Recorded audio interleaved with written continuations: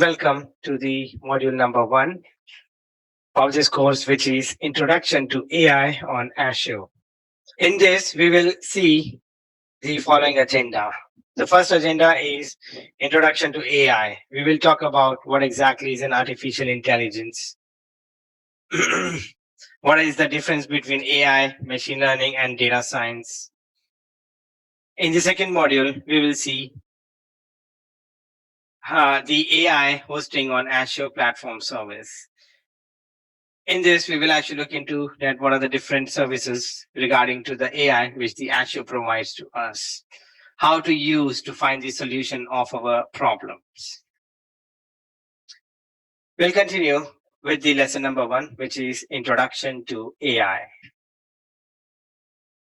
So the first question is, what is artificial intelligence? A more common definition of an artificial intelligence is that it is a software which exhibits human-like capabilities. A human can visualize a perception. We can see the objects, we can detect the objects, we can classify the objects. That is through vision. If I am shown a picture, we can see that picture in detail and can talk about it. Similarly, the AI-based software can identify the images. They can detect the objects in images. A human can analyze the text. We can identify the language, or we can detect the language which is written in a text. We can also translate the language if we know the target language. Similarly, an AI-based software can perform the text analysis. It can detect the language. It can identify the key phrases. It can identify the sentiment of the language. It can also identify various entities which are present in a language. Similar to humans, the AI-based software can process speech. We can convert a text to speech or a speech to text by using an AI-based software. The last part involves the decision making. Once all of these information is processed in the human brain, we finally arrive at a decision, such as to make sure that whether we would like to make investment on some new technologies in an organization. So that's the whole purpose of using the AI. It should enable us to make decision after performing all the analysis, whether to go ahead or not. There are 3 things which are involved which related to the AI services. The first one is the data science. The second one is the machine learning. And the third one is artificial intelligence.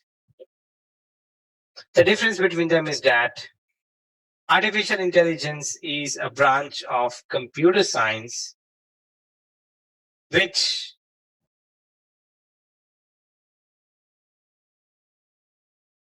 is based upon the study and creation of machines that can perform tasks which require human intelligence. In other words, we create intelligent software, apps, and agents using the AI. Machine learning is a subset of artificial intelligence, which is focused on developing algorithms that allow machines to learn from the data and improve the performance on tasks without explicit programming. In machine learning, we use data and algorithms to train models which can predict on the new data, which can make predictions on the new data. Data science is the application of mathematical and statistical techniques to analyze data. This is an interdisciplinary field which extracts insights and knowledge from data using statistics.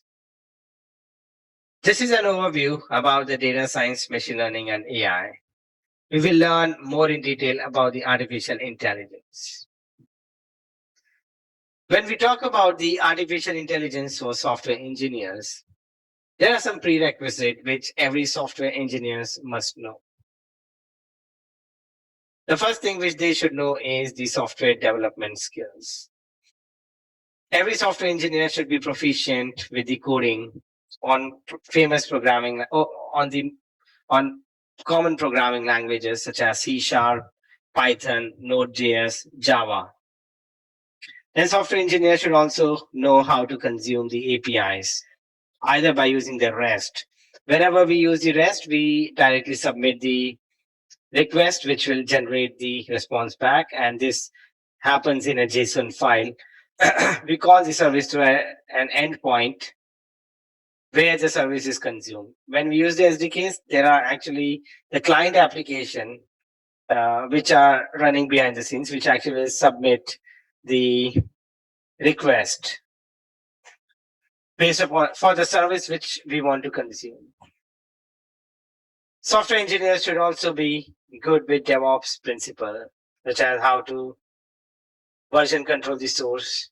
They should know how to perform the task of continuous integration and continuous development. Along with that, they must also have conceptual AI understanding. They should know how to train the model and inference the model to identify that what exactly the model is doing. Then they should know about the concept of probability and confidence scores in order to analyze the results, which are based on the metrics. They should also be thorough with the responsible AI and ethics so that they can understand the model which they are creating are absolutely fine. Any AI model must pass the 6 standards of the responsible AI, which is provided by the Microsoft. We will talk about the considerations for responsible AI. As you already know that we are working with the data which is extremely sensitive. Therefore, in order to ensure that model does not generate any solutions which are either biased or they can cause some problems to the users. For that, there are 6 principles which of a responsible AI which Microsoft has provided. The first of them is the fairness. The fairness aspect involves that the AI systems should treat all individuals fairly and avoid discrimination based on attributes such as race, gender, or ethnicity. For example, if an organization employs AI to hire the employees, a model should not favor candidates of a specific gender or ethnicity. It actually means that all the features in the AI model should be balanced. There should not be a feature which is extremely dominating. To test whether the model is fair or not, Azure actually provides Azure Fairness Toolkits, which detects and reduces biases to ensure fair treatment for all applicants. Then the second aspect of the responsible AI is reliability and safety.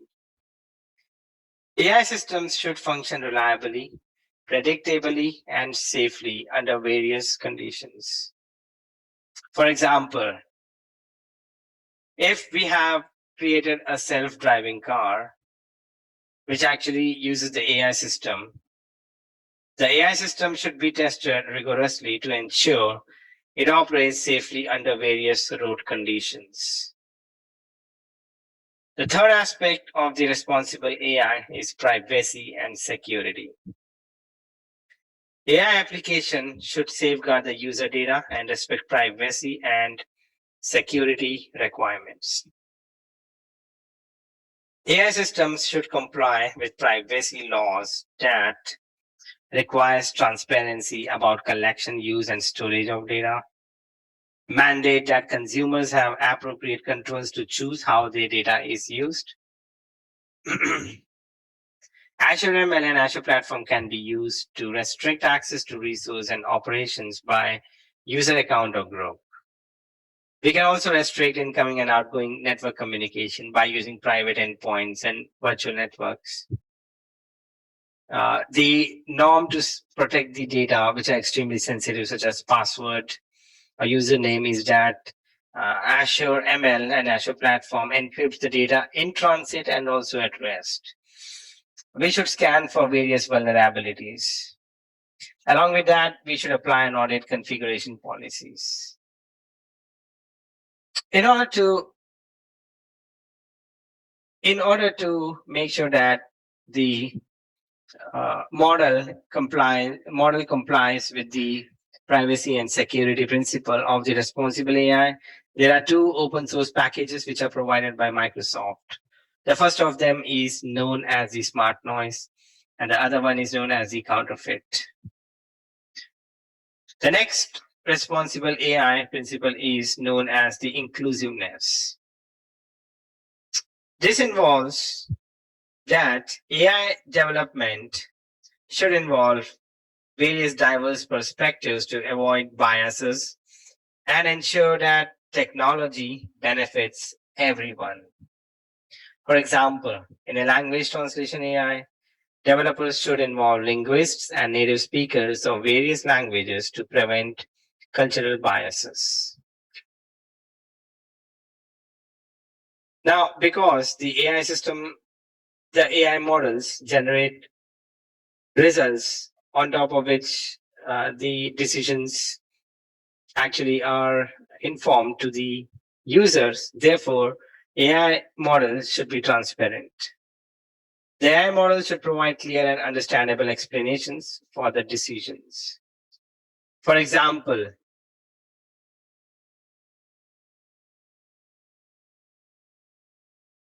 a loan approval system model should provide clear explanations of why a loan was approved or rejected. To understand the model's decision, the Azure provides an Azure interpretability library. Finally, we will look or talk about the accountability aspect of the responsible AI. In accountability, developers and organizations are responsible for the behavior and outcomes of their AI systems. For example, if there is a chatbot which uses the AI model, it should be monitored continuously so that we can identify in case if it is providing harmful or inappropriate responses. The Azure Application Insights enables monitoring and logging of models' behavior. To further understand the responsible AI, you can click on the link below, or you can go to the link below, which is https://www.microsoft.com/AI/responsible-AI, and you can get more information about this. Now we will talk about the second lesson of this module, which is AI in Azure. We will see how to use the AI services on the Azure platform, how to find the problems, how to find the solutions of our problems by using the AI services. The first aspect talks about the Azure machine learning. Azure machine learning is a cloud-based platform which allows us to create and operate various machine learning solutions. In this, we submit the data to the Azure platform. We bring the data to the Azure platform.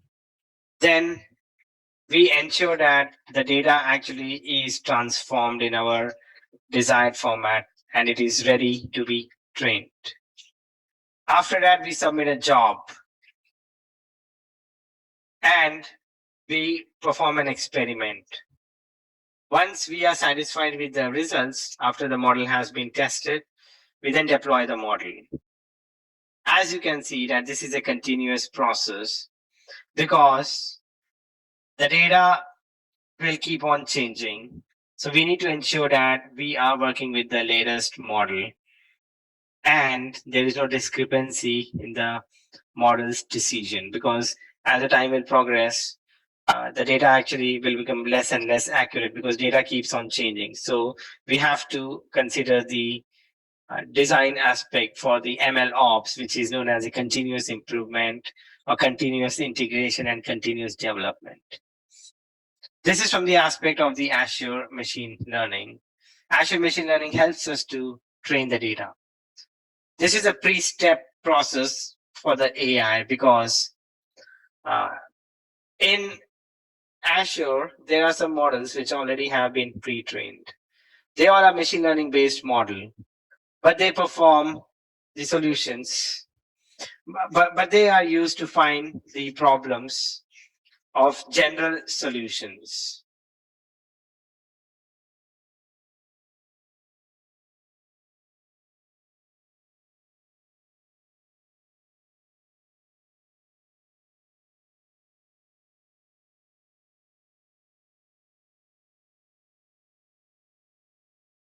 The idea behind the Azure AI services and machine learning is that Azure AI services provides machine learning capabilities to solve general problems, such as analyzing text for emotional sentiment or analyzing images to recognize objects or faces. Whereas Azure AI services are a group of services which each supporting different generalized prediction capabilities, and they are divided into different categories. And we will actually talk about them later. So, what is the difference between Azure AI services and ML?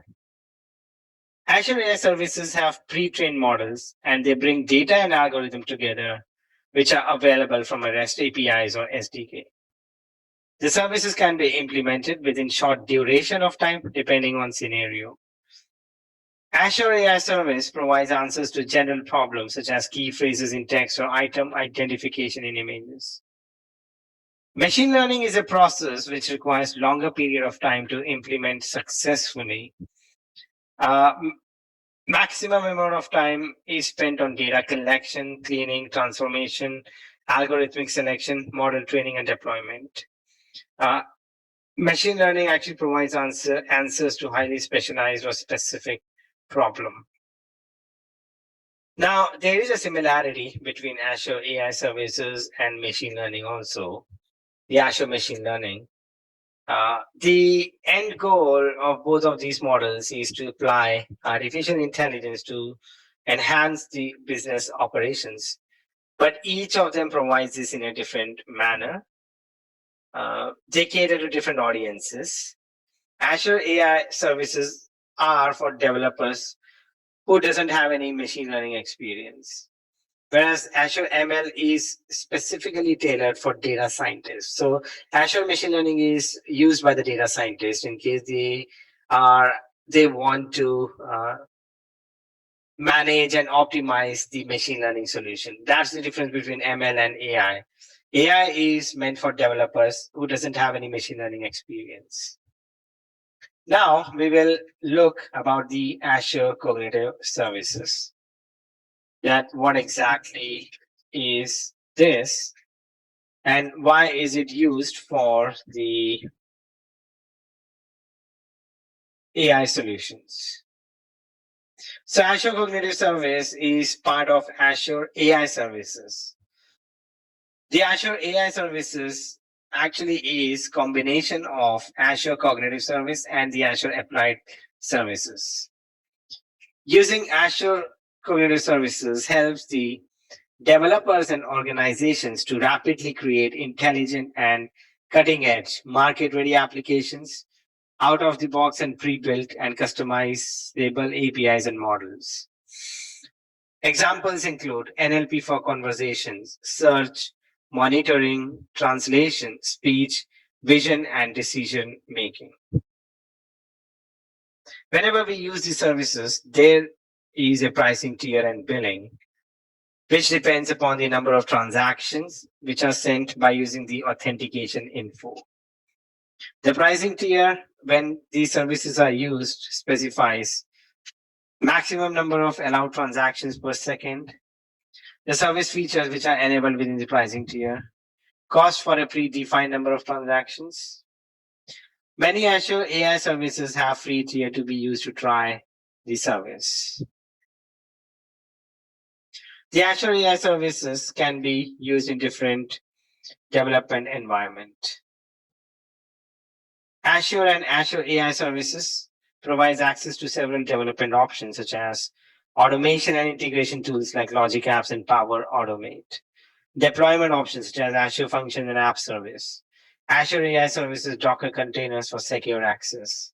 There are various tools like Apache Spark, Azure Databricks, Azure Synapse Analytics, and Kubernetes Cluster, which actually are services for big data scenario.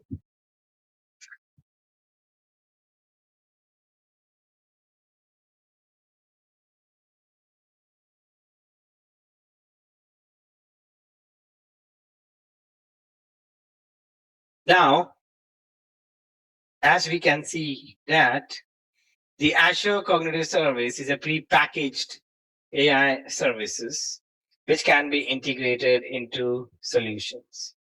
So it actually is a broad set of services which have a generalized prediction capabilities which are divided into different categories such as the language.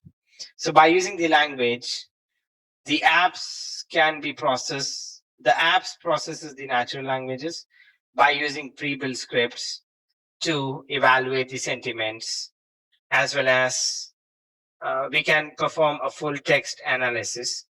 In text analysis, we evaluate the sentiment, we detect the language, we extract the key phrases, we extract various entities. So the language service gives us this option to perform a text analysis. Then the language services can also be used for question answering solutions. The Q&A service, in order to create a Q&A service, we have to use the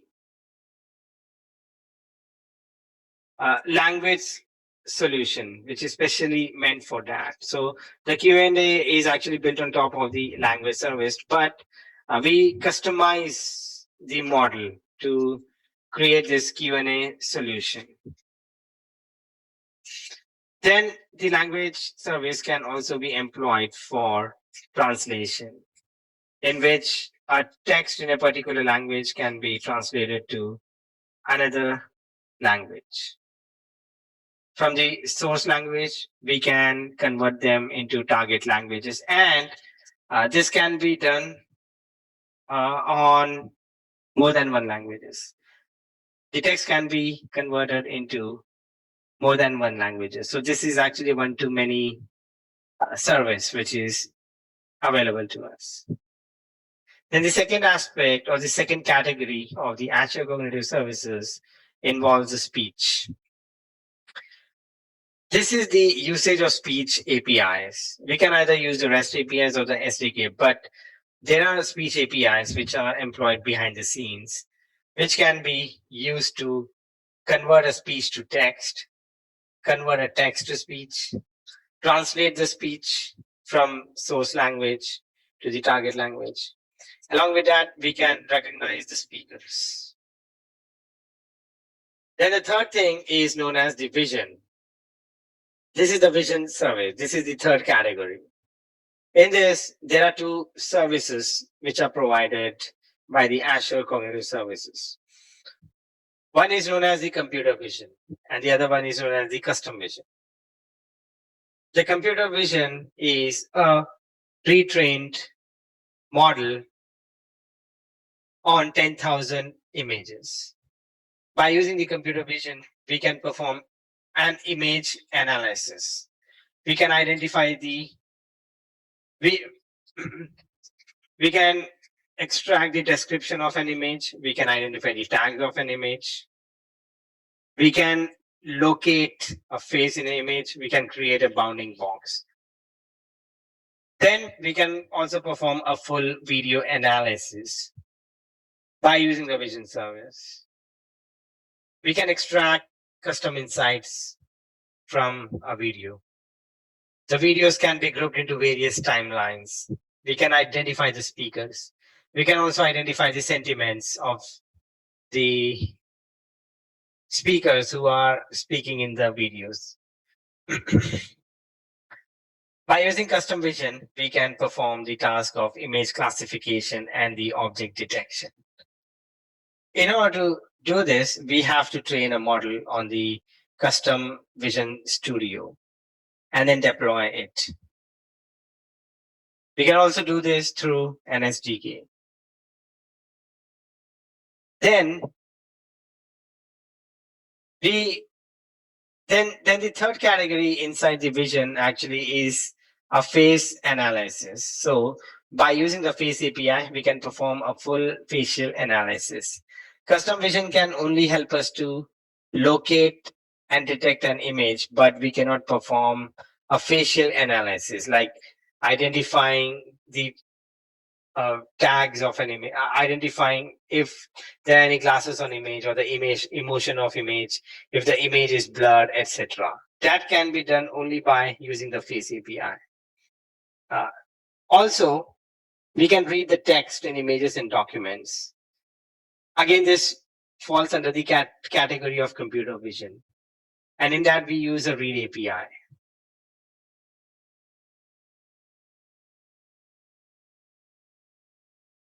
Finally, the fourth category of the Azure Cognitive Service is known as the decision, which can be used to detect the anomalies in our models or the data. We can take a decision to moderate any content if it actually seems to be extremely abusive or obscene. We can also perform content personalization to ensure that some group of people don't get to see a particular content. Or so we can actually do this at various levels. So that is the third aspect of the decision. We are not going to study decision in these sessions. We would be only looking into the language, speech, and vision services. Now, the second aspect of the AI services of Azure is called as Azure Applied AI Services, in which we perform various tasks such as identifying the extracting the information from the forms, extracting meaningful information from the forms, such as invoice, receipts, or business cards. We extract the information as a key value pair. Then the second thing is known as the metrics advisor. This allows us to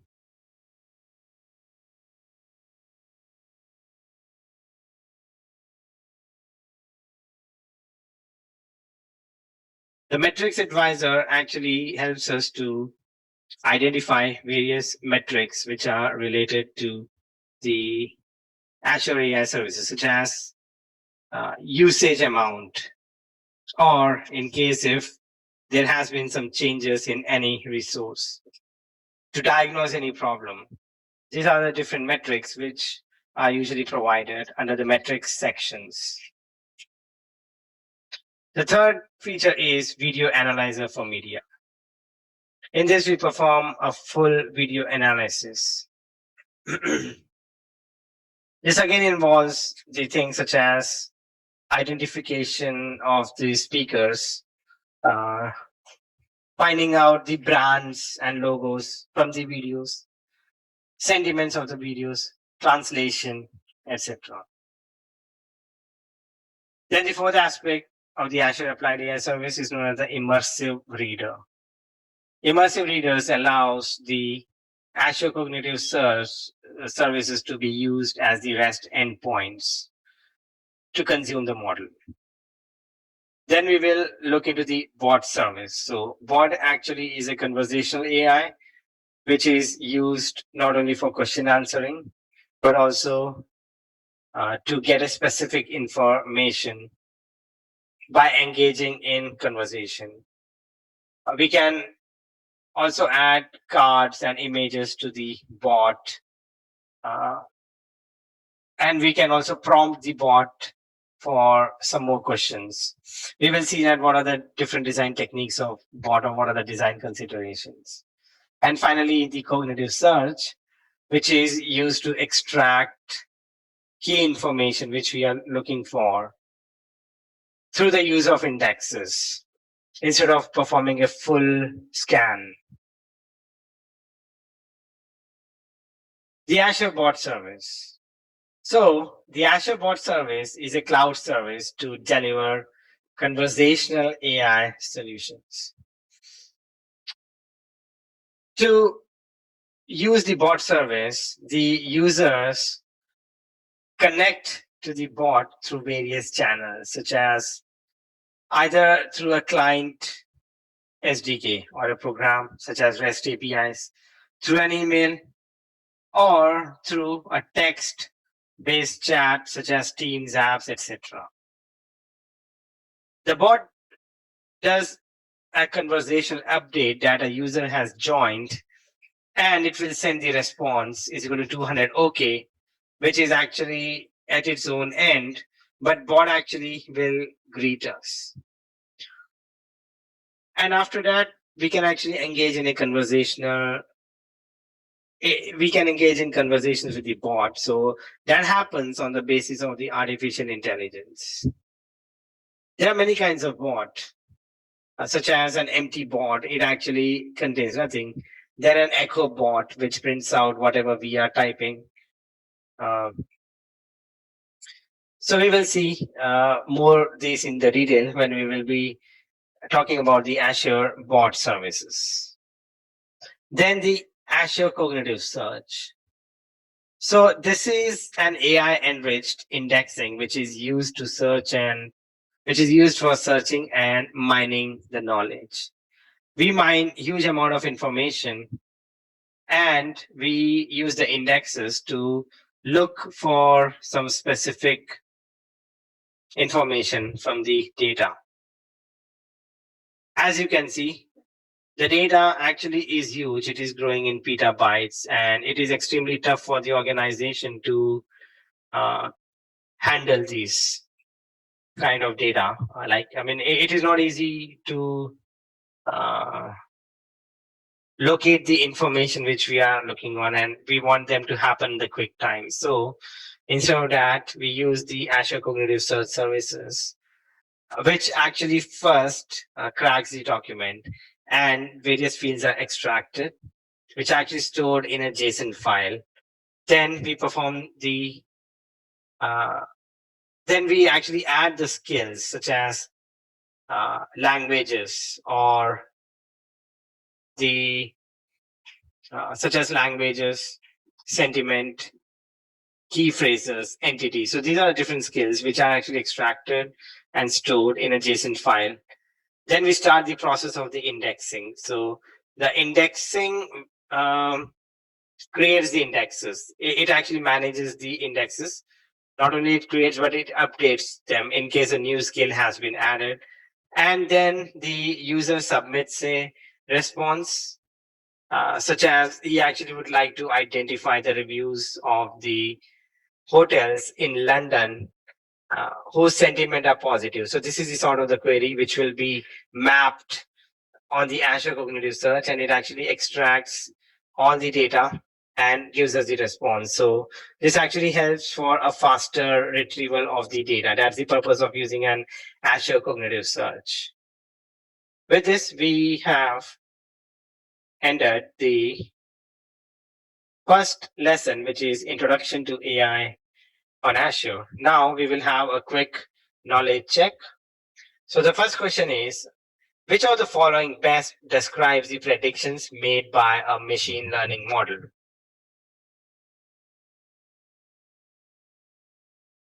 So the answer to this question is probabilistic values based on correlations which are found in the training data, because machine learning model always makes the predictions based on the probabilities. The model makes probabilistic predictions. So the answer to this question is the third option. Now we will look into the second question. A data scientist has used Azure machine learning to train a machine learning model. How can you use the model in your application?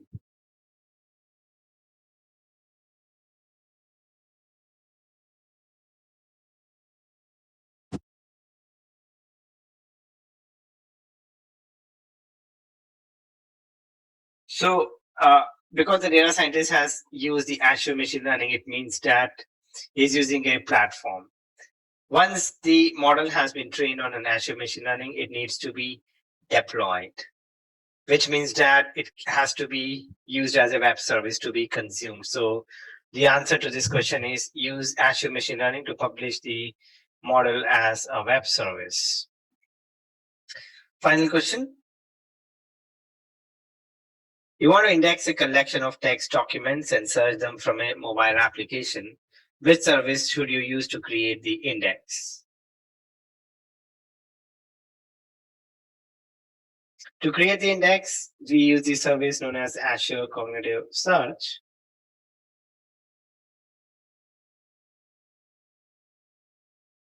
By using the Azure Cognitive Search, we actually create the indexes on the text document. So with this, we have ended the module number 1. We will now look into module number 2.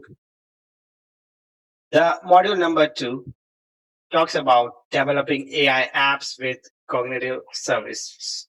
As you already have seen that Azure Cognitive Services contains pre-trained models. So in this, we don't perform any model training. The models are already pre-trained. We have to consume these services. We will see how to consume these services. What are the key information which are needed to consume these services? The Azure Cognitive Services can be employed into 4 categories, which are language, speech, vision, and decisions. So these services are accessed through REST APIs, client libraries, and also we can access them by creating our own custom tools. So there are various kind of service which Azure AI offers. There are various kind of tools offered by the Azure AI service, which have different types of uses. We have designer-driven tools, which are easier to use and are quick to set up and automate, but they have limitations with respect to the customizations. We can use REST APIs and client libraries. They provide users with more control and flexibility, but needs more efforts, time, and expertise to build the solution. Also, we need to have expertise on programming languages like C Sharp, Java, Python, etc. So we will now continue and we will see that what are the different ways to work with Azure AI services. So the following is the agenda. The first is getting started with cognitive services and using cognitive services for enterprise applications. So what exactly is a cognitive service? As we already have seen that this is a pre-packaged AI services which are integrated in the Azure platform. They actually are used to make generalized predictions. And they are divided into different categories.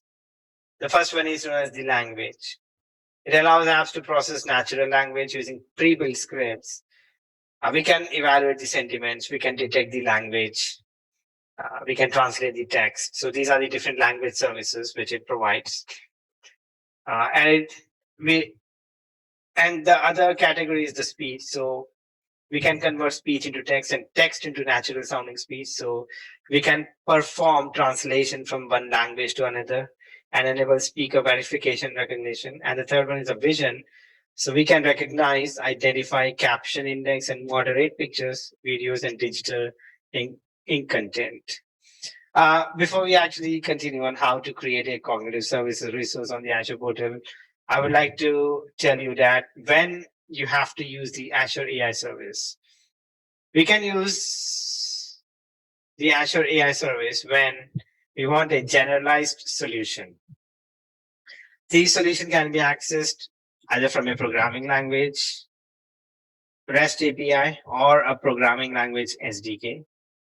But if you actually want to use the other ML solution, we have to choose an algorithm and train on very specific data. So that's the difference. The cognitive services provides generalized solution because the models are pre-built. That's the only difference. Now we will see how to create a resource in the Azure uh, in the Azure subscription. So the Azure AI services can be accessed through two different resources. The first one is a multi-service resource. This actually involves multiple AI services with a single key and endpoint. So by using the same key and the endpoint, we can actually access multiple AI services such as language, vision, speech, etc. The idea behind this is that the billing is consolidated from the service used. The other way to access an Azure AI service is by using a single service resource. For example, a service for language, we can create that, a single service. So in this, we access a single Azure cognitive service by specifying an unique key and endpoint for the service we created.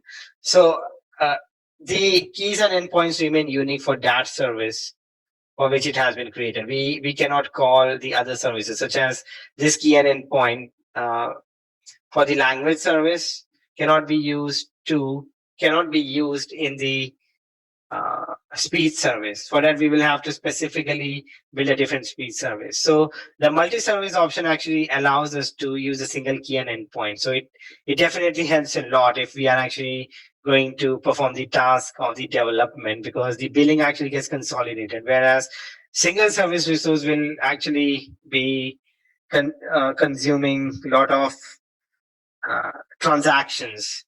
And the pricing of the Azure services actually are based upon the number of allowed transactions within a second. And these service features are also enabled within the pricing tier. And there's a cost for a predefined number of transactions. So if you want to use a single service resource, always try out the free tier to try out the service. There are actually some kind of services which also have different resource, such as the custom vision. So it will actually create a resource for the training as well as prediction. We can actually do that. If we are actually specifically creating a service for the custom vision, it will create we can actually select the option, create both. However, we can also use the custom vision by using a multi-service resource. And in that scenario, there will be the same key and endpoint for training as well as prediction. But if we have created both the resources for training and prediction, then it will create a different key for training. It will create a different key and endpoint for the training, and it will create a different key and endpoint for the prediction. In order to use the Azure AI services or consume the AI service model, we need to specify 2 out of the 3 information. We always have to use an endpoint. So the endpoint actually means that the services would be deployed here. Whenever client will request for a service, it is going to be consumed at this endpoint. The norm actually is that with the endpoint, we call the service, and suppose I actually want to use for a language service. So within the language service, we want to detect the text. So we will call the analytics text / language at this endpoint. So then the model will be called, the AI cognitive services for the language will be called, and it will give us back the response. So that's the idea of using the endpoint.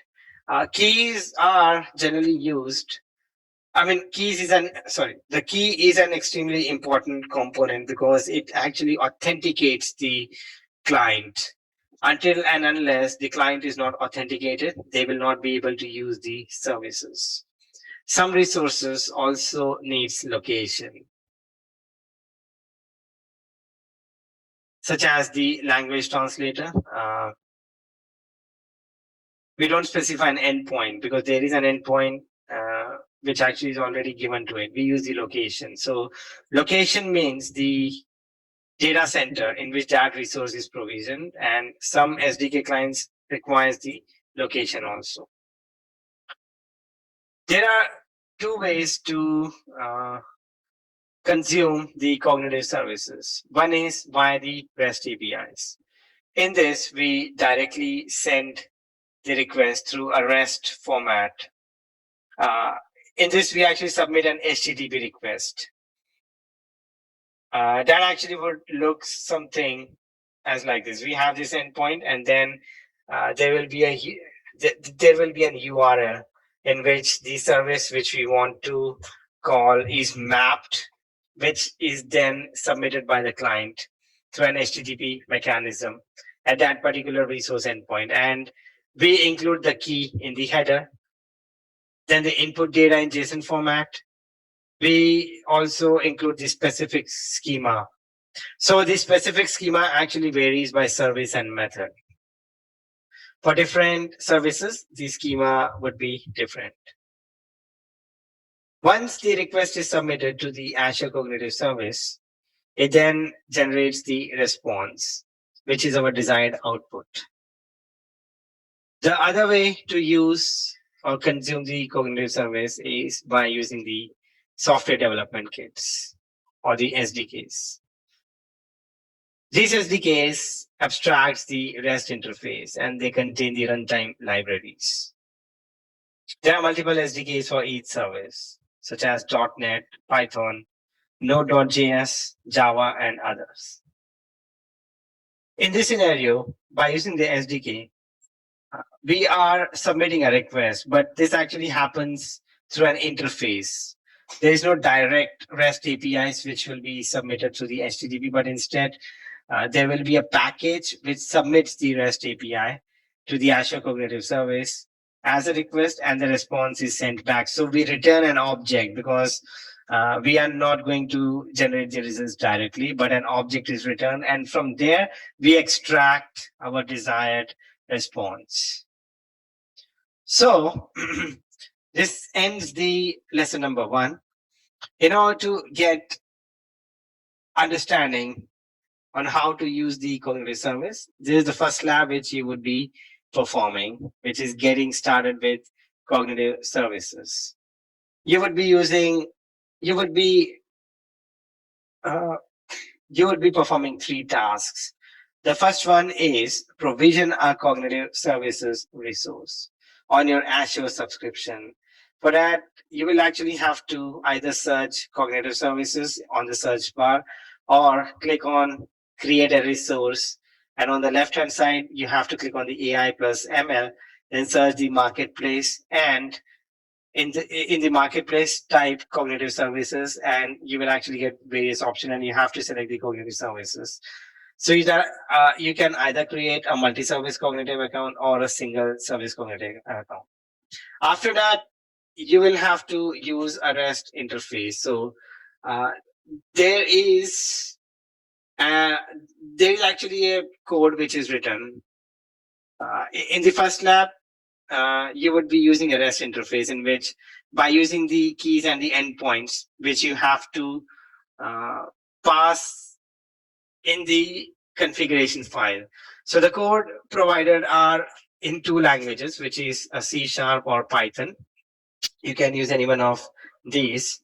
If you're going to work with C#, you will have to provide the keys and endpoint in the app settings.json. For those who are going to work with the Python, for those who are going to perform this lab on the Python, you have to pass on the information in the .env file. Then you have to click on the terminal in your Visual Studio, and you have to call the program by issuing a command. So this lab actually calls for the language detection service for the text which you are going to type. Suppose you type "Hello World," the response which should be generated back is going to be English. So that is a detected language, and you will see a full JSON as the response back. In this, you are going to submit a REST interface, which is going to be an HTTPS method. In the third lab, which is using an SDK, you have to install a text analytics client library. And in this, you are not going to submit an HTTPS request, but a REST interface, which is abstracted by the SDK. We will now talk about the second lesson of this module, which is using cognitive services for enterprise applications. Now, what happens is that, as you have seen in the first lab, we have been submitting the keys directly, which is exposing the keys, which means that we are compromising with the security. In order to make sure that the Azure Cognitive Services remain secure, there is a better mechanism. The one way to make sure that the services are not compromised or protected are by rotating or regenerating keys to protect the access. As you would have seen on the screen of the portal of the cognitive service resource, that there are two options to generate the keys. There are two keys which are generated. First one is the key 1 and the second one is the key 2. This is actually done so that in case the first key is compromised, you can regenerate the first key and use the second key without interrupting the services. You can also switch the keys either on a weekly basis or monthly basis to protect the services. But still, the keys are being exposed directly into the program. It is a better idea that the keys are not passed directly into the client application. Instead, we have to make the client applications to get a key. For that, we use the concept of the Azure Key Vault. This is a cloud-based service provided by the Microsoft Azure, which allows to securely manage keys, secrets, and certificates used by cloud applications. The idea behind the Key Vault is that it provides a centralized location for storing and accessing cryptographic keys, connection strings, and passwords. The client don't get the keys directly. Instead, they actually have to use a service principal IDs, and they have to connect by using an object ID. So the Azure Key Vault uses a service principal. This service principal is a secret identity which is used by applications, services, or automation tools to access specific Azure resources. What it generates is an application ID. This is also known as a principal ID. This application ID allows the non-human entities to authenticate themselves to Azure services programmatically.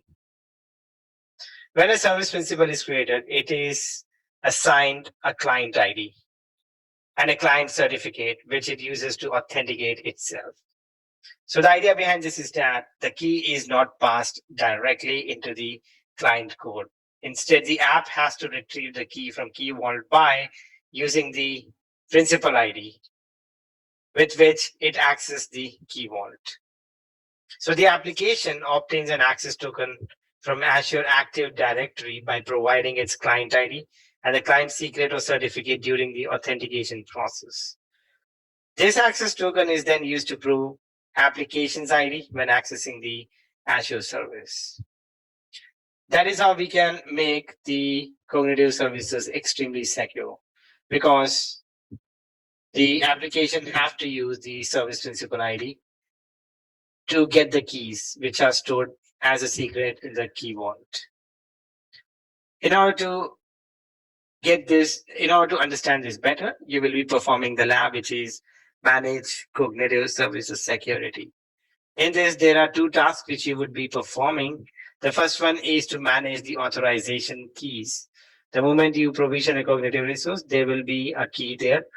So you will submit a REST API. Again, you are going to call the same language services by using the REST APIs, and you will be passing the key in that REST API. After that, you will regenerate your key one, and you actually will not be able to call the service because you have lost the original keys. Then the key which has been created newly, that would be secured by the key vault. So you would be learning that why you are doing this task, because in the first task you lost the key. Now you actually want to ensure that not only you are losing the key, but that key is also secure. So that's the reason of using the key vault here.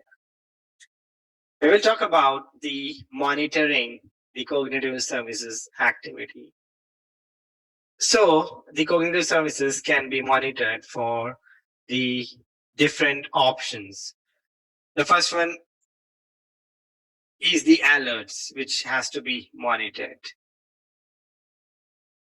Alerts generally gets triggered based upon a signal. For example, in case there was a change in the keys, there will be an alert which will be raised. Every alert will have a severity level. The alerts ensures that the correct team knows whenever a problem arises and they take a specific action to fix the issue. These alerts or notifications are available in Azure Monitor. And every alert or notification available in Azure Monitor is the product of a rule. There is a rule which we have to specify, such as if we have to raise an alert for the keys, we need to specify under the rule.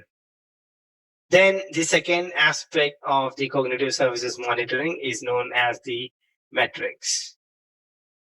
Metrics are numerical values which are collected during a period of time regularly. Metrics are extremely useful for the purpose of alerting. These metrics are stored in a time series database. Then the third option is the diagnostic settings. These diagnostic settings can be configured to provide detailed information for diagnostics and auditing. Azure stores the diagnostic settings in various destinations, such as Log Analytics Workspace, Event Hubs, or Azure Storage. They can be used to fix any issues if the need arises. And the fourth type of the option which is used for the monitoring purpose are known as the logs. Logs are time-stamped information which tracks the changes made to the resource. So every time there is a change in the resource, the log actually will provide the information that would be stored in a log, which is actually time-stamped information. These log data usually gets organized into a record, so they have a table structure, which means that by using the logs, we can query them to get the information. Logs can also include numeric values, but they mostly contain textual data. So the most common type of log entry are records in an event. To understand the monitoring of the cognitive services better, you would be performing the lab, which is configuring an alert and visualizing a metric. So in this, you will go to the alert sections of the cognitive services, and then you will actually create a rule based upon a signal, which is going to be the list keys. And after that, you actually will again submit an HTTP request, you will be submitting it like 4 to 5 times, and you will see that some sort of an action has taken place. So that's the purpose. And you will then go and visualize a metrics, such as finding the total calls, etc. The final lesson of this module is cognitive services and containers. Till now, we have seen that we can secure the cognitive services so that clients don't access the cognitive services directly. We don't pass the keys directly, but instead they have to use the service principal ID to access the key vault and then get the keys from the vault. But in that, we still are sending the data directly to the cognitive service. So again, we are compromising with the security issues because data.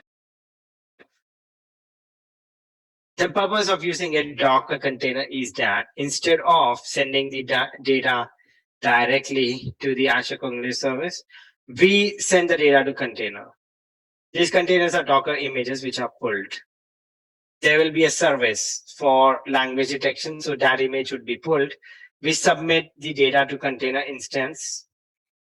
Now it is the container which is actually going to send the data to the Azure Cognitive Service. The client will get back the response. By using a Docker, we are ensuring that all the activities of submitting the request and getting the response is taken care by the container. And this way we are eliminating the direct interaction of the client with the Azure Cognitive Service. So we actually have created a more layer of security here. The reason of using the Docker is that we can have more control over data, which is sent to public cognitive service endpoint. But in that case, a cognitive service resource is still needed. The container has to communicate with it to send the billing data. So even the billing data actually is tracked by the container itself. That's the purpose of using a container here. In order to understand this better, you would be performing this experiment, which is use a cognitive services container. In this first, you would deploy and run a container. You will create an Azure container instance inside the same resource where you have provisioned the Azure Cognitive Services. You will be using the keys and the endpoints. And you also would change the port where the service actually would be deployed. And finally, you will use the container to again call the service of the language detection. This time you are going to send multiple languages in the response. One would be in English and the other would be in French, and you will get the response back. With this, we have finished this module number 2. We will have a quick knowledge check. So the first question is, how are client applications typically granted access to a cognitive services endpoint?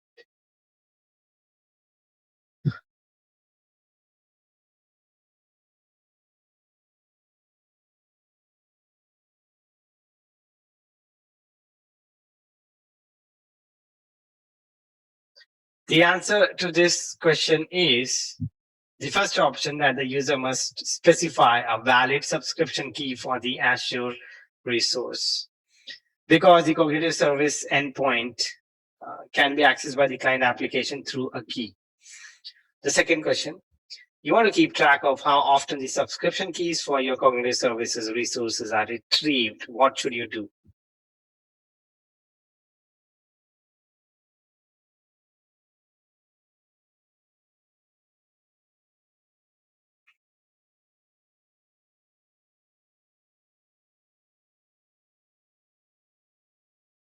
For this, we have to create an alert rule, because we have to keep track of how often the subscription keys are retrieved. So we have to create an alert to make it to keep a tab that how many times the keys are being retrieved. Final question. We plan to use our cognitive services container in a local Docker host. Which of the following is true?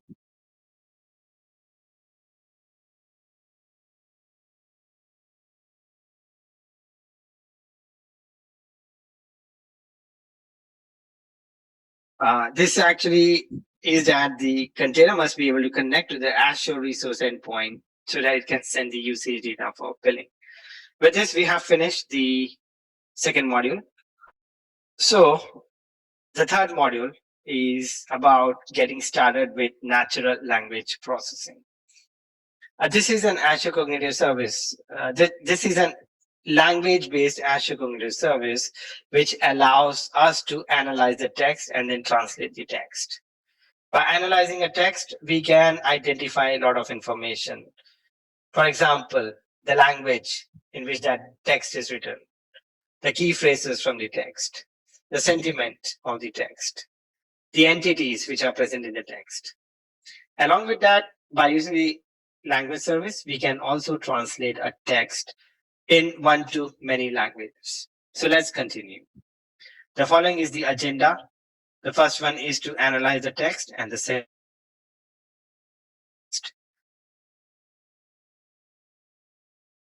First, we will talk about the language service, which is provided by the Azure AI services. Language service uses the model which are trained by using the NLP algorithm. So the natural language processing features are used for text analysis. In this, we first detect the language in which that text is written. Then we can identify various key phrases or extract them. We can perform the sentiment analysis. We can also recognize the entities which are named. And those entities can also be linked to remove any disambiguity. The language service can either be used as a standalone language service, which means that it will have its own unique keys and endpoints, or we can also use it as a multi-service cognitive services resource. As an example, you can see here that there is a document which has been provided, and the language service has performed the NLP, and the text has been analyzed. So it has detected the base language in which this text is written. It has identified the different key phrases. It also has identified the entities which is present, and finally the sentiment. And you can see that this also has been linked with an URL of the Wikipedia. So entity linking is done by providing a Wikipedia URL, Wikipedia page. The first part of the language service is the language detection. This determines the language in which the text is written. This is useful for further analysis of the text, which requires a known language. For example, as you can see, we are passing a document. The document actually is in the form of the JSON. So this is a request which we are submitting. We are passing on the string which needs to be analyzed. The language service will give us back the response. And it actually tells us the language in which this text is written.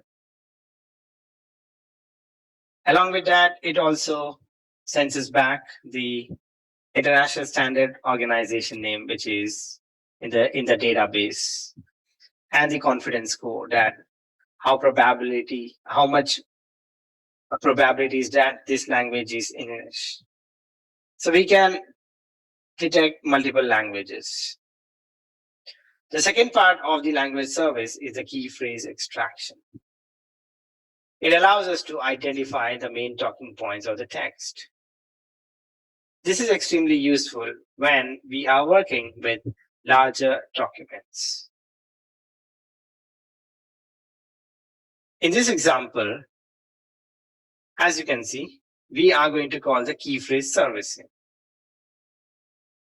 And we have to get the key phrases from this text. We would be using either a REST API or an SDK. And we will call the functionality of the key phrase, which will generate the response back. And you can see that there are key phrases which already has been identified. You must be wondering that how does it know? So This is pre-trained model, which means that they already have been mapped. That's how the key phrases are being extracted from this text. The third kind of analysis which we can do with the language surveys is known as the sentiment analysis. The sentiment analysis gives the overall document sentiment as well as the individual sentence sentiments. These sentiments are based on confidence scores and they include positive, negative, and neutral. So the overall document sentiment are based on sentences. The sentences are processed as a list of tokens. For example, we have a text here, smile, life is good. So smile will be one sentence. How it identifies? You can see that there actually are the punctuation marks. So that would be treated as an end of a statement. That is one way, but we can also have an entire line as a statement. So it actually depends on how are we storing it. Then each and every sentence sentiment would be analyzed. If all sentences are neutral, that is going to be not neutral. As we can see that the overall document sentiment is based on the sentences. If all sentences are neutral, then the sentence is going to be neutral. If the sentences include positive and neutral scores, then the overall document score is also going to be positive.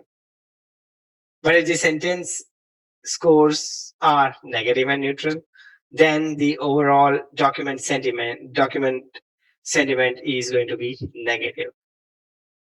If the sentence are positive and negative, then the overall document score is going to be mixed. As you can see here, in this example, the sentences have been broken down and the sentiment of different sentences are being analyzed along with the confidence. And then we actually get the overall sentiment because the sentences are positive. So the overall document sentiment is going to be positive. The language detection also identifies the named entities. These entities are grouped into various categories and subcategories. For example, the name of a person is mapped as a person entity. The name of country or city, etc., are mapped with the location entity. The date time entity actually are for days, dates, etc. If there is a name of an organization, that is mapped in an organization. The address entity is mapped in the address. The email addresses are mapped in the email and also the URL. So these entities can be identified by the language service and they will give us back the appropriate response. In some cases, there might be a disambiguity between the entities of the same name. This can be overcome by using the technique of entity linking. The mapping is done by the Wikipedia, which provides the knowledge base. Specific articles are linked and are determined based on entity context within the text. For example, I saw Venus shining in the sky. Venus, the goddess of beauty. In this example, Venus is creating a disambiguity. In the first, the Venus is a planet, whereas in the second, the Venus is a goddess. This ambiguity can be removed by linking the entity with an Wikipedia page. As you can see in the response, in the first one, the Venus. In our response, the text is, I saw Venus shining in the sky. This means that it is the planet Venus. The entity is a planet Venus, and the URL of that particular entity would be provided back in the response.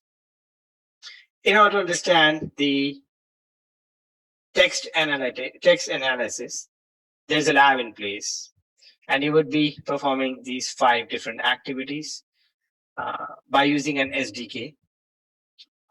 Again, you have to provide the keys and the endpoints in the configuration files, and you will authenticate the client. And there is a section of code which you will have to fill, which will perform each of these tasks.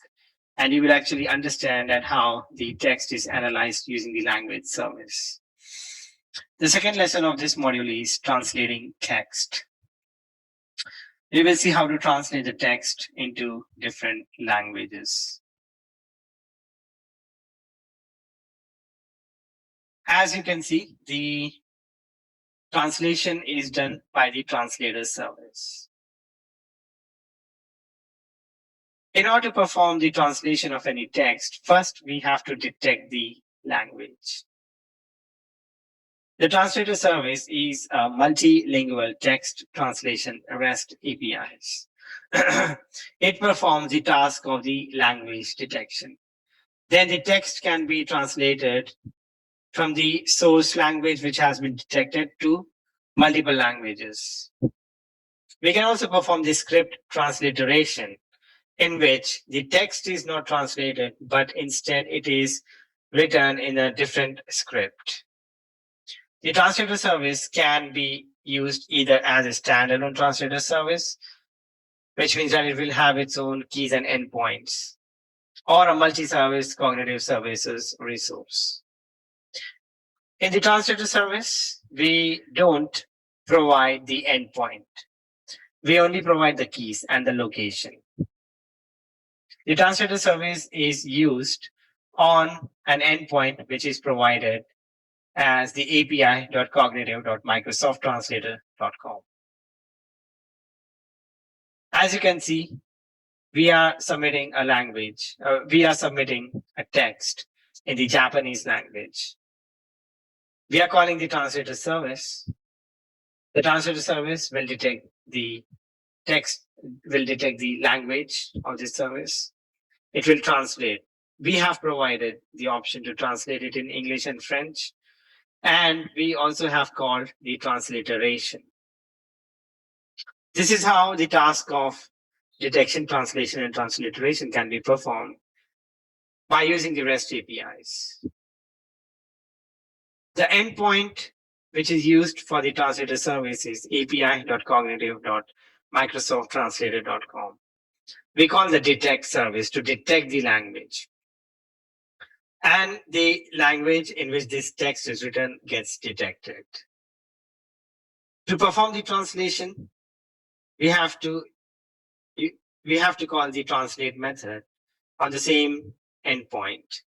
And as you already know, the language which has been detected, we just have to specify in which languages the text has to be translated. We can provide more than 2 languages, which is English and French. Finally, we can also perform the transliteration. In that, we don't translate the text, but instead we change the script in which that text has to be written by keeping the same meaning. For example, here we are providing the transliteration service. So we have to call the transliterate service. We have to specify the source text language, then the source text script and the target text script. So the source text script is Japanese and the target text script is the Latin. So we are going to transliterate this. There are some options which are provided for the translations. The first one of them is the word alignment. The word alignment involves the number of characters which gets placed once the text has been translated. As an example, as you can see, in the English, the text is cognitive services, which is being converted to another language. we are including the alignment. What will happen is that the first 8 characters of the source language would be represented as the first 2 characters in the translation.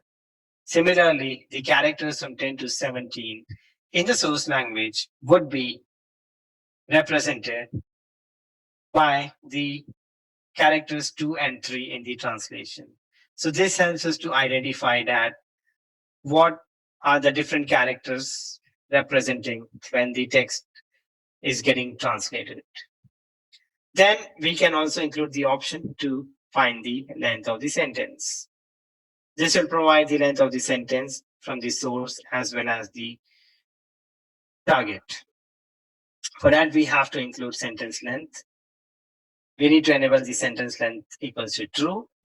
And as you can see, for the translated text, for the source text, the sentence length is given back, and even the sentence length for the translation text is returned by the service, by the translator service. We can also mark some obscene words for filtering. For that, we have to call the profanity action is going to marked inside the translate service, and the service would automatically mark any kind of obscene word with the asterisks or the stars. In the above examples, we have looked into the option where the models were pre-trained.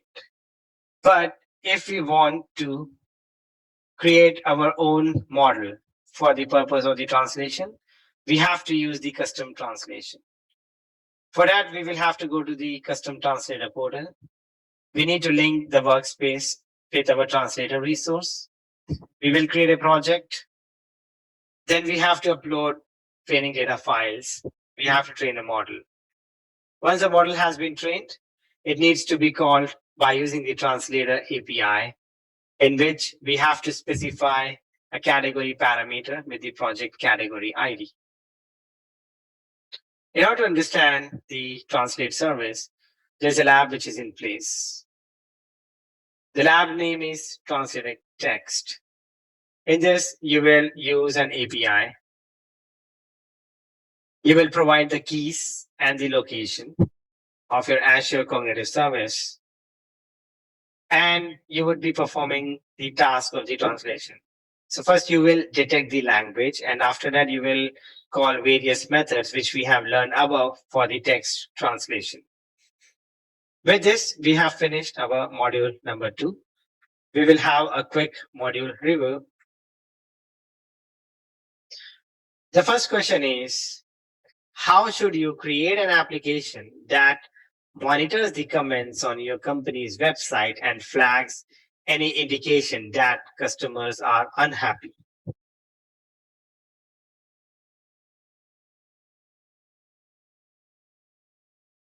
And the answer for this question is, we have to use the language service to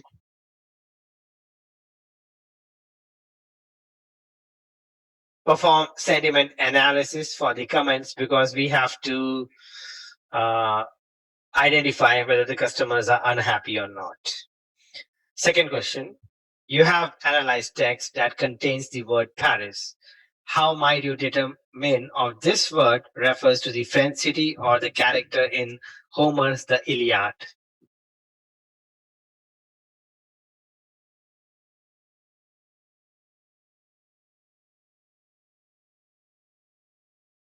So as you can see,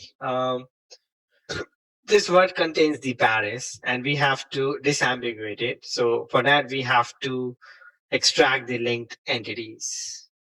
Third question, what function or the translator service should you use to convert the Russian word spasibo in Cyrillic characters to spasibo in Latin characters?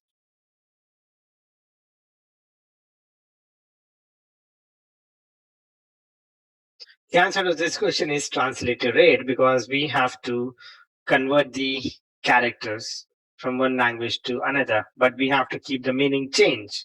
And that is done by the transliterate option of the translator service, transliterate function or the translator service. With this, we have finished module 3, and that also marks the end of the day 1. I hope that all of you enjoyed this, and I will see you tomorrow with 3 more modules and some more new experiments. So enjoy this journey of the AI 102. I wish you all of you best of luck. Goodbye and take care. Welcome to the day 2 of the course on AI 102. We will start with module number 4, which is building speech-enabled applications. Here we will learn about the various speech APIs, which performs the task of speech recognition, which is converting a given speech to text, as well as creating a speech from a given text, which is known as speech synthesis. We will also see how to recognize the speakers. Along with that, we will also learn how to translate a given speech. First, we will look about speech recognition and synthesis. The Azure Cognitive Service provides the speech as a service. The speech service allows us to perform various tasks such as recognition of a speech, synthesizing a speech, the translation of a speech, and the recognition of the speaker. Along with that, we can also use the speech service for the intent recognition. But this part is integrated with the language understanding solution. In case if the user is saying something, that's when the intent of the user has to be recognized. Now, to perform these jobs, the speech service has the speech APIs, which are provided by the Azure Cognitive Services. And the speech service can be used either as a standalone speech service, in which it will have a unique key and the endpoint, or we can also create a multi-service cognitive services resource, and the keys and the endpoints which are being used by the other resources can also be used for the speech service. An example of a speech service would be sending an audio file to the speech service, get the transcriptions, and translate the speech to text at the same time. So these sort of development options are usually done for the prediction analysis. The idea behind using the speech service is that by using the Azure Cognitive Service, we can simply send the data and we can receive the insights related to the speech, and we don't have to provide any customization. For this, again, we would be looking into how to use the REST APIs and client libraries, as they provide more control and flexibility.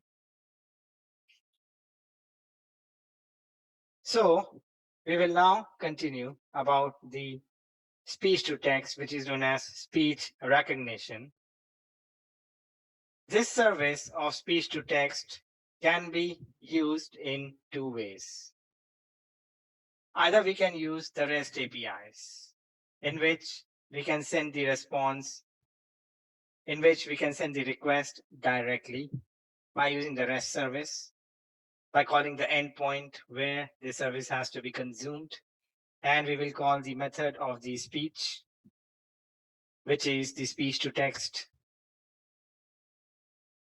The speech to text API is used by the speech SDK, and this API is preferable for most of the scenarios. However, if you want to recognize the speech of shorter duration, such as for a minute, we have to use the speech to text short audio API. This is useful for short audios. The speech SDK comprises of the following. The 2 main classes of the speech modules to convert a speech to text are the speech config and the audio config. The speech config takes in the parameters as the Azure Cognitive Service resource location and key. In case if we are using multi-service Azure Cognitive account, If you have created a standalone speech service, then we need to provide the location and the key. The location is where that service has been deployed, and key is used for the client authentication purpose before it can start using the speech service. Along with that, the speech needs an audio file. This audio file is provided either by a microphone. By default, the speech to text module uses the microphone as the input. This process of providing the file through a microphone is the real-time conversion of the speech to text. We can also provide a file. This type of conversion would be suitable for batch scenarios.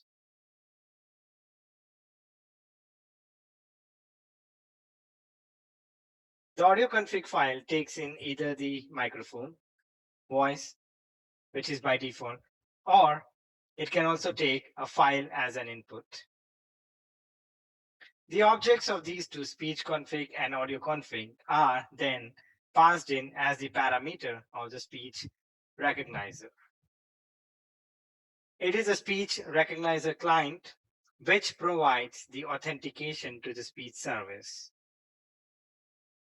It creates a proxy client object which has a method recognize once async.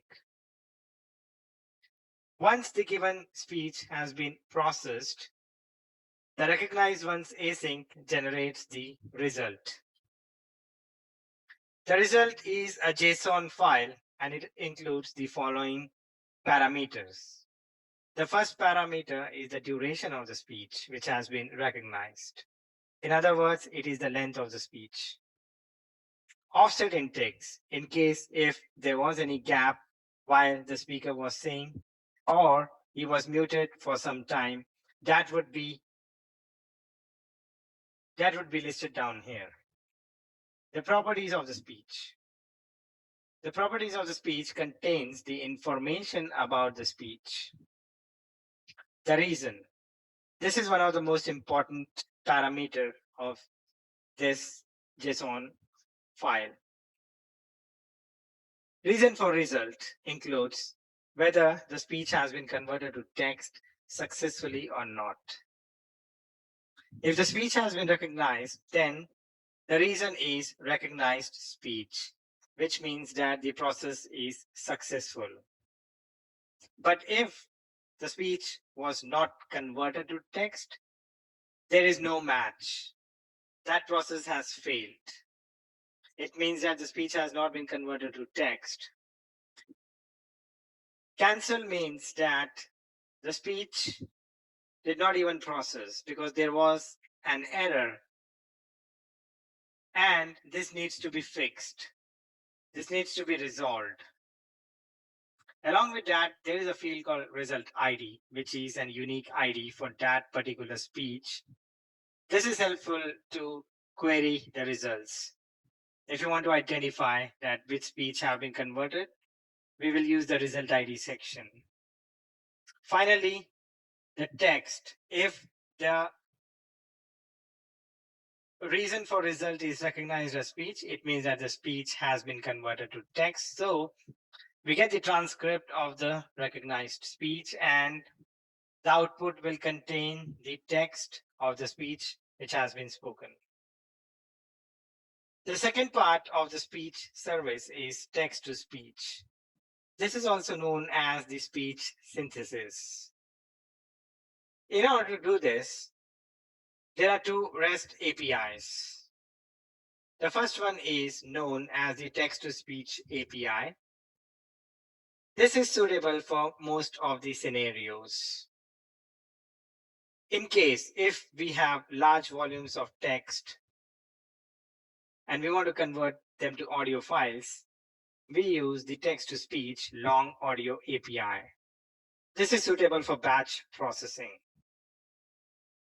The speech SDK, which is available in many programming languages like .NET, Python, JavaScript, has again the two classes or two objects. speech config, and audio config. The parameters for the speech config again remains the same. It takes in the resource location and key. The resource is the speech resource, which is going to use the speech service API, and we provide the key in the speech config to authenticate the client. The audio config is mainly used to get the audio stream file. We provide the option to generate the audio stream inside the audio config. By default, it takes the speaker, which is the microphone, or we can provide a file. In case if we want to retrieve a stream object, we can set it to null explicitly. The text-to-speech API has the class speech synthesizer. The objects of the speech config and the audio config are passed in as the parameter to the speech config and audio config, which creates a proxy client object. This has a method which is speak text async, which is an asynchronous method,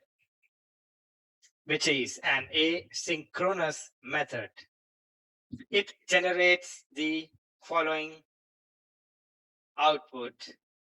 The first field of that output is audio data.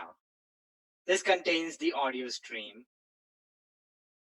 In case if we have specified the file in the audio config, it gets redirected to file, or even the speaker will hear if the audio config has the setting of the speaker, which is by default. If we have set it to null, it will retrieve a stream object. Then the second parameter of the speak text async result is the properties.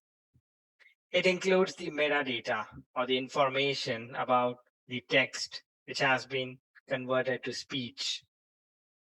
The third parameter is the reason. This specifies the reason for that particular result.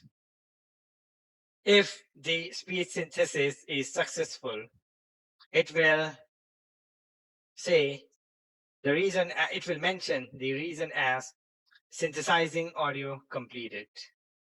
But if the process of text to speech failed, the reason for result would be cancelled.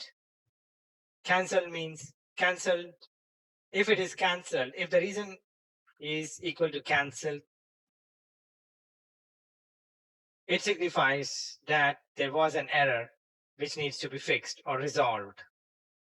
And the last parameter is the result ID, which is an unique ID for the text which has been converted to speech. This allows to filter out the data to see that which text has been converted to speech. In order to convert the text to speech or to synthesize a speech, we need to specify the audio format, as well as we also have to provide the voices in which that text should be spoken. The voices are the sounds in which the text which has been created as speech would be spoken. The audio format is used to select the audio file type, the sampling rate, and the bit depth. This is the output file format of the speech, and configuring those will generate the output format which is specified. The voices are of two types. The first one is the standard voices. These are synthetic voices which are created from the audio samples. The second one is the neural voices. These are natural sounding voices which are created using deep neural networks. The speech config class or the object has a method called set speech synthesis output format in which we specify the audio format, including the audio file type, the sample rate, and the bit depth. Along with that, the speech config object has a method which is speech synthesis voice name, in which we set the voices. The neural voices will have a prefix called neural, which are enclosed in a angular brackets. The speech service can also be customized. The process of speech synthesis can also be customized to suit our needs. We can make it better. We can make it optimized. This optimization can be done by using a speech synthesis markup language. The SSML is an XML based language, and it provides various customization options. We can set the speaking styles, but we can only use the neural voices or the natural sounding voices. We can also provide gaps and silence if you would like to any. This is if you don't want to say the whole thing in continuity. So we can provide breaks in between, or we can also keep the voice to mute for some time. We can also specify how a specific word has to be pronounced by configuring the phonetic pronunciations. We can mention the prosody to control the speaking pitch, the range, and the rate. Along with that, some fields like number, date, time, address can be customized to say in a particular fashion, or some or how to say us. We can specify that how you should say that. We can also insert a recorded speech or background in the audio. Along with that, the SSML also helps to synthesize multiple voices within a single synthesis. So we can incorporate multiple voices in the same SSML file, and the text which has been provided as input to be converted will be spoken in different voices. With this, we have finished the lesson number 1 of this module. In order to get a good understanding of this topic, there's a lab which you have to perform, which is recognize and synthesize speech. In the recognized speech, you will convert the speech to text by using an API. You would be providing the location and the keys in the configuration file, depending upon the type of programming language which you are using. And then you will call the method speech config and the audio config. You will create those objects. You specify the parameters. There are two options to generate the input. Either you will use a default microphone, or you can use the given file, which is time.wmb. So in this, you will say a statement, what time is it, which will be recognized, and that would be displayed on the terminal. In order to do this, it will call the class, which is speech recognizer, in which the parameters are going to be the objects, speech config and audio config, which will call the method recognize as once async. And finally, the speech would be recognized with the reason. If the reason is successful, then the speech would be recognized. The second part of this lab is synthesize a speech. You will generate a text and you will synthesize a speech. The objects are going to same speech config and the audio config, but you will call a different class, which is speech synthesize config, which takes in the parameters speech synthesizer, which calls the method speak text async. The parameters to this class is speech config and the audio config. Along with that, as a third part of this exercise, you will use an SSML based option to provide more customizations and style.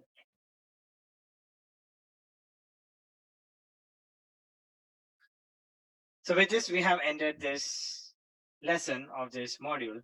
We will continue to the next lesson, which is speech translation. The Azure Cognitive Service, speech service, can also be used to translate speech to text. However, this mechanism of translation is built on top of the speech recognition. In order to translate any speech to text, first we need to identify the speech. We need to recognize the speech. We have to recognize and then transcribe the spoken input in the speech recognition language. We have the option to translate in one or more target languages. This service has two classes, the speech translation config. We provide the speech resource or the Azure Cognitive resource location and key. Along with that, we provide the speech recognition language, which has to be recognized for the speech which is being spoken, and in which language the speech recognized has to be translated. We can translate in more than one target languages. Along with that, the audio config file will listen either to the voice or the file as an input. The default is always the microphone for audio config, which means that that conversion would happen in the real time. These two objects are then passed into the translation recognizer. We create a proxy client object of these two classes, which is speech translation config and audio config, which are passed in the translation recognizer. This has a method which is called, which is recognized once async. Again, it generates the file with the following parameters. Duration, which specifies the length of the speech which has been recognized. In case if there were any gaps or silence, if there were any pause in silence, that would be listed under offset in ticks. Properties contains the information about the speech which has been translated. Reason for result, if this process is successful, it will say that the speech has been recognized. In case if it was not able to translate the given speech to text, it will specify the reason as no match. In case if there was an error, then that operation has been cancelled. It will also generate a unique ID, which is result ID, which will help to query in case if we would like to know that which speech has been converted to text, that will be retrieved by using the ID number. The text will provide the transcript of the recognized speech. Once that text has been generated, after that, we can perform the translations, which will have the collection of the text translated in all the target languages, which will be stored as a key value pair. Once the speech has been translated to text, even that text, even the translated text can be synthesized as speech. For example, if we have converted or translated the speech hello world into a French language, which is bonjour, that would be translated into the French language. Then even this translated text can be synthesized as speech by using a voice, which will say these text in French. There are two types of synthesis which can be employed. The first one is the event-based synthesis. This only supports translation from one source language to a single target language. We can only use it to translate into a single target language. This event-based synthesis is performed by specifying the desired voice in the translation config file. Then we use the synthesizing event to retrieve the audio stream. We create an event handler. Finally, we use the result or get audio to retrieve the byte stream. But if we want to synthesize more than one languages, then we have to use the manual synthesis. This is used for multiple target languages. The process involves the translation of text first and then call the text-to-speech API to synthesize each translation in the results. In order to understand the translate speech better, you have to perform the lab, which is implement speech translation. You will call the classes which have been discussed above. You will have to again provide the resource location and key and call the appropriate APIs by using the SDK to perform this job.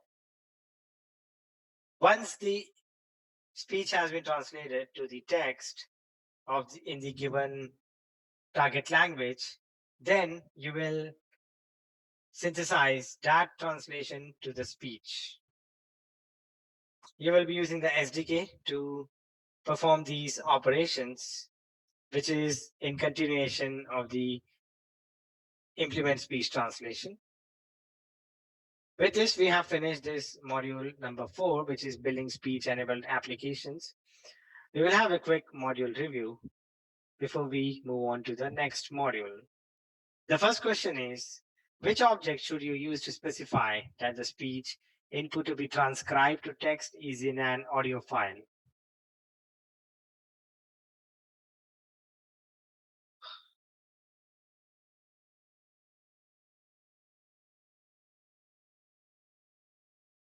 The answer for this question is the audio config, because we have to specify that the speech input to be transcribed is in an audio file, which means that we have to provide the input as the audio file. Second question, how can you change the voice used in speech synthesis?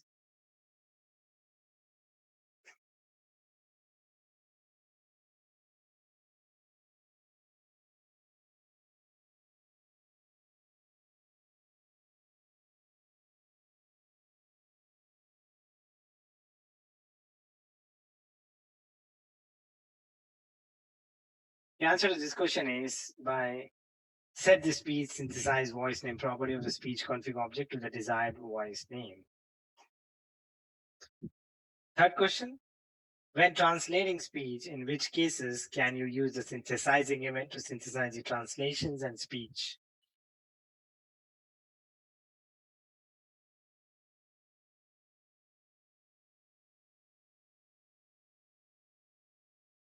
The answer to this question is only when translating to a single target language. With this, we have finished module number 4. Now we will start with the module number 5. The module 5 talks about creating language understanding solutions. In this module, we will learn how to create a custom language model which will understand and process the natural language and gives or performs the desired actions. The following is the agenda for this module. First, we will understand how to create a language understanding app, and we will see how to publish and use a language understanding app. In creating a language understanding app, we first have to understand that what is language understanding. This is known as the natural language processing, and NLPs are usually built upon a language model. The goal of the NLP is to interpret the user's input. So the natural language processing always requires a language model in order to interpret the user input. This activity where we try to understand the natural language is known as the natural language understanding. Now, this is the mechanism on how this natural language understanding works. In other words, this is the working mechanism. First, the app accepts the natural language input from an user. So there is a client app which accepts the natural language input from a user. Then a language model is used to determine the semantic meaning, which is the intent of the user. The app accepts the natural language. These natural language are also known as the utterances. We have to map these utterances with the intent to understand that what the user is trying to say. Based upon this intent, which has been determined by the language model, the app performs an appropriate action. This is what we call as the process of language understanding. The natural language processing needs a language model. So only then it would be able to process the languages which it has been issued. There are two things when it comes to the natural language understanding: intents and utterances. These two are required to train a model which is going to use the language understanding. Utterances usually are the spoken sentences which the user says or which the app sends as an input to the language model, such as, what time is it? Tell me the time. So these are utterances. They are same utterances because the user is asking about the time, but they have been spoken in different words. Similarly, so these two utterances, what time is it or tell me the time, falls under the intent of the get time. Similarly, there is an user can ask about the weather forecast. What is the weather forecast? That would be mapped with the intent get weather. Do I need an umbrella? Again, this is mapped with the intent get weather. Remember, these are pre-trained model. That's why that mapping has already been provided by that, because do I need an umbrella does not specify about the weather intent. Similarly, there is a device intent, which is the turn the light on or switch on the fan. So that would be turn on device. There is a default intent, which is known as none. It cannot be deleted.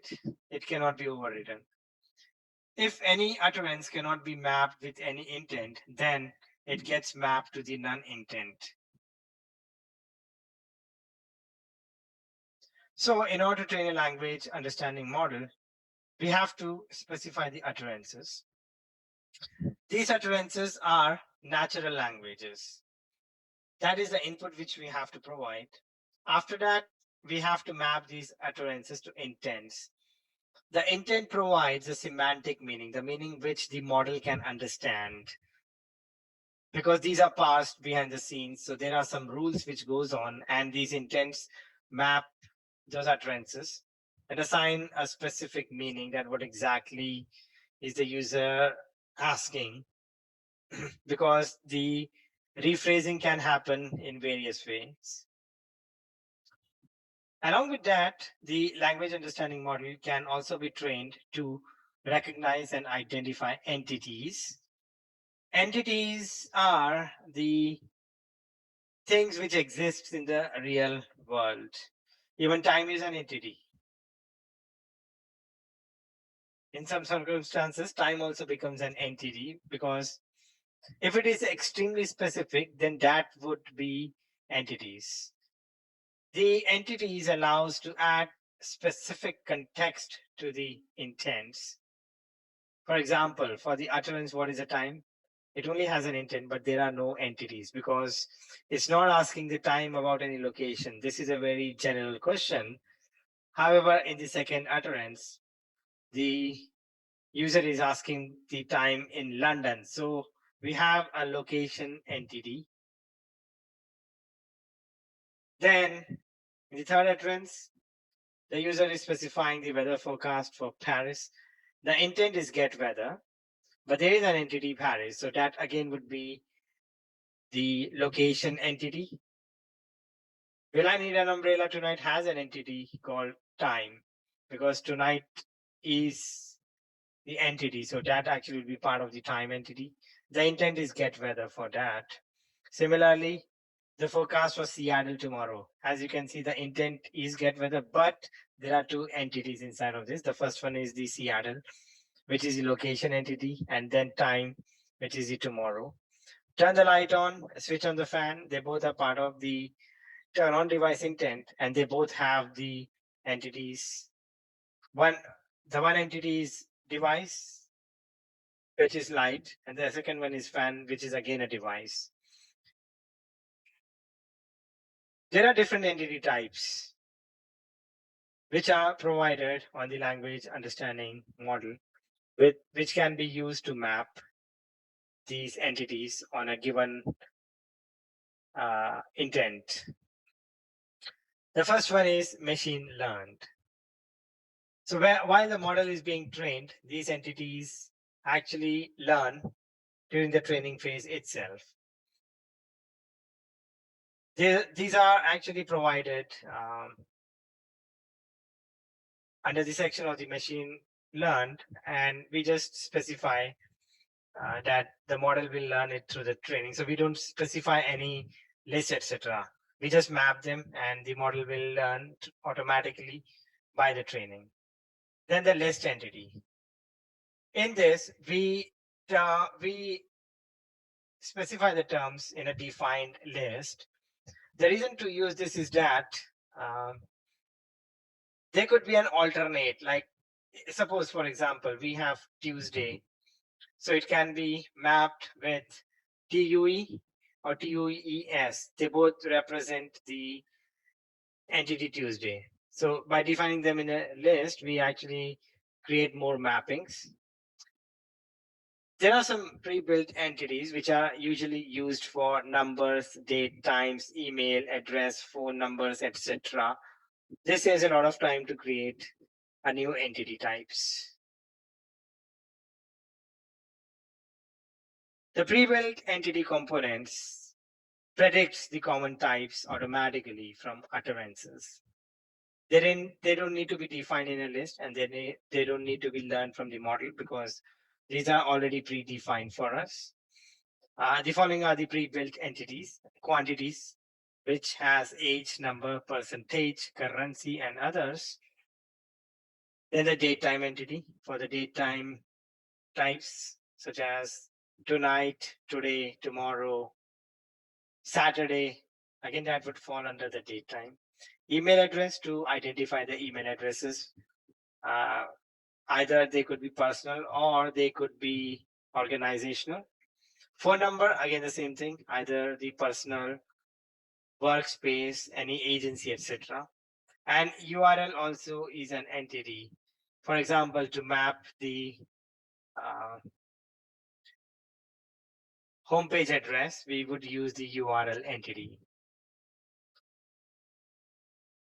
We will now see what is the process to create a language understanding model. First, we have to perform the training. In this, in order to use the language understanding model, we have to specify the utterances and map them with the intents. And we have to also create the entities if we want to identify or recognize them. After that, we have to first train a model. The model will learn intents and entities from the sample utterances. Once the model has learned the intents and entities, we have to test the model. Either we can do it on the Language Studio portal itself, or we can use a data set in which the labels have been predefined. After the model has been tested, it has to be deployed to a public endpoint, which will be used by the client apps. And finally, we will review the predictions. And we can again iterate on the utterances to retrain the model again.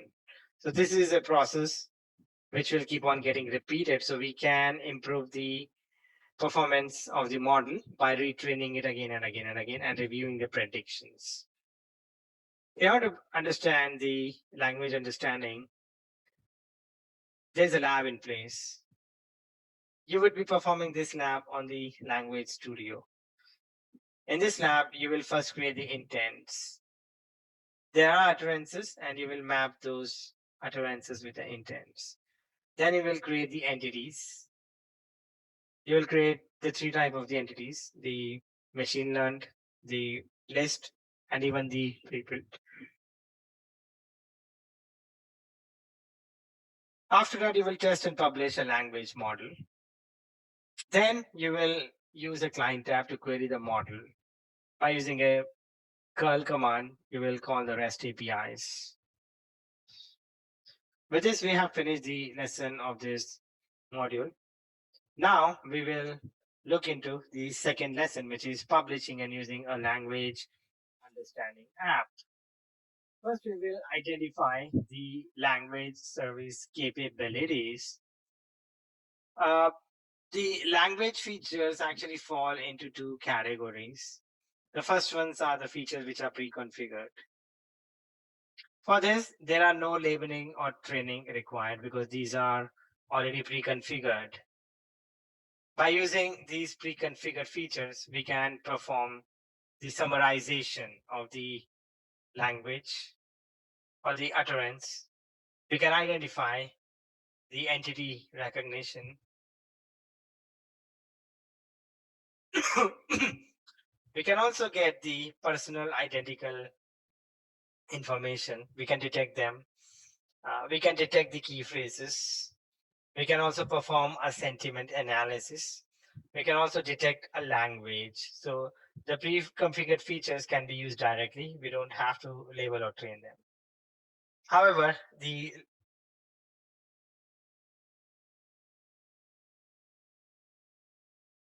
language service also allows us to customize the model. With this, it actually learns the features. So these learned features require the labeling, training, and deploying to utilize the conversational language understanding, the custom named entity recognition, the custom text classification, and the question and answering. That's the purpose of using these language service capabilities. Now we will see how to process these predictions. So we first submit a request to a published slot. After the model has been trained, we actually submit a request to a published slot in which we specify the kind. The kind actually specifies which language feature we are requesting. For example, the kind is defined as conversation for conversation language understanding or entity recognition to detect the various entities. Then the parameters.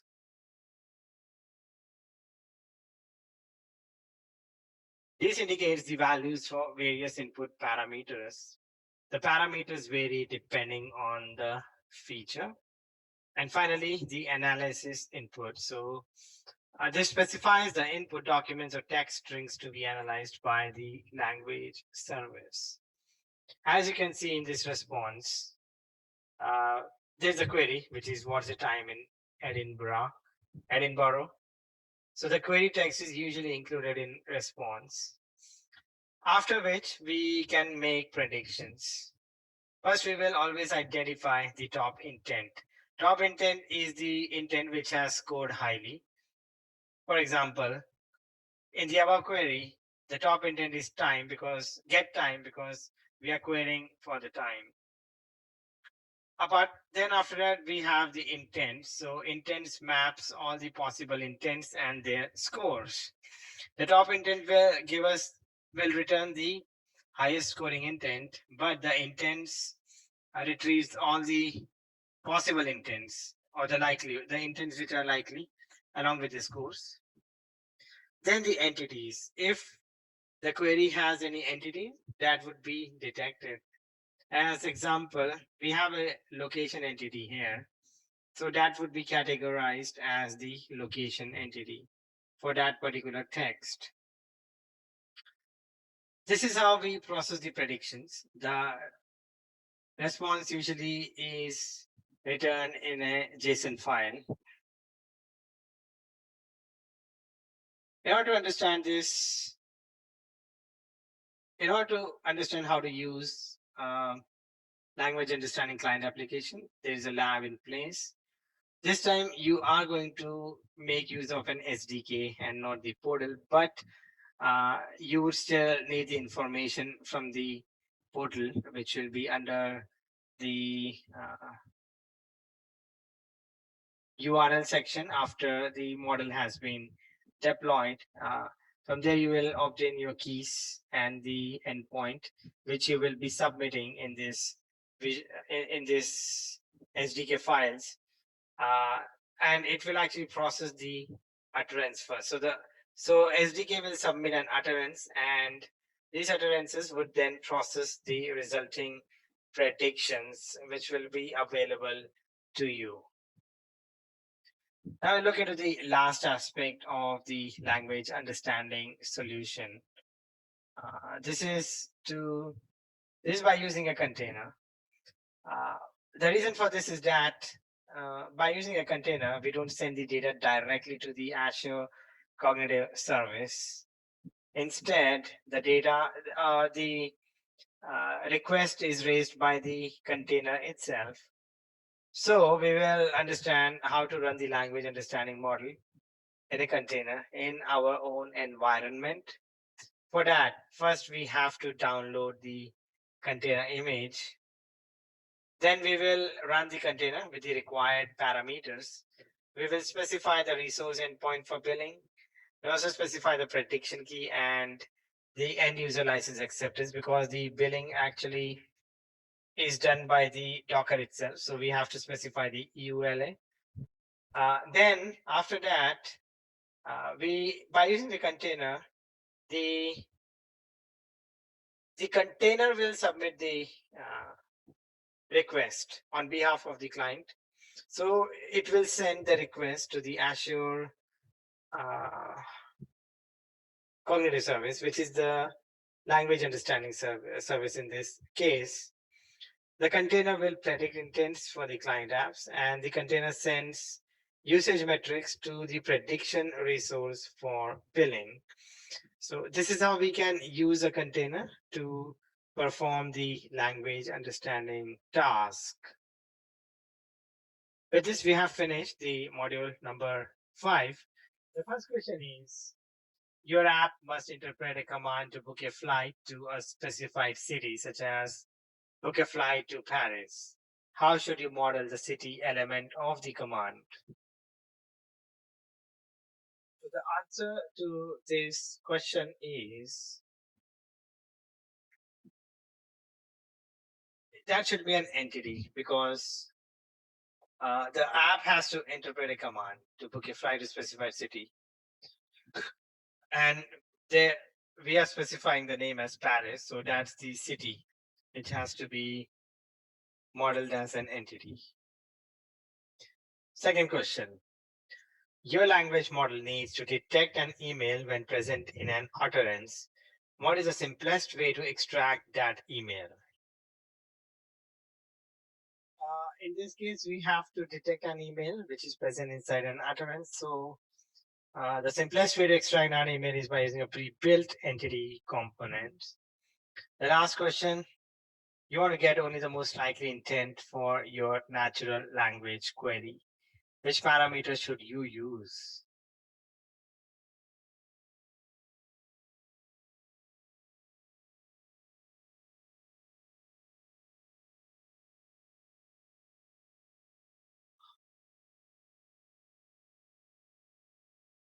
For this, the answer is going to be the top intent, because we want to get only the most likely intent, which has the highest score. So we have to use the top intent. With this, we have finished module number 5. We will now learn about module number 6. Now we will look into which is building a question answering solution. In this, we will see how to build a question answering solution. The question answering solution is built on top of the language services. So the following is the agenda. First, we will learn how to create a knowledge base. Then we will see how to publish and use a knowledge base. So we'll start with creating a knowledge base. We will first understand what is a question answering solution. As I already have mentioned that this is built on top of language understanding solution. So the question answering is usually created in the Language Studio portal. And this is actually a knowledge base of question and answer pairs, which already has a natural language understanding. So the idea behind this is that for a particular set of the question and answer pairs, we create a knowledge base. And these knowledge base actually have the understanding of the natural language, such as it already understands what are the utterances, what are the intents. And then the question answering is published as a REST endpoint for the applications to consume. As you can see from the diagram, the question answering is a knowledge base. And the applications actually consumed by using the REST endpoint, as with any other Azure Cognitive Services. We will actually see the differences between the question answering and the language understanding. In the question answering, the user submits a question and expects an answer. Whereas in the language understanding, the user submits an utterance, expects an appropriate response or action. In the question answering, the question answering, the service uses the natural language understanding in order to match the question to an answer in the knowledge base. Whereas in the language understanding, the service uses natural language understanding to interpret the utterance.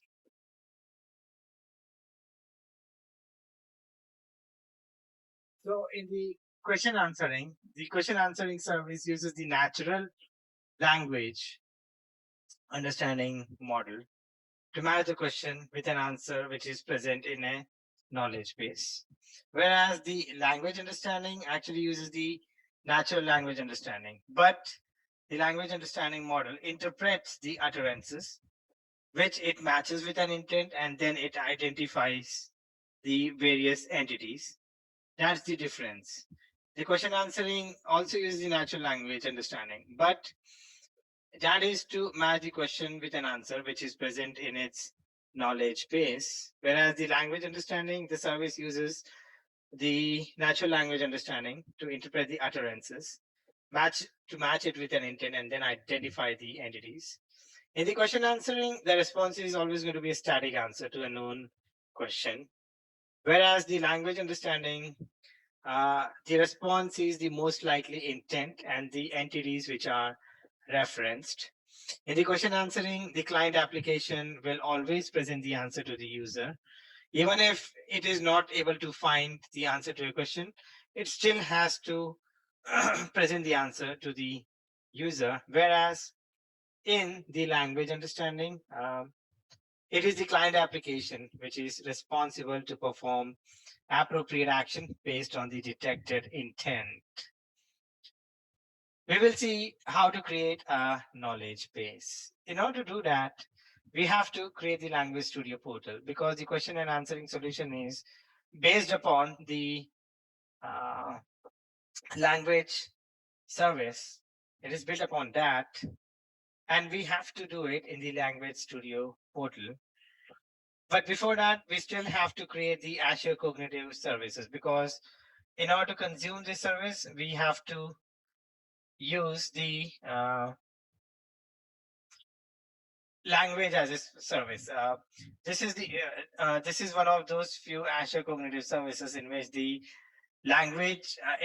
service has to be created specifically. So in order to create a question and answering solution, we have to use the language service and not a multi-service cognitive services. So we have to first create a language service, Azure resource in the Azure subscription. In the language studio, then we connect to the resource and then we create a new knowledge base. We have to name that knowledge base and then we would populate that knowledge base. So there are three ways of populating the knowledge base.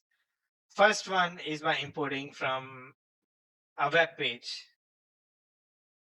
That could be anything like the uh, documentation or the question and answering related to the certifications, but we can import from the existing frequently answered questions web page, and then we will upload the document files if you want. Instead of the web URL, you can upload the document files. After that, along with that, we can also add predefined pairs. There are a lot of predefined pairs which are available, so you can select any one of them. These are actually useful when you actually want to be greeted, when you want to greet a person when they are coming, etc.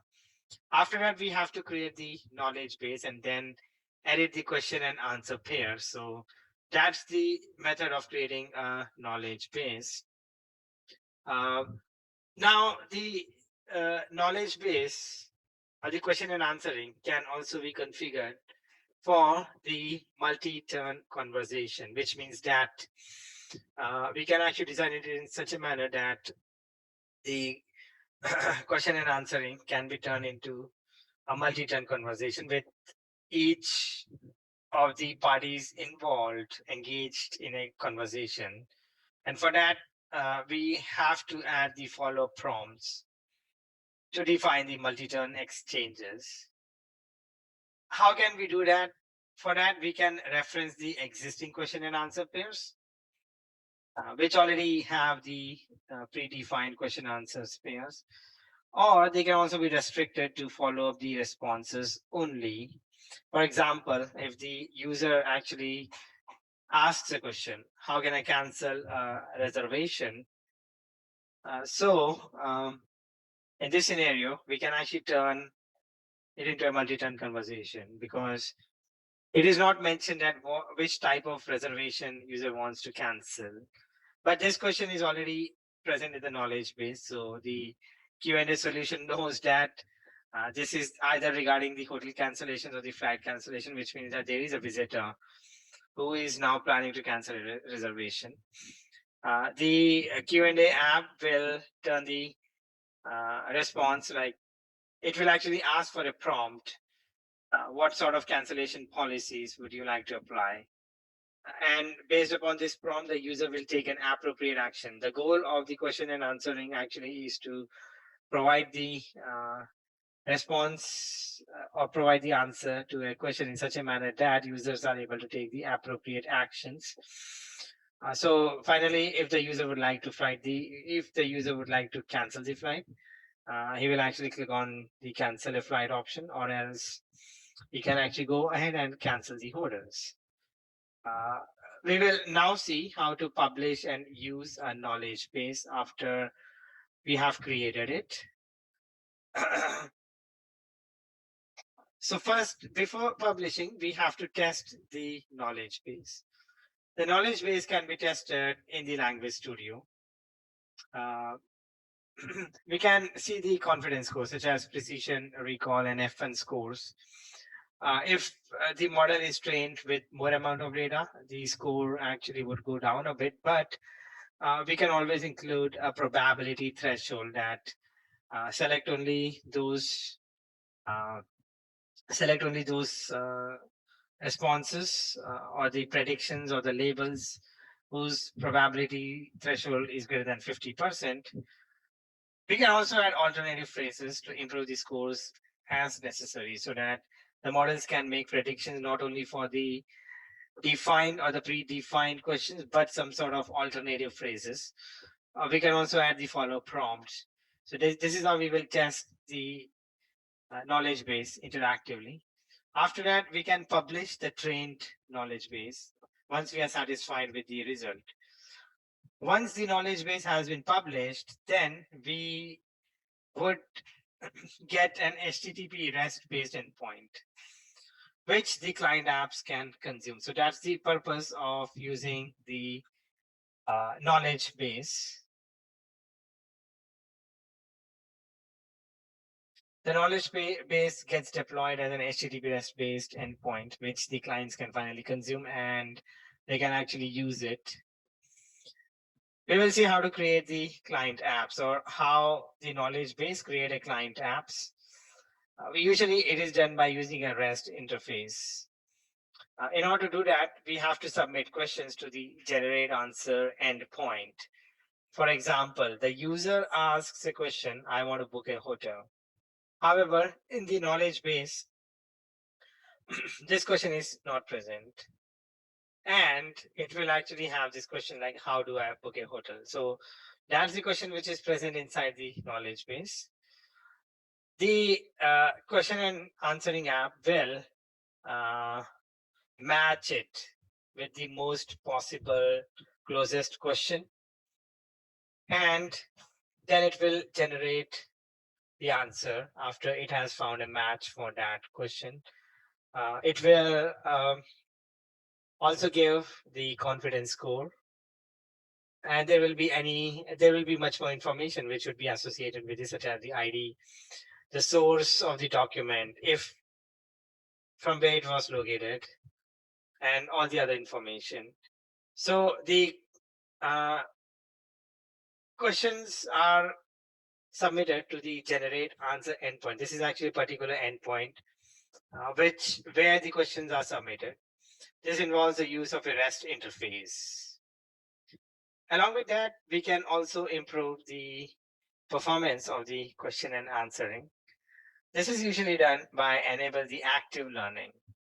The active learning suggests alternatives when multiple questions have similar scores for the user inputs. There are two types of active learning. The first one is known as the implicit. By using the implicit, the service is able to identify potential alternative phrases for questions and presents the suggestions in the Language Studio. Periodically, we can review and accept or reject the suggestions also. For example, here, as you can see, the question which the user asked or which the client has asked is I want to book a hotel. And the active learning actually has suggested an alternative. How do I book a hotel? Then we can also use the explicit active learning. So in this scenario,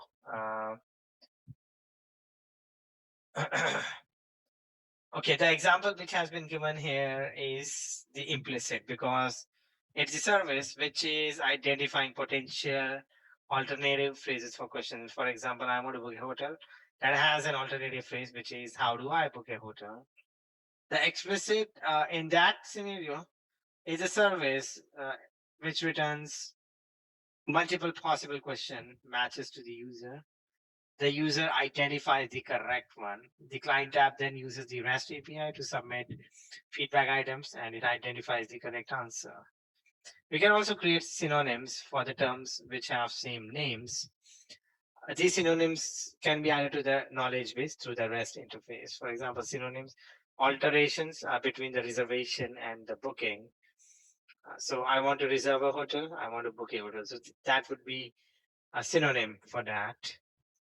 Now, finally, we will learn on how to create a question answering bot. So this is a question answering bot, and this is not a conversational AI bot. This type of bot doesn't have any intelligence because the bot actually only gets created when a knowledge base is deployed. So first thing is that the bots actually are the most common form of conversational app So the idea behind this is that by using a bot, the Azure bot service provides a cloud platform for delivering the bot solutions. The question answering knowledge bases can be integrated easily into a new bot.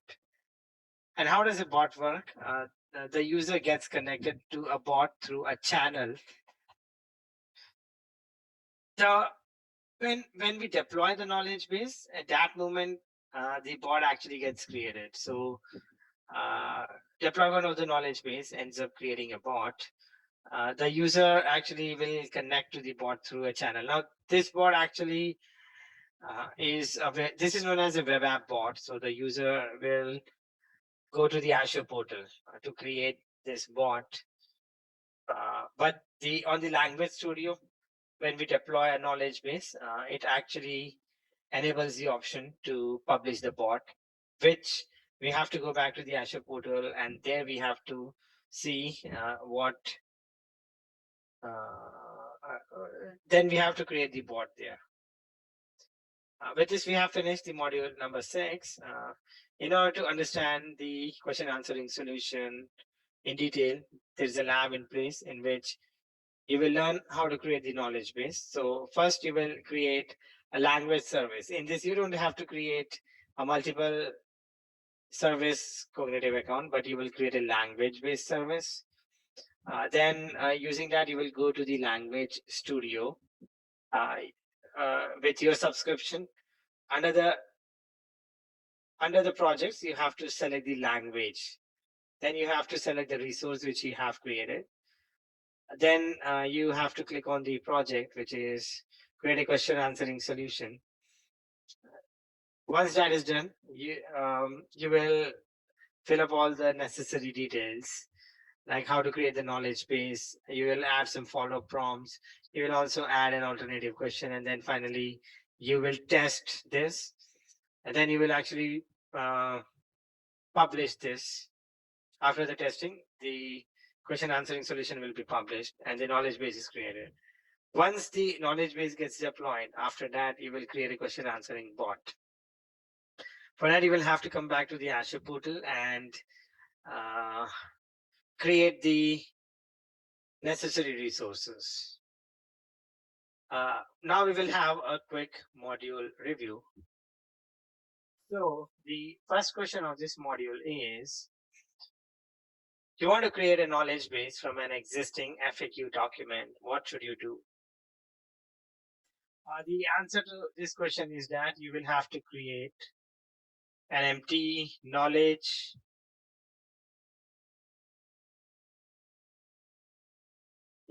okay, so for this, we actually have to select the second option, which is create a new knowledge base, and then import the existing frequently asked questions document. Second question is, how can you add a multi-turn context for a question in an existing knowledge base?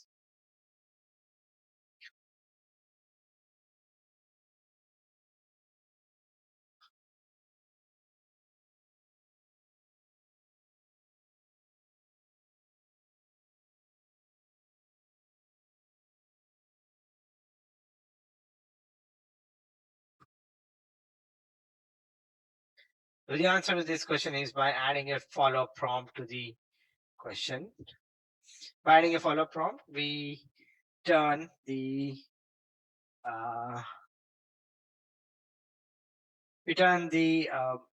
we enable the multi-turn context for a question in an existing knowledge base. Last question, how can you enable users to use your knowledge base through email? The answer to this question is the last option, which is create a bot based on the knowledge base and configure an email channel, because users can connect to a bot by an email channel. With this, we have finished the module number 6, and that also ends the day 2 of the session on AI 102. I hope that you are all enjoying this journey, and I will see you tomorrow on day 3 with 3 more new modules and new labs. So goodbye. Take care. Have a nice day. We will start with our discussion on module 7, which is conversational AI and the Azure bot service. In this, we will see what are the basics of the bot, what are the different offerings of the Azure for the bot, how does a bot work, how can a user interact with the bot, and how to create bots for the dialogues. Along with that, we will also see how to implement a bot. First, we will start with the lesson number 1, which is bot basics. What exactly is a bot? That's the first question which we need to answer. So the bot is an application which has an interface for conversation. This is also known as the part of the conversational AI because we are using the AI services for the purpose of the conversation, and bots provide us with an interface for these conversational AI. In a bot, the users interact with a bot by initiating various activities in turns. The user connects to a bot with a channel. That channel could be either a text message, an email, or an app such as Microsoft Teams. What are these activities? Activities are events. There are various activities which gets triggered. When a user joins a conversation, that is an activity. When a user sends a message to a bot, that is also an activity. So user interact with the bot by initiating these activities in turns. User can send various kind of messages to bot. Those messages can either be text, they could either be speech, or they can be visual interface elements such as cards or buttons. If there is a flow of activity, then it forms or takes the shape of a dialogue. In a dialogue, state is maintained, which manages multi-turn conversation. The activities are exchanged across channels, such as web chat, email, Microsoft Teams, and others. We will now look into the various service offering by the Microsoft for the bot. The bot actually is part of Azure bot service. What is an Azure bot service? It is a cloud service for the delivery of the bot, and along with that, the integration of the bot. Beyond that, there is a bot framework service, which calls a REST interface. The bot framework service is part of the Azure bot service. As I already have mentioned earlier, that the Azure bot service takes care of the delivery of the bot and the integration. Bot framework service is a component of the Azure bot service. This provides a REST API, which handles the various bot activities, such as user joining the bot or user sending a message to the bot. The development of the bot is done by using a bot framework SDK. The bot framework SDK are various set of tools and libraries, which allows us to develop a bot from the end to end. These bot framework SDK abstracts the REST interface. We can use a bot framework SDK to develop a bot. In order to develop a bot by using the bot framework SDK, first we have to select a template. Azure bot has 3 kinds of templates. The basic bot skeleton is known as the empty bot. This doesn't have any structure. These kind of bots doesn't have any functionalities. They're just an empty bot. And it does not provide much of the option. The second kind of the template is known as an echo bot. An echo bot contains a simple hello world example. This bot echoes what the user has said or written. The third kind of bot, which offers much more functionality, is known as the core bot. These kind of bots have integrations for language understanding. We can map the intents with the utterances or the text which user is writing, and it will give us back the appropriate answer or the response. We will now look into the application structure of the bot. A bot is an application which has a conversational interface. As you already know that the user connects with a bot from a channel. But this conversational update that user has connected to a channel has to go through an activity. It is the adapter which receives the various activities from channel by using the bot framework service. And in turn, the adapter calls bot turn handler. These adapters are classes which performs an activity. For example, if an user has joined a bot interface, then there will be a message, there will be an adapter for the join. Similarly, if user sends a message to a bot, there will be an adapter which will call the message activity. The bot processes various activities by using activity handlers. These activity handlers in turn are processed through various turns. Along with that, the dialogues. Finally, when you have developed a bot by using the bot framework SDK, you can test it by using the bot framework emulator. The bot framework emulator is a framework which allows to test the bot applications which have been created by the SDK interactively. We can test a bot locally on our system. We will see that how bot process the turns for different kind of events. For that, bot uses the activity handlers. These activity handlers are passed to the adapter by the bot framework service. The adapter in turn calls the appropriate activity handler. For example, if a user joins a bot through a channel, then the bot framework service sends the conversational update in the form of the REST API that the user has joined to the adapter. The adapter in turn triggers the appropriate activity, which is members added.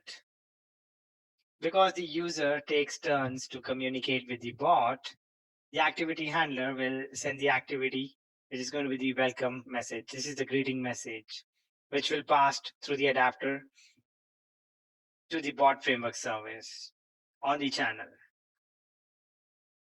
Then if user types a message such as hello, the bot framework service will post this message of the user to the adapter, again by using the REST API.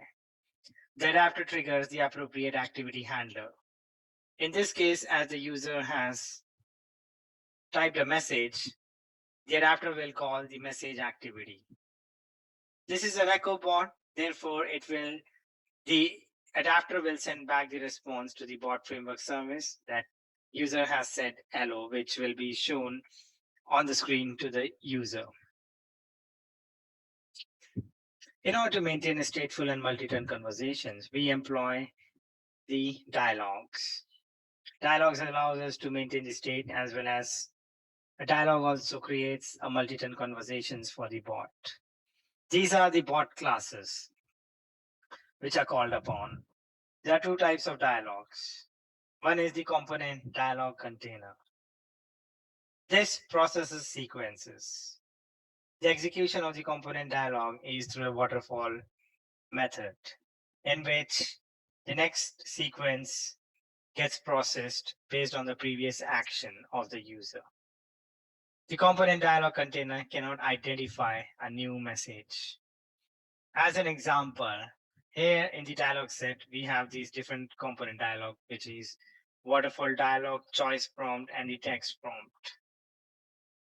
In the waterfall dialog, we have initiated the various step, which is get size and get toppings, which means that the user is going to order a pizza.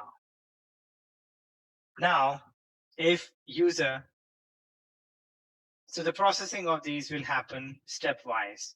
First, user will select the size, which could be the small, medium, or large. Then in the step 2, the user will select the toppings. In this case, the next action depends upon the previous action. So this finishes the sequence of the task. But if an user types in the message that he wants to order another pizza, then this dialog will not identify this because the processing is happening on the basis of the sequence. Therefore, this kind of bot doesn't have any interruption. This is a linear transaction which is going on. In order to ensure that user gets much more choice with the appropriate responses, we have to use the adaptive dialog container. This is a bot class which identifies or recognizes the intents and not the sequence. The adaptive dialog container recognizes the intents of the user messages. As an example, as you can see, the user joins the bot through a channel. There is an action, which is hello, which is sent by the activity handler to the bot framework service via the adapter. Then the user types in the message, I want pizza. The adaptive dialog will recognize this intent of the user and it will trigger the appropriate intent, which is order pizza intent. Then the user actually goes and selects his order, his or her order. As you can see, there are different dialogue which are initiated. The root dialog is the base class for all the classes, and based upon the intent, the appropriate adaptive dialog interface is shown. Along with that, the adaptive dialog can be customized to give more options. In case, as an example, if the user wants to cancel the order, it will always show the cancel intent action trigger. It will always trigger the cancel intent. So it will display a cancel button to the user. So these are the two different kind of dialogues which can be employed, choice of which depends upon the type of the bot which we want to design. In order to use a bot, we have to deploy the bot to an Azure bot service. To do that, we need to follow the following steps. First, we need to create the Azure resources. In order to create that, we need to register an app which authenticates and identifies the bot. After that, we have to provision a resource by using templates. These templates are provided with the bot templates. Once the resources of the Azure has been created, we will then prepare the bot for the deployment. In order to deploy a bot, we have to create files which includes the deployment dependencies. And finally, we will deploy the bot as a web app. For that, we use the zip files for the deployment. With this, we have ended the discussion about the basics of the bot. In order to understand this better, there is a lab which you will have to perform, which is create a bot with the bot framework SDK. In this, you will actually use an SDK program to execute the code, and it will give you API. It will actually give you a REST API where, not the REST API, but the URL where the bot actually will be configured. And after that, you will use the bot framework emulator to test the bot locally in your system. So this is a very basic kind of bot and does not add much to the functionality, but this will help you to identify on how to create a bot and deploy it with the Azure bot service. The second lesson of this module is implementing a bot. In order to implement a bot, we need to consider the design principles. In order to identify that what is a successful bot, we need to consider the following different factors. First of them is the bot discoverable? The bot with which I am working should be discovered easily.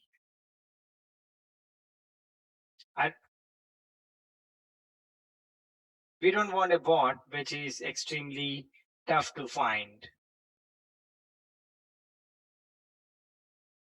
Second factor is the bot intuitive and is easy to use? A bot should provide an easy to use interface so that the experience of the user is extremely good.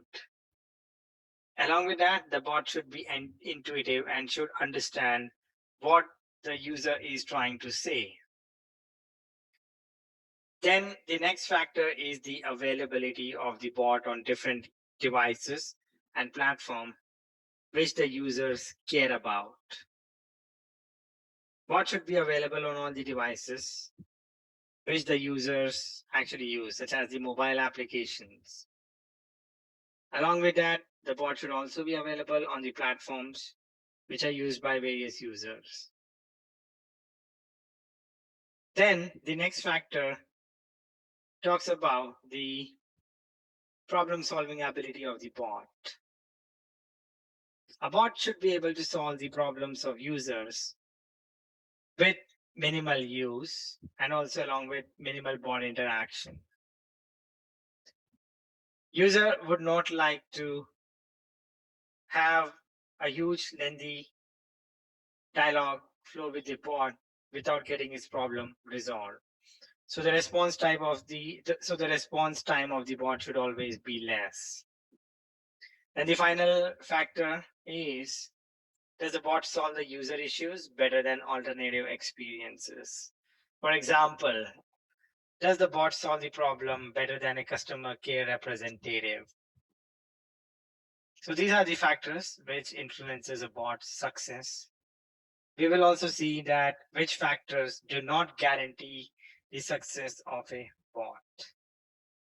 A successful bot is not recognized by its smartness.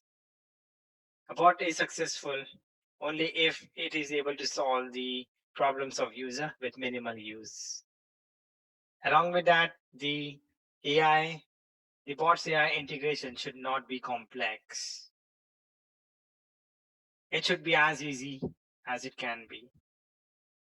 Then, if a bot has a huge depth of natural language support, that also does not guarantee the success. And the speech capabilities of the bot does not guarantee that to be a successful bot. In order to understand what are the guidelines for responsible bot development, you can click on this link, which is https://www.microsoft.com/research/publication/responsible-bots. We will now look into how to design the bots to maintain the conversational flow.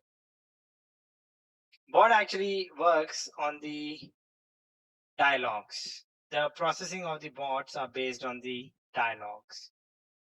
In order to maintain or implement the conversational flow, we have to use the dialogues. The traditional application, which were monolithic systems, used to process the sequence based on screens. It used to process the sequence of screens in which user will log into the website, which will display the main screen. He will select the screen which he wants, such as if the user wants to order the pizza, he will select the pizza screen. And finally, user checks out. As you can see, these are the screens which are being processed. And this does not provide any kind of interface for the user with regards to the conversational flow, because these activities are pretty mosaic. It is just based on the click of the buttons. However, a bot process on the basis of the dialogues. As we can see, the user joins a bot through a channel, and the bot sends back the appropriate response. Whenever a user joins the bot, there will be a root dialog which will get initiated. Then, after that, the user will type in a message such as I want to order pizza. The bot will trigger the appropriate intent based upon the user's message. If the user wants to order pizza, it will trigger order pizza intent. Then after that, the bot will display the select pizza dialog, which the user will use to select it.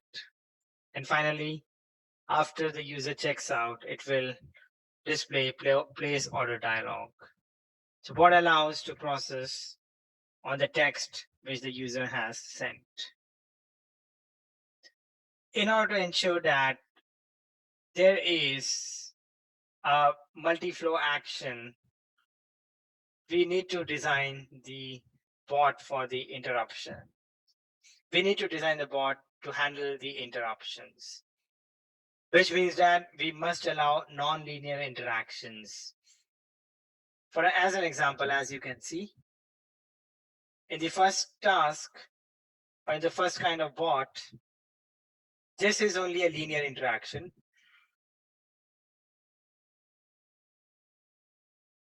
So the user places the order, then he checks out.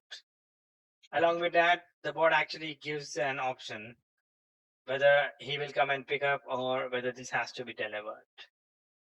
User sends another message, which is add another pizza. The bot does not recognize this because the bot has not been designed to identify the nonlinear interactions. And this is also the waterfall method because the linear interactions involves a sequence of steps. Here it is the sequences which are being identified. But if we have to ensure that user gets much more flexibility, then we need to design the bot to interrupt. These are known as the non-linear interactions. As an example, you can see here, the user places the order and then he checks out. While choosing the option for pickup and delivery, the user sends another message, which is add another pizza. In this, it is not the sequence, but the intent which has been recognized. And then the user would be able to add another pizza. We also need to consider the user experience, then how it should be designed. The user experience should display an easy to use interface for the user. Therefore, we need to consider appropriate interface elements. The bot should be extremely easy to use. So at least the text box should always be displayed to the users so that user can start communicating with the bot. Along with that, we need to also consider the interface elements for speech, in which case if the user wants to talk to a bot or user wants to initiate the conversation with the bot using the speech, there should be an option providing rich user controls. For example, if the user wants to upload a file, that option should also be available. The bot interface elements should also provide various cards, such as adaptive audio, animation, hero, thumbnail, receipt, sign-in, suggested action, video, and card carousel. All these are intended to provide a much enhanced user experiences with the bot. The bot framework composer is a graphical bot designer which defines the dialog flows. By using the triggers, we initiate the various child dialogues.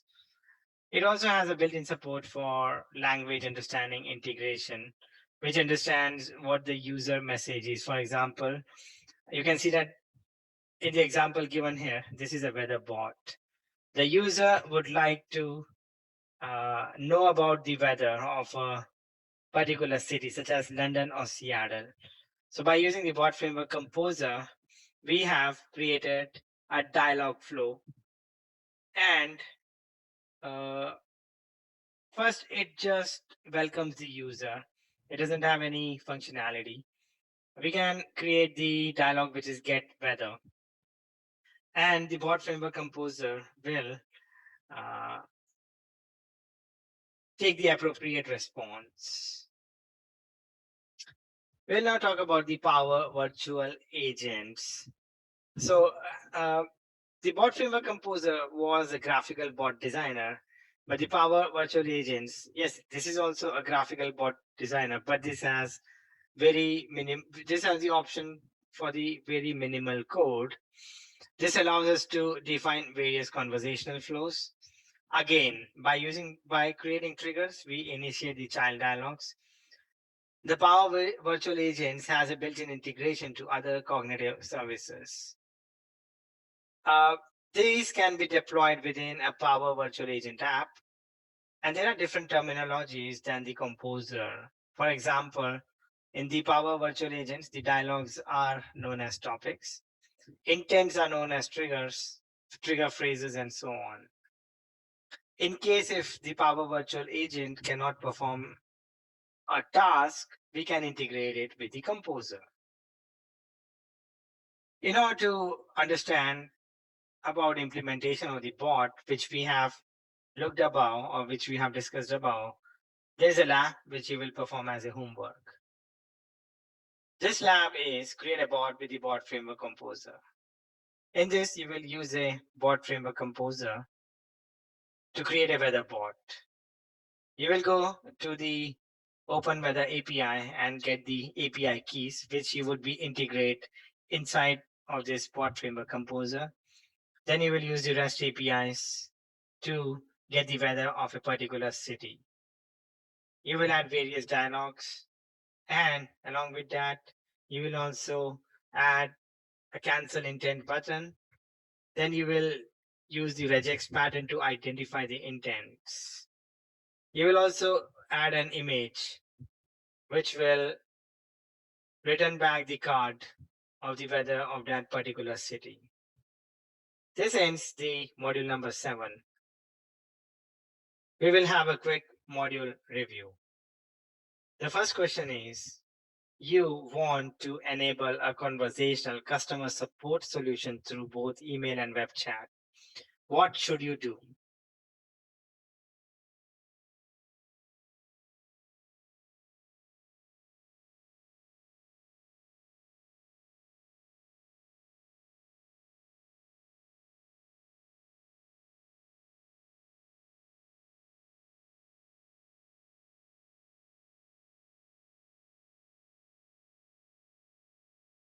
The answer for this question is create a single bot and deliver it through both web chat and email channels, because both the email and the web chat are the channels. So we can create, user can communicate through this. Second question, you have created a bot using a bot framework SDK template. Which tool should you use to test it locally?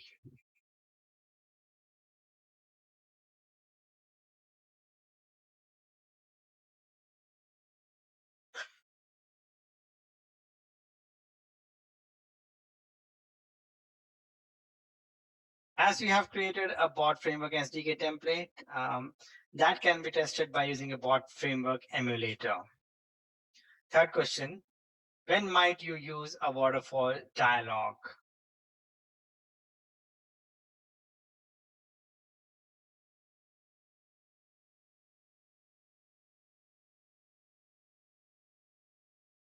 The waterfall dialog is a dialog which processes based on the sequences. So the answer to this question is when you want to guide the user through a sequential series of steps, because the waterfall dialog processes on the basis of sequences.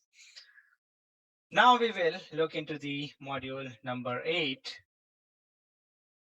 which is getting started with computer vision. So we will see that what is the computer vision service, what are its use. Before we begin, I would like to inform you that computer vision actually is a service which has been created by training. These are pre-trained models on 10,000 images. We cannot use it to make the predictions. And neither we can train a model because the model is already pre-trained. There are 10,000 images on which the computer vision model has been pre-trained. It is only used to perform the task of image analysis and the video analysis. Both of them are already pre-trained. So that is also going to be the agenda. The first agenda is analyzing the images, and the second agenda is analyzing videos. First, we will talk about analyzing the images by using the computer vision. The computer vision service is part of the Azure Cognitive Service. So this is the third category. Till now, we have looked into the two different categories. The first one was the language and the other one was the speech. This is the third different category. The computer vision service can be either used as a standalone computer vision. So the standalone computer vision has an option for the free transactions. So if you want to use the standalone, you can use it. Along with that, the multi-service cognitive services resources can also be used. The task which the computer vision service performs is known as the image analysis. The computer vision is used to perform the image analysis. By using the computer vision, we can get the description and tags of the images. Then we can detect the objects inside an image.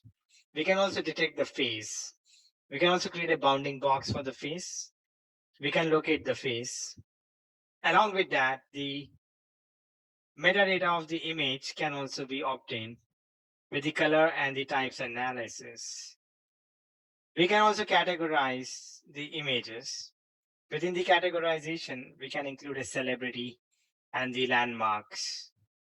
The image analysis can also be used to detect the various brands. The computer vision model has been trained to identify the brands through the logos. We can also moderate the ratings. By using the optical character recognition, which is the READ API, we can read the text inside the images. In fact, the READ API is part of the computer vision service. We can also create smaller images by cropping a region of area of interest, which is known as the smart thumbnail generation. As an example, which has been provided here, there is an image which has been called by the computer vision service, using which we generate the caption which describes this image. Because this is already a pre-trained model, we are not going to make any task of the predictions. We are only analyzing the images. The image which we have provided has the description of a mountain with snow. This has different tags, which includes the outdoor mountain and snow. Then this has detected the object, which is a mountain in the image. There is a text which is written in the image, which the computer vision service has read, wish you were here. There's a thumbnail also which has been created. And along with that, it also contains the metadata, which is the information about the image, such as the width and height and the format. In order to perform the image analysis by using the computer vision, we have to call a single analyze image function. This function retrieves the full analysis of the image. Along with that, we can specify individual functions for specific analysis. To reiterate, by using the analyze function, we retrieve the full image, we perform the full image analysis, but we can also call the separate functions for specific analysis. For example, if you want to analyze the if you want to find out the description of the image, we will just call that. In order to use the image analysis functionality of the computer vision service by using the REST API, we have to call the endpoint. The endpoint is at this endpoint, the computer vision service would be consumed. This is the endpoint of the computer vision resource or multi-service Azure Cognitive resource, which has been deployed. In order to authenticate the client, if you are using an SDK, in order to authenticate the client, you will also have to provide the keys. Within the endpoint, we will call the vision service. Then we will call the analyze function of the vision service. With that, we will have to call the visual features. The visual features will return all the feature and it actually performs the full image analysis. If we want to get a domain specific detail, we will use the details function. Along with that, we can specify the language in which the results of the image analysis has to be published. The default language is always going to be English. The input to the vision service can be provided either as an URL which contains the path to the image, or we can also provide a binary image data. In fact, this is a much better technique because we can read the images as streams and we can actually store. So we can perform multiple image analysis at the same time. As we can see, the response which is obtained by the image analysis includes the following details. First, the categories of the images. There are 86 built-in categories. In case if there are celebrities and landmarks in details, they also will get sublisted. Then we can also moderate the content for ratings, such as it can be moderated for adult, racy, and go. In case if the tags were already specified in the images, it will return the tags along with the confidence score. Description. If so, the image analysis will always give back the description of the image, and the description also includes the tags. The metadata contains the information of the image, such as width and height, along with the format of that image. If there were faces present inside the image, they would also get detected, along with the brand detection. It will also identify the color of the image and the type of the image. The object which has been detected will have a bounding box. As an example, you can see that the object mountain is detected. In the rectangle parameter, the coordinates, which is the location of the object, along with the size of the object, gets specified. The computer vision also allows us to perform a smart crop and generate the thumbnails of the image. The thumbnail allows us to generate a small cropped version of an image. By using the smart cropping, we can identify the region of interest, which is used to center the region of interest. In order to create a thumbnail of an image, we have to use the endpoint of the computer vision resource or the multi-service Azure Cognitive resource. We have to call the vision, and then we have to call the function which is thumbnail. We need to specify the width and height, and then we have to write down the smart cropping if we have to identify the region of interest. This ends the discussion on the image analysis with the computer vision. In order to understand this better, there is a lab which you would be performing as a homework. The first task is to analyze the images. You will use an SDK to do this. First, you will create an Azure Cognitive Services. So you can either create a computer vision. The computer vision provides the option for the free transactions, but that can be included only for the 2 projects. Or you can create a multi-service cognitive services account. Then you will use the keys and the endpoints, which you will provide in the app.settings or .env file, depending upon the programming language which you are using. Then there is then there are actually 3 image files: the people.jpg, street.jpg, and the third file is capital.jpg. There is a function. So first the client will get authenticated to use the vision service, and then there are 2 functions. The first function is for the image analysis. You will read the images as a stream reader, and then you will call the analyze function. Within the analyze function, you will call the different features which you would get while performing this task. Along with that, there is another function which is known as the get thumbnails. And by using the smart cropping, you will actually select your region of interest. That ends the discussion on module number 8's computer vision image analysis. The next lesson which we would be now looking is analyzing the videos. Computer vision also allows us to analyze the video. By using the video analysis, we can perform the following different tasks.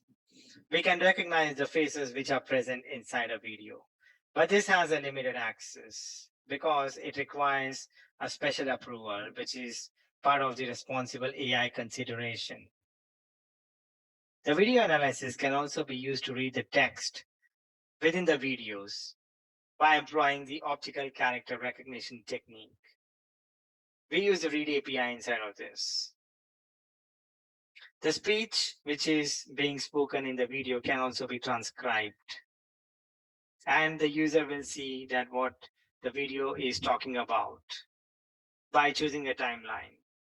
Within the timeline, at each and every time frame, the user's text also gets displayed. The video analysis also identifies the topics, different topics which are part of that video. The sentiment analysis can also be performed along with the labels generation. Video analysis can also provide the content moderation and the segmentation of the various screens. The video analyzer also has an option to provide the custom insights. The custom insights includes the predefined models, which are used to recognize the language, well-known celebrities, and the brands. We can also create our own models to identify the people, which can be done by training the facial recognition from the sample images. But the facial recognition requires a limited access approval, which is in accordance with the responsible AI standard. Then the language. A model can be trained to recognize the language, which includes the industry or organizational specific terms. The brands can also be recognized for various products, companies, and projects, and also the animated characters, which identifies individual characters in the animations. Along with that, we can also customize the widgets for the video analyzer. By using the widgets, we can share them in web pages. Along with that, we can perform the analysis in the web pages. The video analysis can also be automated with the help of the REST APIs. This returns the JSON, which includes the details about the images. With this, we have ended the video analyzer with the computer vision. In order to understand this better, there is a lab which you would be performing. In this lab, you will go to the videoindexer.ai portal. You will upload a responsible AI video. First, you will analyze the video in that portal. After that, in the video analysis, you will go to the timeline and you will actually identify the different components. Then from a menu, you will select different tasks from the list which are provided. Once that is done, then you will use the video analyzer widgets to customize the video which is created so that you can share that inside the browser, and you will upload that video through the browser, and then again you will repeat the task which you have done on the video indexer portal. Then finally, we'll use the video analyzer API, which is a REST-based API. This needs the information, which is the key as well as the subscription, along with the free trail, which is part of the location. So as you are going to use a free account, the free trail is going to be the location by default. Now we will have a quick module review for this module. The first question is, you want to use the computer vision analyze image function to generate an appropriate caption for an image. Which visual feature should you specify?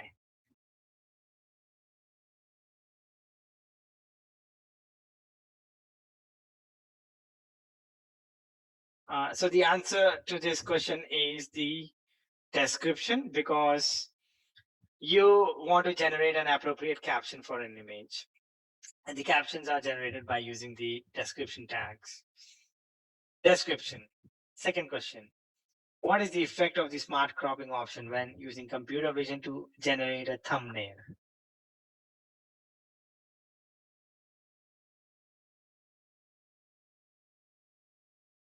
The answer to this question is that the region of interest is centered in the thumbnail if we use a smart cropping option. Third question. You want video analyzer to recognize colleagues in videos recorded from conference calls. What should you do?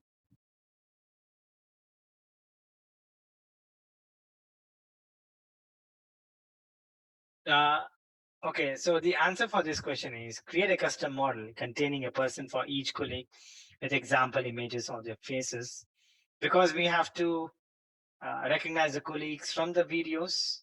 Therefore, we have to create and train a model first. And then we have to provide the example images of their faces. With this, we have ended the discussion on the module number 8. Now we will talk about the custom vision solutions, which is again part of the Azure Cognitive Service. The custom vision solution allows us to train and prediction and make the predict on an input image.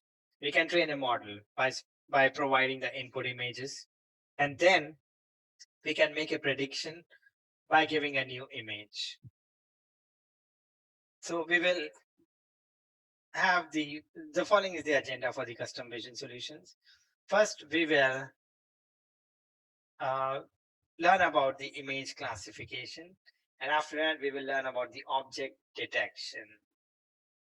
So first we will go through the image classification. The custom vision service, which is part of the Azure Cognitive Service, allows us to train the custom model. In this, we can give our own images. We can use the custom vision service to train on the new images, which we will specify. We can perform the 2 tasks by using the custom vision. The first one is known as the image classification. The image classification involves identifying what this image is of. Along with that, we can detect the images, we can detect the objects from the images. In order to use the custom vision service, it requires 2 kinds of resource.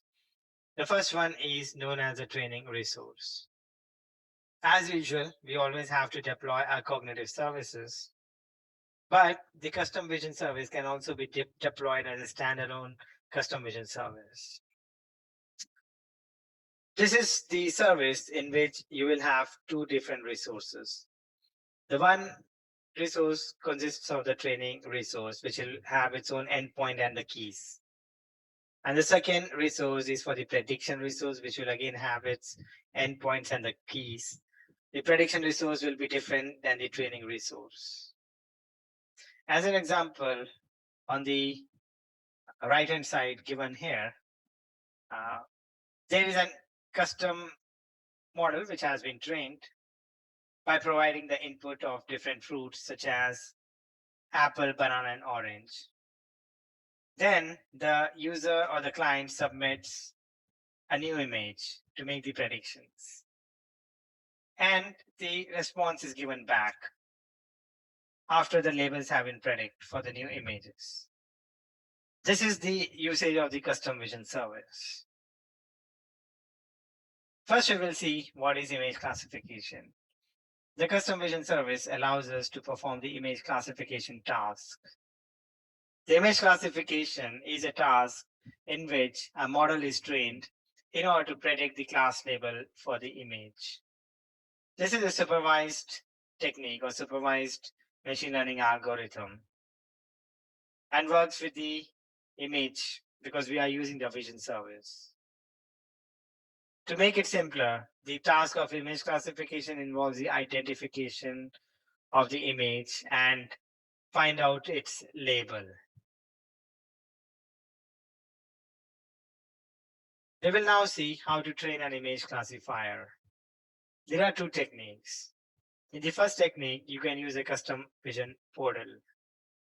In the custom vision portal, you will upload your own input image. You will label the entire image.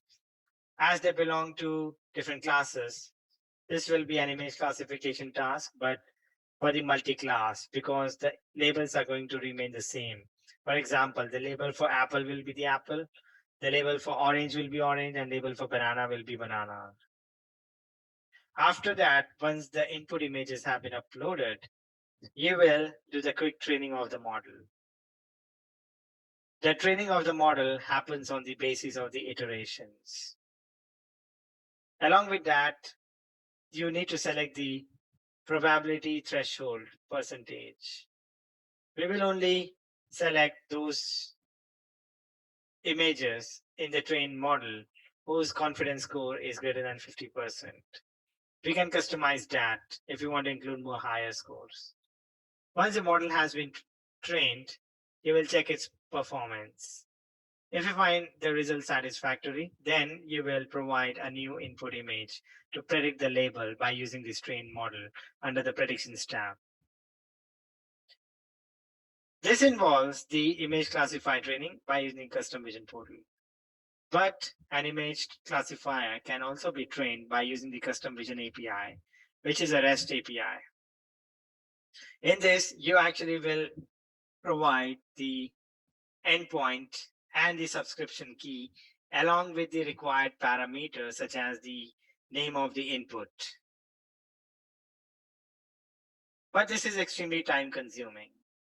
Instead of that, you can use an SDK, either in C# or Python.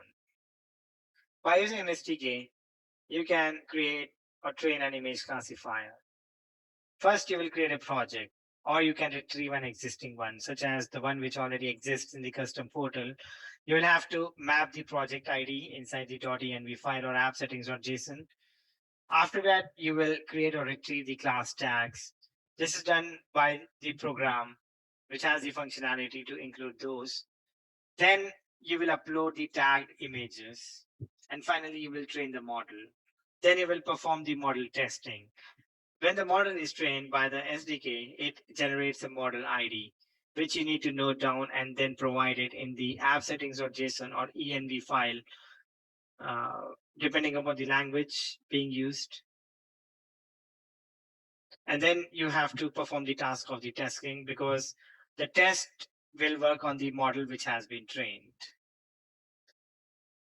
We have ended the discussion on the custom vision, and now in order to understand this better, you will perform this lab, which is classify images with custom vision. First, you will create a classification model by using the custom vision portal. You will upload the images of apple, banana, and oranges. You will provide the labels for each of them. After that, you will train the model by selecting the quick train option. Then you will check the performance. Then you will provide a new input image, which has to be classified. Once that is done, then you will use the custom vision SDK with the training resource. In order to perform the image classification training by using the custom vision portal, first you will create a custom vision resource and you will note down the keys and the endpoints. After that, you will log into the custom vision portal with your subscription and you will select this resource of the custom vision which you have created. When you will create the custom vision resource, you will see that there are two different resources which also gets created. The first resource will be for the training, which will have its own endpoint and the keys. The second resource will be for the prediction, again, which will have the endpoints and the keys. So you can create a custom vision model by using the custom vision portal, in which you will train the model by uploading the images.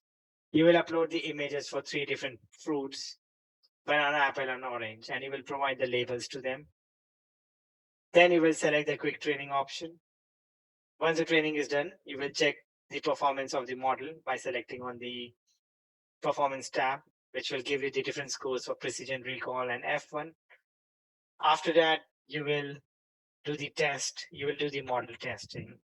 You will provide your own input image to predict the label using the classifier.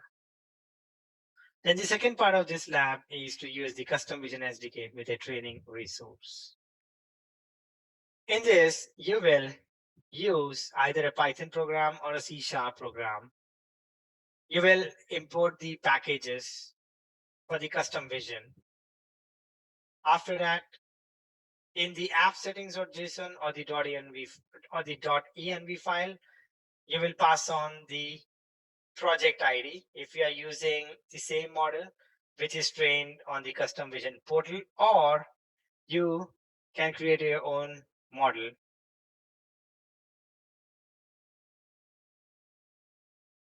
Then you will use the custom vision SDK to train the model first. In this, there are images which are provided to you. Along with that, it will use the images which is part of the model which has been trained on the custom vision. Then it will train the model, and this model training will happen in the second iteration. When the model has been trained, you will note down its model ID. Again, you will go to the test folder in order to perform the prediction of the input images. Inside of that, you will pass on the model ID along with the different details for the resource. Then you will use an image to make the prediction, which will predict that what this image is for. The label would be displayed along with the probability scores. That ends the discussion on the image classification with custom vision. Now we will look into the object detection. The object detection involves the process of training a model in order to detect and locate specific classes of objects in images. In other words, we are actually trying to determine what are the objects inside of this image and where are they located. As you can see, there are the labels which has been specified with these objects. We need to identify that what are the objects inside this image and where are they located, which are nothing but just the bounding box. For example, there are different objects in this image: apple, orange, and banana. So by training an object detection model, we will identify them, and then we will also get a bounding box. In order to train an object detector, we can either use a custom vision portal or we can use the custom vision API or the SDK. We can train again. To use the custom vision portal, first we need to deploy either a custom vision resource or an Azure Cognitive Service resources. We will get the two endpoints for training and prediction. Then once this has been done, we will log into the custom vision portal with our subscription, and we will select the Azure Cognitive resource for the custom vision which we have created. Then we have to select the project which is object detection, and you will create a new project. You will upload the images. Along with that, you will have to label those images with different names. For example, you can see here that there are images of orange, apple, and bananas. So we will have to label those images. We also have to select the regions for that particular image. Once this has been done, then we will perform the quick training of the model. After the model has been trained, we will check its performance. If they are found to be satisfactory, then we will provide a new image to detect the objects inside the image. That provides the name of the objects which have been detected along with the probability scores. We can also use a custom vision API or an SDK. So either we can use a REST API to train an object detector. We can also use an SDK in our preferred language, which abstracts the REST interfaces. In order to do this, first we have to create a project, or we can retrieve an existing project. For that, we need to note down the project ID from the custom vision portal. Then we can either create or retrieve the class tags. Along with that, for each image, we will have to create a list of regions with corresponding tags for the objects inside the image. That is usually done by providing a JSON file in which we map the coordinates as well as the dimension of the images. Then we upload the tagged images, and finally we train the model. In order to ensure that the objects are being detected using the object detection, we have to label the images. The most easiest option is to tag these images manually in the custom vision portal. As an example, when you upload an image, you will have to manually label those images by selecting the region of interest. You can see that there is a bit of an overlap, which is absolutely fine because it is the area of the region which is sufficient to identify the object. As an example, you can see that uh, even in the intersection here, the space of the banana region is more higher than that intersection, so that percentage is larger. So the model will still come up with an appropriate response. For the apple, it is actually a split of 50%. So we keep the probability threshold as the 50%. Now you can see, along with that, uh, okay, so we can also enable the use of a smart labeling. But for that, we need to train an initial model. There are other tagging tools which exist. They need to be exported in the correct format. This is extremely tedious task because we need to provide the coordinates and measurement size which are proportional to the image size. So we can perform this tagging also. They are provided in the JSON files. With this, we have ended the discussion on the custom vision. You will perform this lab, which is detect objects in images with custom vision, which will give you a more better understanding of the custom vision object detection. In this lab, first you will create an object detection model. The first task which you would be performing is the creation of the Azure custom vision resource. You will note down the keys and the endpoints. Then you will log into the custom vision portal with your subscription. You will select the resource of the custom vision which you have created. And after that, you will go and create the new project. Under the object detection, because you are actually going to analyze the option of the food as you're going to detect a model to as you're going to create a model to detect the objects, you will select either general category or you will actually select the food category. Then you will perform the quick training of the model. Before that, before the quick training, you will upload the images. And those images will be the images of apple, banana, and orange. You will label these images individually by selecting the region and labeling them one by one. After that, you will train the model by clicking on the quick train. Then you will note down the performance.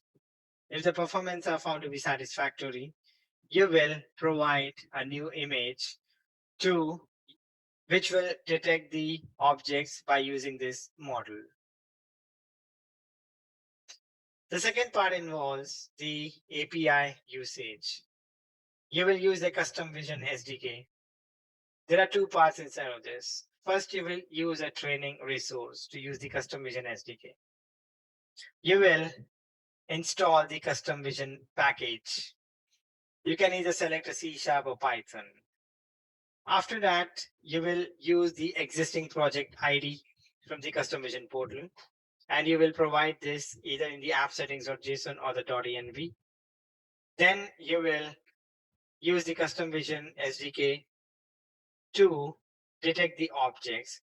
Before that, you will train the model on the images. In this example, or in this lab, there are some more images which are defined, which will get added to the custom vision portal.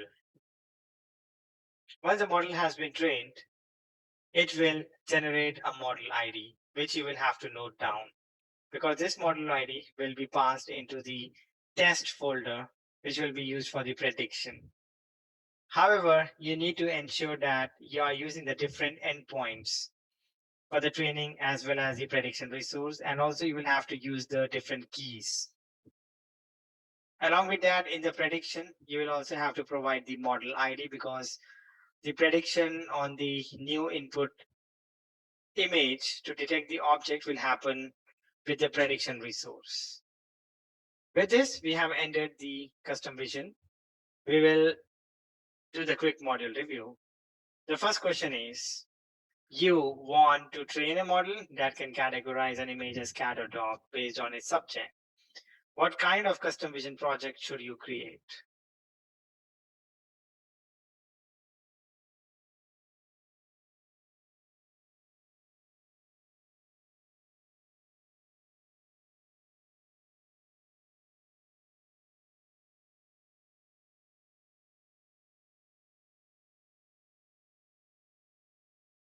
The answer for this question is image classification, because we have to perform a multi-class image classification. As there are two classes of images, the one is the cat and the dog, and we have to categorize them based on these subjects. The second question, which of the following kinds of Azure resource can you use to host a trained custom vision model?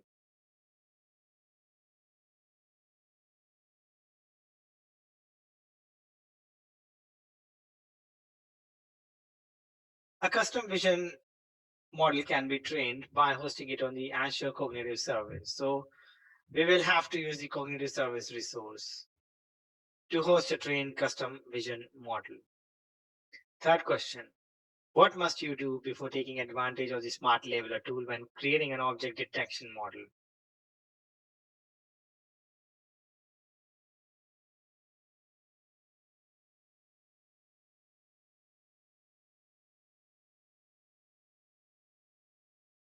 In order to use the Smart Labeler tool, first we have to train an initial object detection model, because the Smart Labeler tool can only be used on an object which already has been tagged, which already contains the tagged images. So we will have to tag some images with objects of each class and then train an initial object detection model. With this, we have ended the module number 9, and that also ends the day 3.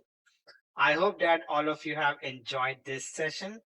I will see you on day 4 with 3 more new modules, which we will cover. So goodbye, take care, and have a nice day. We will start with the discussion of the first module of the day, which is detecting, analyzing, and recognizing faces. In this module, we will talk about the use of the Face API, why to use it, what is the problem with the computer vision services. The following is the agenda. First, we will see how to detect faces with the computer vision service. The computer vision service allows us to detect the faces, but we cannot perform a facial analysis with the computer vision service. In order to perform a face analysis, we have to use the face service.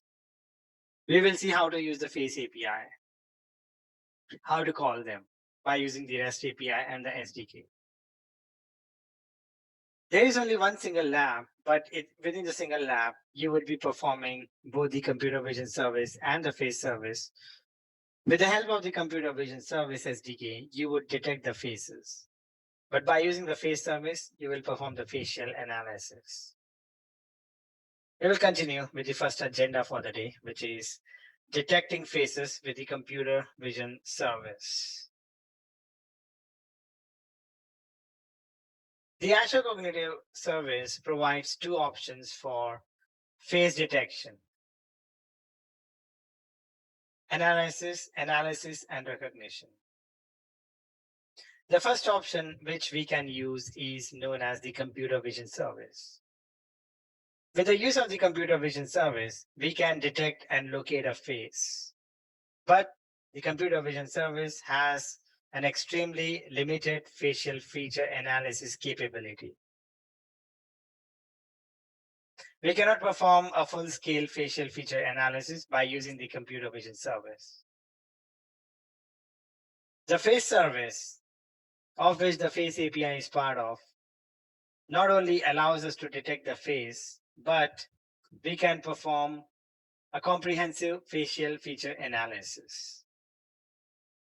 As you can see in the example, we are providing an input face to the Azure Cognitive Service. If we are calling the computer vision model, we can only detect the face and locate the face, and we can create a bounding box.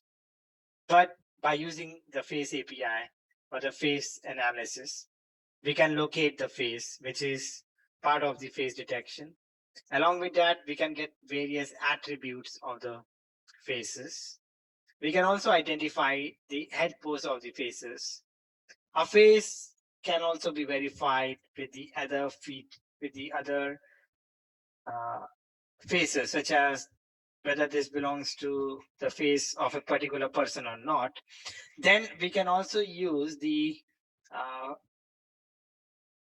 then we can also recognize the faces by training a custom model. However, the face comparison and verification along with the facial recognition requires a limited access approval, as this is the part of the responsible AI consideration. We will talk about the considerations for the face detection and facial recognition. Because face is an extremely sensitive data, therefore, the principles of responsible AI applies to all kinds of application when we talk about the Azure Cognitive Services. However, the systems which relies on the facial data do cause some problems. Therefore, there is a safeguard measure for responsible AI usage. The facial recognition, identification, verification, and comparison is covered under the limited access policy. The users have to be approved by the Microsoft before these features are enabled and they can use them. These are the three compliance which the users have to adhere to when they have to perform the task of the face detection and facial recognition. The first is that they need to have the system data privacy and the security. As we can see that the systems which are based on facial data actually should protect the individual privacy to ensure that the data which are personally identifiable, such as the name of the person, they must not be accessed inappropriately. Then we also need to maintain the transparency with regards to the use of the faces. The users must know that how their images are used and who's going to access to it. We should not allow any unauthorized people to access the images. We also need to incorporate the fairness and inclusiveness. The facial recognition service must not be used in such a manner which is prejudiced to individuals based on their appearances, or we cannot perform the facial recognition to target the individuals in an unjust manner. First, we will see how to perform or how to detect the faces with the use of the computer vision service. Even before we can use the face detection function, we always have to create an Azure Cognitive Services.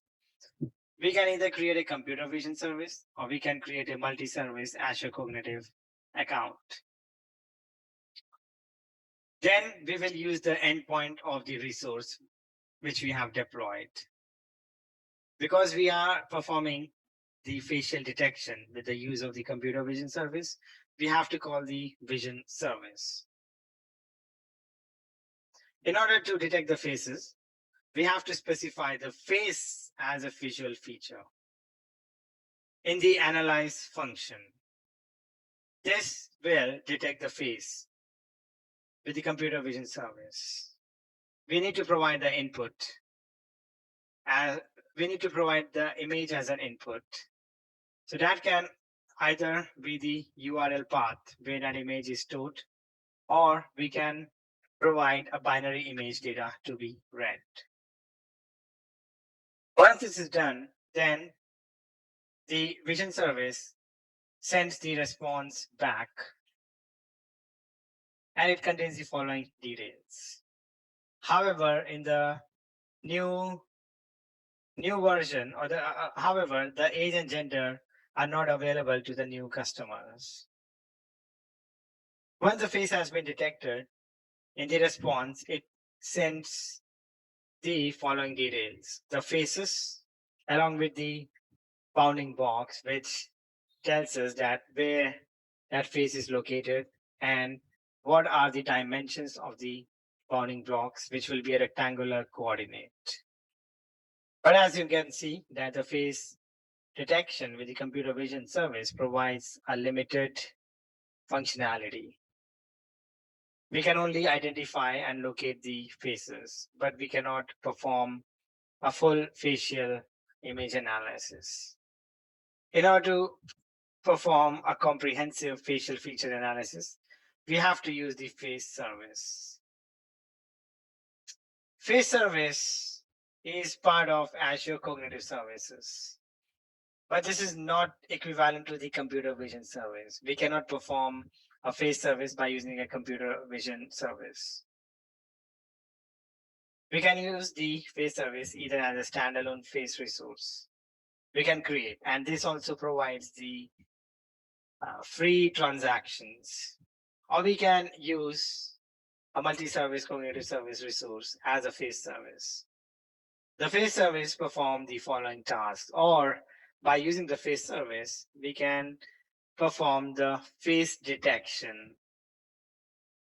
Then we can analyze various attributes of the face. Within the various attributes, we can get the angles of the head pose. We can detect if the particular person is wearing glasses on the face. We can also identify the blurring on the face. What are the exposure on that face? What is the level of the noise in the face? If a face is being occluded by another object, we can detect that attribute as well. Along with that, we can create a bounding box.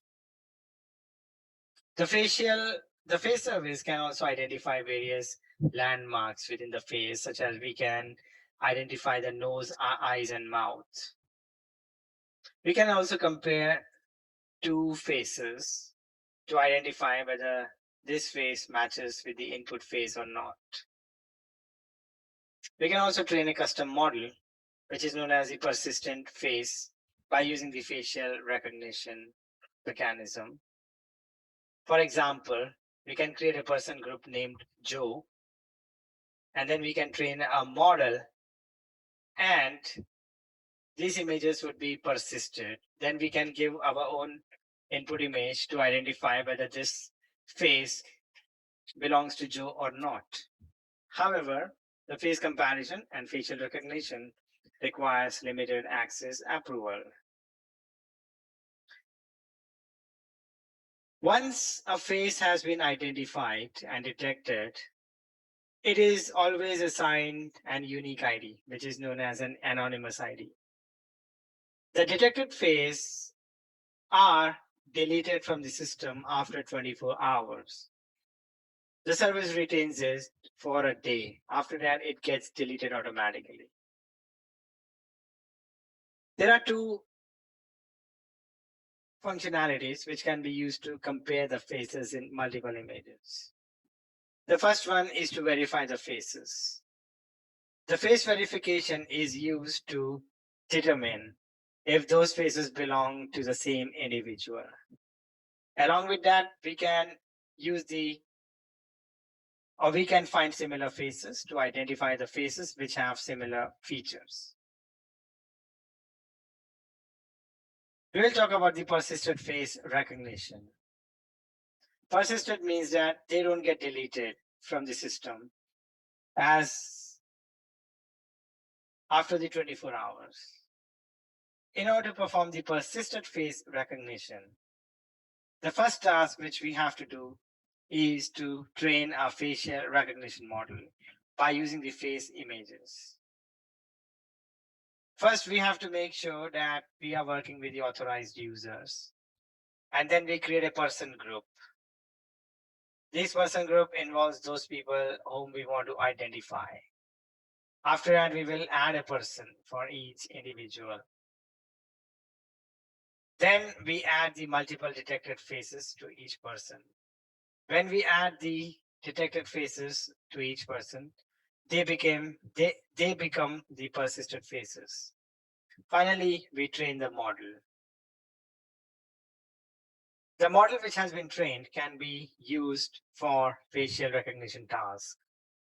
We can either identify an individual person by providing another image as the test. We can verify the face of an individual person by matching them with a name. We can also find the similar faces to this persisted image. That ends the topic on the face service.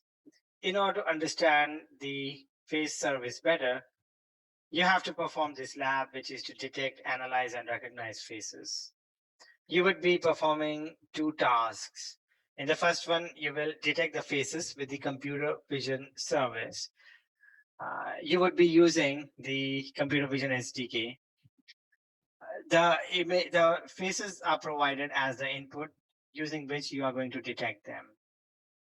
You will also see a bounding box, but you will not be able to perform a comprehensive facial feature analysis. In order to do this, first you will have to create an Azure Cognitive Service resource. You can create a face resource, or you can create a multi-service cognitive resource and then opt in the keys and the endpoints. After that, you will install the packages related to the computer vision. Then you will use the SDK. Within the SDK, the client will get authenticated to use the computer vision service which you have deployed. And after that, you will use the trained model which will work upon the face present in the system. You will read those faces first, and you will store each of these images as a stream file, as you would be reading them as a binary files. Then for the individual faces inside the computer vision service, you will call the face service of the vision, and you will detect the face. In the second lab, you will be using the face service to detect and analyze these faces. You will use the face service. Again, you will pass the keys and the endpoint in the configuration file. Then you will install the face package. After that, with the key which you have provided in the file, the face client service, the face client or the code will get authenticated, which means that it is ready to use the face service now. You will call the face service and you will obtain all the different attributes which are related to the face service, such as you will find and detect the face. You will also use the description or generate the captions. Along with that, you will get the head pose, you will get the blur, you will get the classes. So with this, we have ended the module number 10. We will have a quick module review. The first question is, which of the following facial attributes can the computer vision service predict?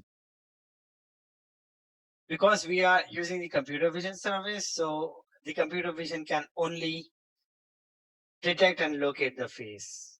So that's the only facial attribute which the computer vision service can predict. Second question, you need to create a facial recognition solution that can identify the named employees. Which service should you use? Because we have to identify the named employees, we have to use the face service, in which we will create or train a model on the persisted faces, and then the named employees actually would be identified. Third question, you need to verify that the person in a photo taken at hospital reception is the same person in a photo taken at a ward entrance 10 minutes later. What should you do?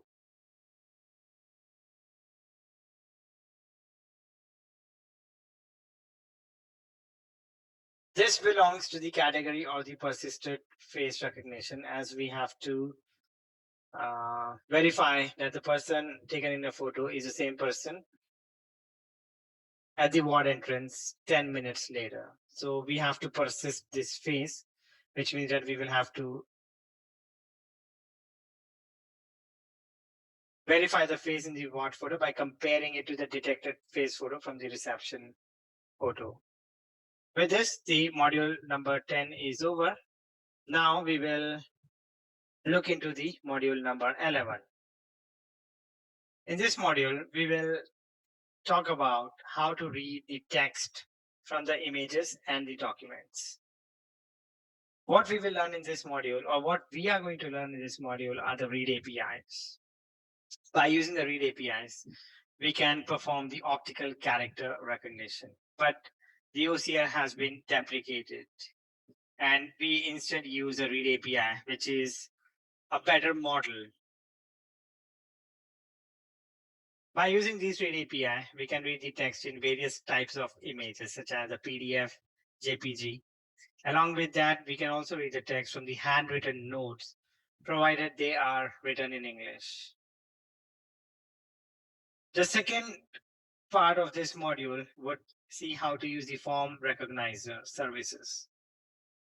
Before I continue, I would like to mention that the read API is part of the Azure computer vision service. The form recognizer service is part of the applied AI services. The form recognizer allows us to identify and extract the information from various forms, such as invoice, receipts, or business cards. This is generally done to make the data entry task inside the database much easier, because we know that what are the fields which we have to map and enter. This module has again the two agendas. The first one is to read the text with the computer vision service. In this, we will talk about the read API. As I already mentioned earlier, that the read API is part of the computer vision service. Then the second agenda is to extract the information from forms with the form recognizer service. We will first look into the lesson number 1, which is reading text with the computer vision service. The read API is part of the computer vision, which means that by using the computer vision, we can read the text from the images. That is done by using the read API. Earlier, it was done by using the OCR API, but this API has been deprecated and should not be used. Instead, the read API is an optimized API which allows to read the text from both the images as well as the PDF documents. The READ API actually has a score of accuracy, which is extremely higher, and its performance is extremely consistent and reliable. Along with that, the READ API can read the printed text in multiple languages, as well as it can read the text, handwritten text in the English. The READ API is an asynchronous programming model, which means that it does not generate the results in the real time. Instead of that, first we have to generate a result ID. And using the result ID, we have to call that result ID to generate the results. And then the text from the READ API are written, which means that the result ID just contains the object of the text of the document. As you can see, that the READ API is an async function, so it polls for the results. Once those results are generated, then it will read the text in images and the PDF documents. We will see how to use the READ API. Before using the READ API, we have to deploy an Azure cognitive resource.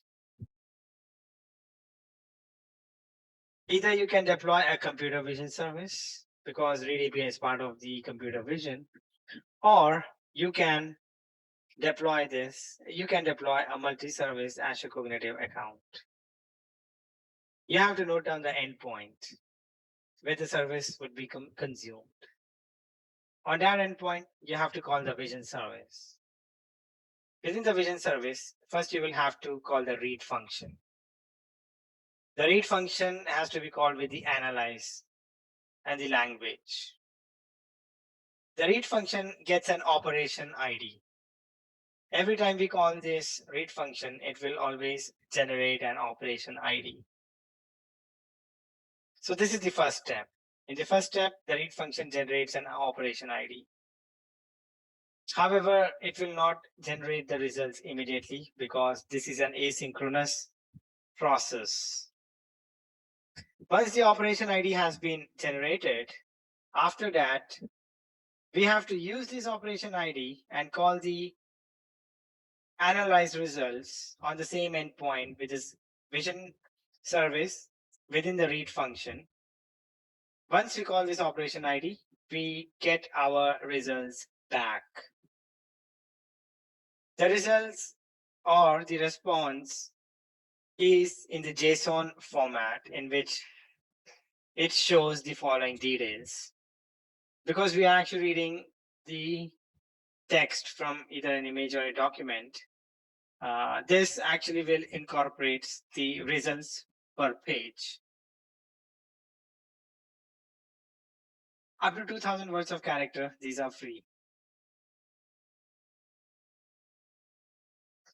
And this is the response which the READ API generates. The first one is the status, which shows that whether it is successful or not. If the JSON is successful, if this operation is successful, the status would be succeeded. So we actually have to check whether this is successful or not. Then the created date time, which will tell us that when this document was created. After that, when this document was last updated. The analyze result function actually contains the result. It involves the read results. The results are shown per page. Along with that, it also analyzes the language in which that text is written. So as you can see, the default language is always English. It also identifies the angles and the width of the text within the image or within the documents or the image. It also tells us the height of the image and the unit, which is going to the pixel. Then it actually specifies the number of lines of the text inside the image. It creates a bounding box around those text, as you can see.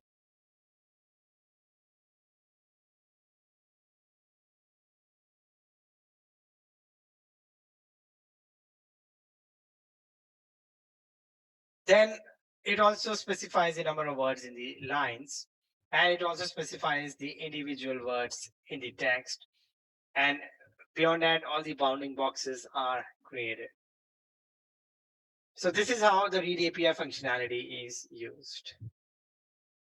In order to understand the read API functionality better, there's a lab which is in place, which you would be doing as the homework.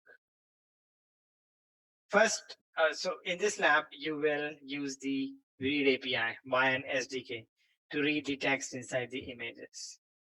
Before you can proceed, first you will have to create a read API resource. So you can either create a custom vision resource or you can create a multi-service cognitive account.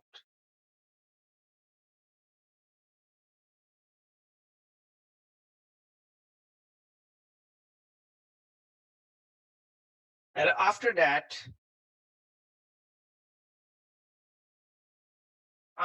you will note the keys and the endpoints of the resource, which you will pass into the .env file or app settings.json, depending upon the programming language which you are going to use.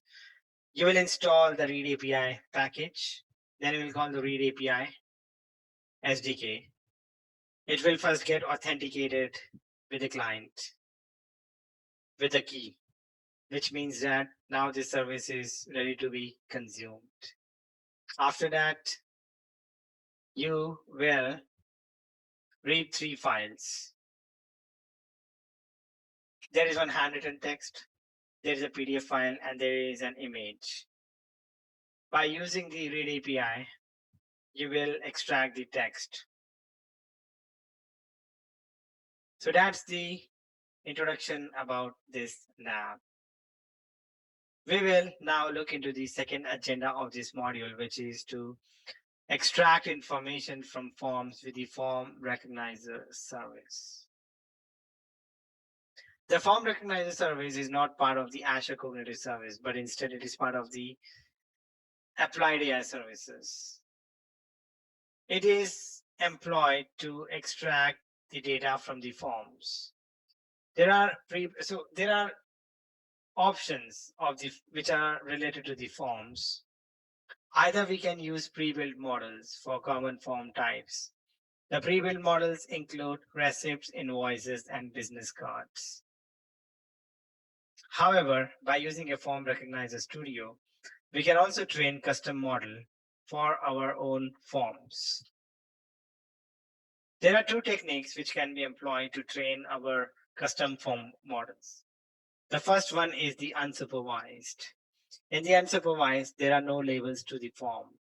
We simply provide the .jpg file to perform the unsupervised training to create the forms, or to create the model for our forms.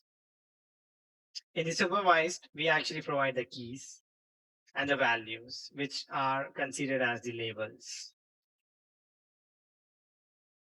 The form recognizer service can either be provisioned as a single service form recognizer resource or a multi-service cognitive services resource.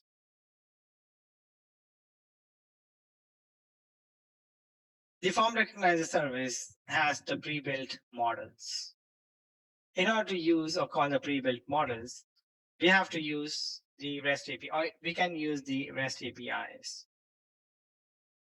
Once the Azure Cognitive Service, once we deploy the form recognizer service, we have to note down the keys and the endpoints. After that, we have to call the form recognizer service, which will be consumed at this endpoint. Then we have to call the function, which is document models. And based upon the model ID, we can either call the receipt, the invoice, or the business card. In the pre-built model, the key value pairs are already predefined for us. For example, in the receipt, which is a pre-built model, these are predefined. The name of the merchant is predefined, the latte, cake, etc. All these are predefined. In order to extract the information from this form, we have to first call the function which is analyzed receipt. Again, this is an asynchronous task. The analyze receipt will call the result function, or it will generate the result ID. Using the result ID, we actually get the results by calling the get analyze receipt result. And as you can see, the key value pairs are already predefined for the pre-built models. Similarly, to analyze an invoice, we have to first call the analyze invoice, which will generate a result ID. That result ID would be used to obtain the results. Similarly, we can extract the information from the pre-built business cards. In order to create our own forms, we can train the custom models. This training is usually done on the Form Recognizer Studio. There are two techniques or two ways that we can train a custom model. In the first one, we can train a custom model without the labels. This is known as the unsupervised training. In an unsupervised training, we don't provide the labels or the key value pairs with which that form has to be created. Instead, we upload a minimum of 5 sample images or a PDF form. That has to be always uploaded to an Azure storage blob container. After that, we have to generate a shared access security token or the shared access security URL for the container, using which the Azure Cognitive Resources actually would get authenticated, and then it will have access to the form. It will have access to the data which has been uploaded in the Azure storage blob container. Then we have to use the custom model API to train the forms. Once this has been done, we will obtain the model ID by using the get custom model API. The second technique to train a custom model is by using the labels. This is also known as the supervised technique. In this, we don't upload the images. We don't upload the PDF. In this, we don't upload the images or the PDF. Instead, we store the sample forms with the JSON files. There are two kinds of files. One, it will be the .label file, and the other one will be the .ocr. The .ocr actually is to read the text from the images. The label actually contain the form key value pairs with which we have provided the mappings. Because these are predefined, because these are pre-built. Oh no. So we first have to store the sample forms with JSON files. This contains the layout and the label field information in Azure blob container. After that, we have to again generate a shared access security URL for the container, by using which the Azure Cognitive Service will be authenticated to use the form recognizer service. Then we will call the train custom model API. In this, we have to set the parameter use label file equals to true. After that, we get the custom model API, which will generate the model ID of the model which has been trained, or we can use the sample labeling tool to label and train. Once the model has been trained, then it is ready to be used. In order to use a custom model, first we need to call the analyze form function. Again, this generates a result ID, which means that this is an asynchronous operation. Once the result ID has been generated, after that, we have to get analyze form result function to get the results. The REST API shows on how to use a custom model, in which we, at the endpoint of the cognitive service resource, we have to call the form recognizer service. Because we are going to use a custom model, therefore we need to call the custom model functionality. And we have to use the models. So we will call the models. Then we have to pass on the model ID, which has been generated above, and then call the analyze function. The analyze functions will generate the result ID. This result ID will then be used to generate the results. And as you can see, if the operation is successful, it will show the status as succeeded. And the analyzed results contain the read results, which will be broken down into with the pages and how many pages it has read, and it will generate the key value pairs, which has been extracted from the forms, which we have provided as the labels. Along with that, the fields from the supervised models actually are stored in the document results. So as you can see, the fields from unsupervised models are stored in the page results, which means that if the model has been trained by using an unsupervised technique, it will store the results in the page results. But if the model has been created by using a supervised technique, then the fields are stored in the document results. In order to understand the usage of the forms better, there is a lab in place which is extract data from forms. In this, you would be using an SDK. You will first provision an Azure Cognitive Service resource or a form recognizer resource, and you will note down the keys and the endpoint, which you will pass in the configuration file. After that, you will call the SDK, and you will also install the form recognizer package. By using the key, the SDK, the client will get authenticated and it will be ready to be used.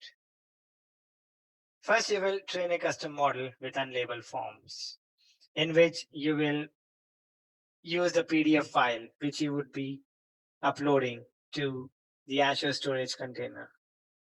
There is a shell script which you will have to execute, which will create all the necessary resources.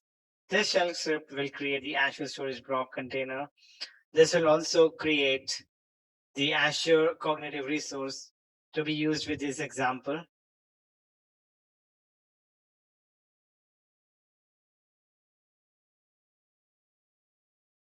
And once this is done, it will actually give some information which you will have to note down. So for the custom model with unlabeled forms, you actually would be passing on the PDF files. And you will train the model. Once that has been done, you will actually check in the test folder. You will get the results back in which all the information has been extracted. In the second lab, you will use a label form to train a custom model. So there will be a .label file from which it will extract the key value pairs. Now we will have a quick module review for this module. The first question is, you have scanned a letter into PDF format and need to extract the text it contains. What should you do?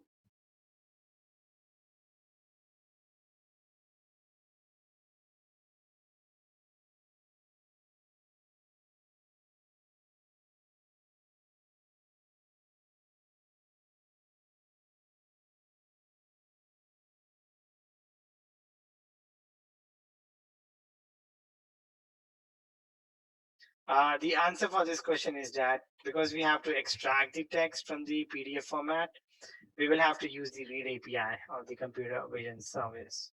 Because by using the read API, we can extract the information from the images and documents. Second question, you need to build an application that submits expense claims, extracting the merchant date and amount from scanned receipts. What's the best way to do this?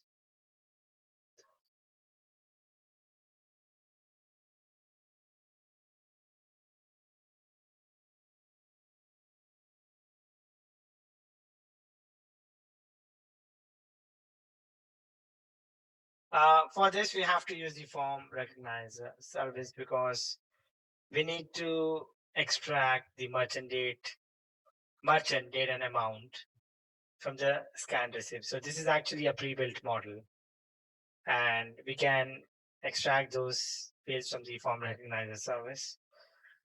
Third question, you need to extract only data from specific fields in cargo manifest forms using form recognizer.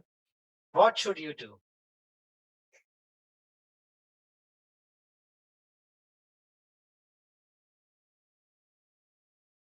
For this, the answer is to train a model with label sample form because uh, as we have to extract the specific fields, we have to provide the keys and the values using which we will extract the label. We will extract the relevant. We will only extract these fields which are specific. With this, we have ended the module number 11. Now we will look into the module number 12, which is creating a knowledge mining solution. In this model, we actually will see how to use the Azure Cognitive Search. This it belongs to Azure Applied AI Services, but the Azure Applied AI Services incorporates the Azure Cognitive Services. Uh, there are three agenda for this module. The first one is to implement an intelligent search solution. So the use cases of these actually includes, suppose there is a company which actually arranges the travel for various customer, and they have tie-ups with various hotels. These customers would be reviewing the hotels. Along with that, these customers would give a feedback for these various hotels. Now, this company actually is finding it out that their warehouse information is getting extremely bigger and bigger in size. So, they actually want to incorporate a mechanism from which they can extract the various details which are useful, which will allow them to feed this information in their database. So they want to make the data entry task easier. That's the purpose of using an Azure Cognitive Search. We actually would be creating indexes upon the skills. These skills are going to be built-in skills first, which we would look. But we can also create our own custom skills, which we will talk about. By creating these indexes, we create a search solution from which we can actually extract the relevant information which we are looking for. In the first agenda, we will see how to implement an intelligent search solution. Then, so the intelligent search solution would be implemented by using the built-in skills. Then in the second agenda, we will see how to develop custom skills, which will be used to create an enrichment pipeline. The third agenda would discuss about how to store this information by creating a knowledge store, in which we will learn how to store this information in an object or as an object, which are JSON format. Then how to store this information in a table, which actually provides the primary keys to perform the join operation. We will also learn how to store the files, the images, if there are any in these documents, which is usually stored as a file object. We will first discuss about implementing an intelligent search solution.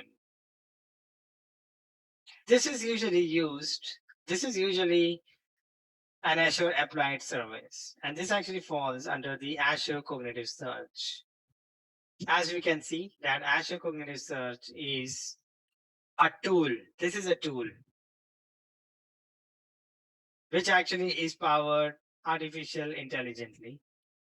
And this is used for the purpose of the knowledge mining.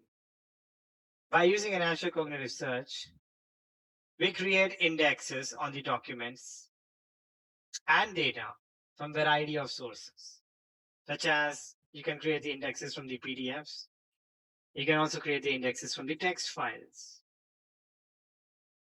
And these indexes are created by using the cognitive skills, which enriches the indexed data. It adds more flavor to it. These extracted insights are then stored in a knowledge store for further analysis and integration. For example, we can perform queries by writing SQLs and then obtain the information which we want. The Azure Cognitive Search requires three resources. The Azure Cognitive Search itself is used to create the indexes and the querying, but this has to be mapped with the Azure Cognitive Services. The Azure Cognitive Services actually indexes and enriches the documents. Along with that, we need a storage account for knowledge store persistence. In the storage account, we actually store those documents on which we have to create the indexes. The following four are the four core components of a cognitive search solution. The first one is the data source, because the Azure Cognitive Search uses the data on which the search has to be performed. That data store either could be an Azure Blob Storage container, or it can also be from an SQL database from which we can obtain the information by writing the queries or passing on a text file. We can also use the Cosmos DB. Along with that, a JSON document can also be pushed directly into an index. Once the data has been read, then we actually use the skill set. The skill set actually allows us to build an enrichment pipeline.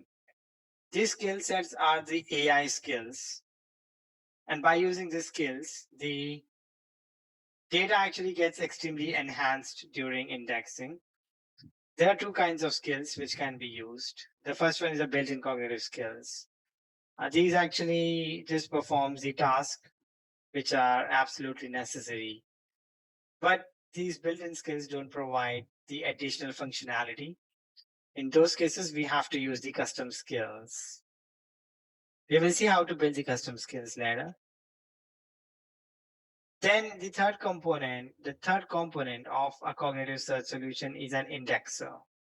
The purpose of the indexer actually is to map the data source fields which have been identified from the data source or the storage account with the skill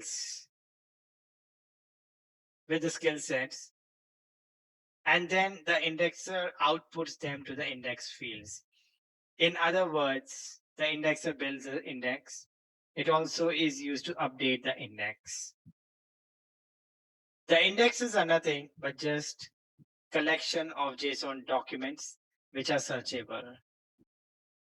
These indexes contain the fields extracted from the data source as well as the enriched skill set fields. We will now see how an enrichment pipeline works. In order to incorporate the usage of the enrichment pipeline to create the skills and the indexes, we first have to crack the document. The document cracking has some rules out of which we extract various fields. After that, we use the enrichment pipeline in which we provide the skills. These are the built-in skills which we are going to use. For example, we actually select the language detection. The language detection will be used to detect the language of the documents from which the fields have been extracted. This takes the format of input, which is document content, and the output as the document language, because that actually would return the language which has been detected. Similarly, we can also use another skill, which is optical character recognition. which will be calling the read APIs to extract the text from the images. So in this scenario, we are actually going to read the text from the normalized images, and then we will store those text in the output file. As you can see that we can also merge the different skills. To perform the merging, we just have to provide the skills as the merge. And we need to explicitly mention the file name along with the field mappings. And we have to merge the different output field mappings, which will merge the documents together, which means that now we actually have a single repository of the document which contains the skills which we have. Then we go through the indexing process. When we run the indexing, it actually will create the indexes. These indexes are searchable collection of JSON documents. So this is the working part of the enrichment pipeline. In order to understand this process of creating and using the Azure Cognitive Search, there's a lab which is in place, which you will perform as a homework task. First, you will actually create an indexing solution. Even before you have to use the so in order to do this, first you will actually run a setup.shell script, which actually will create all the necessary resources. And it will also print out some information which you will have to note down. That actually contains the storage connection strings along with the keys and the endpoints of the Azure Cognitive Services. And it will also contain the keys and the it will also contain the admin key for the cognitive search. So you need to note down this information in a separate file such as Notepad.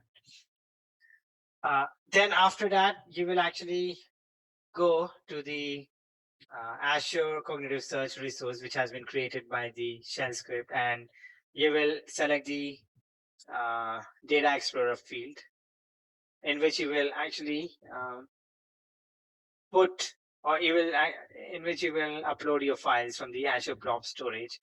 You will see that some of these fields are automatically populated. So you will have to rename them in some cases.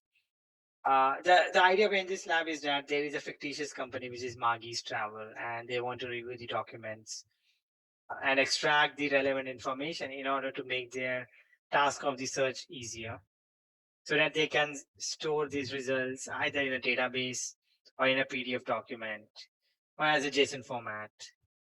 So that's the purpose here. Once you have these indexing solution ready. Okay, so after that, when you will actually go into the Data Explorer, you will have to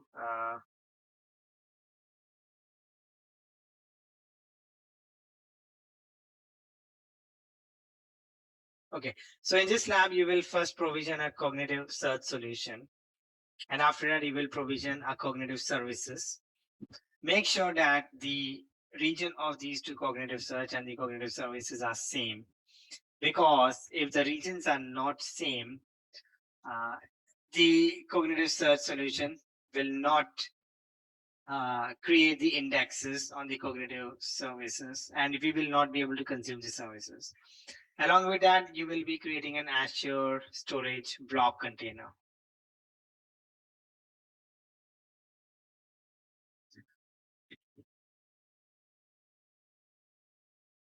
Then you will actually click on the Data Explorer tool, from which you actually would be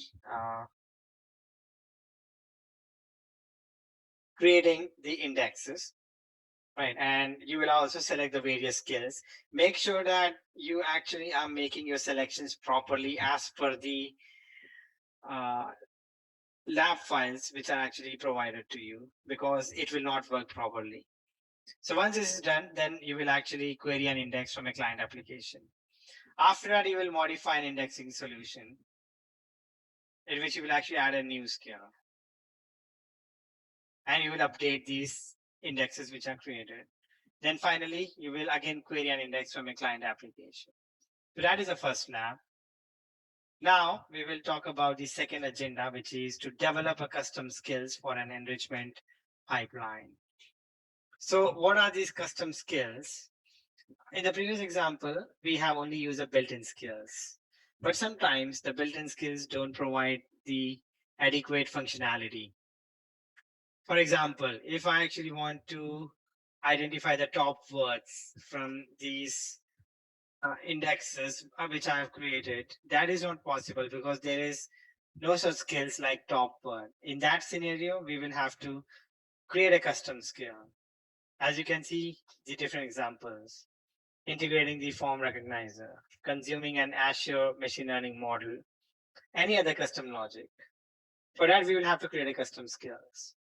These custom skills are usually implemented as a web APIs. They are actually usually implemented as an Azure functions and integrated with them. The interface of the custom skills actually is going to the JSON format. There will be an input schema, and the input schema actually contains the various data, such as the values, the unique record identifier, then the data, which actually will have the keys and value pairs. Then it will also have an output schema. As you can see, this output schema will contain a single value or a complex JSON structure. So these interfaces are provided as part of the input schema, and along with that, it will also generate an output schema. Once this schema has been defined, we add a custom skill to a skill set. In order to create a custom skill, so skill set actually is a file. This is going to be a skill set.json file in which we add a custom.web API skill to the skill set. Along with that, we have to specify the URI to the web endpoint, and we can add the parameters and headers optionally. Then we have to set the context to specify at which point in the document hierarchy the skill should be called. After that, we assign the input values, which are usually from existing document fields. And finally, we store the output in a new field. That is how we create a custom skill. We can also specify target field name. Otherwise, it uses the output name. With this, we have finished the discussion of the custom skills. In this lab, you actually will create a custom skill for Azure Cognitive Search, which you will build on the top of the built-in skills.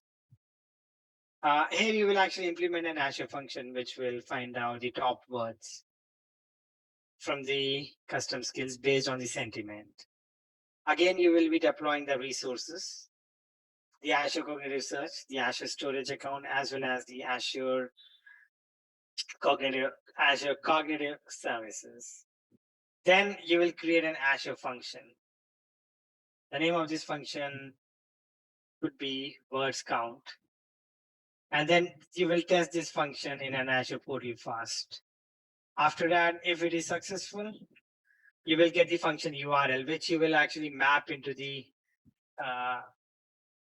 custom skill files.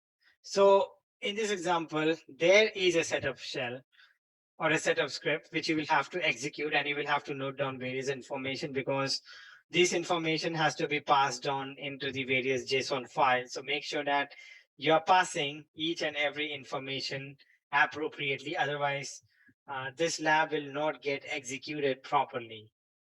Now we will look into the final part of this module number 12, which is to create a knowledge store. First, we will define what is a knowledge store. So knowledge store are the insights which are extracted by the indexes. And by using the knowledge store, we persist them. We persist these insights. They are stored somewhere. For example, we can actually store this knowledge store as an object, which are JSON structure of the document fields, which have been retrieved by the indexing process. As you already know that indexes are searchable collection of the JSON, so we can actually store them as an object. Along with that, we can store them as table. In order to store these information which has been extracted, we have to use the projection. So as you can see, the knowledge stores are usually stored as projections in the Azure storage. Once you create a knowledge store, they actually would be stored as these different projections. And the projections are tables. If the projection is a table, it means that it is actually stored in a relational table format, which will actually have the primary key for the purpose of the joining. Similarly, if the projection is an object, they are JSON structure of document fields. But in case the indexing process has extracted the files, extracted the images, these projections are stored as files and they are saved in the JPG format. Why to use this knowledge store? Because by using the knowledge store, we can perform further analysis or integration into various data processing workflows. For example, we can actually obtain more insight by using them by writing an SQL query. In order to define the projections, we have to use the shaper skills. That is done to restructure the field in order to simplify the projections. As you can see, the data type for this is Microsoft skills or util shaper skills.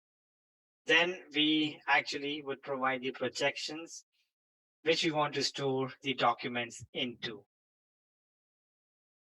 For this, we have to create a JSON object with the fields which we want to persist. As an example, in the inputs, we are providing the different fields, the source from where we have to read the file, and the fields which we are going to store. After that, we provide or use the source context and inputs in order to map the various primitives to well-formed JSON objects. The output actually contains the output name and the target name is the projection. So we will actually define the different projections. Once we have defined the shaper skills, then we have to implement a knowledge store. The knowledge store and projections are defined in the skill set file. This is again a JSON file, inside of which we actually pass on the storage connection string or the Azure storage account, and we also define the projections. There are 3 projections which we can use. In order to store the documents as a JSON, we use the object projections. But if we want to store the documents as a relational SQL-based tables, we use the table projections. If the indexing process has extracted the .jpg files, then we use the file projections. Along with that, one projection, if a projection has been defined, we cannot define the other projections. So these projections are mutually exclusive. With this, we have finished the knowledge store discussion. In order to understand this better, you will perform a lab, which is create a knowledge store with Azure Cognitive Search.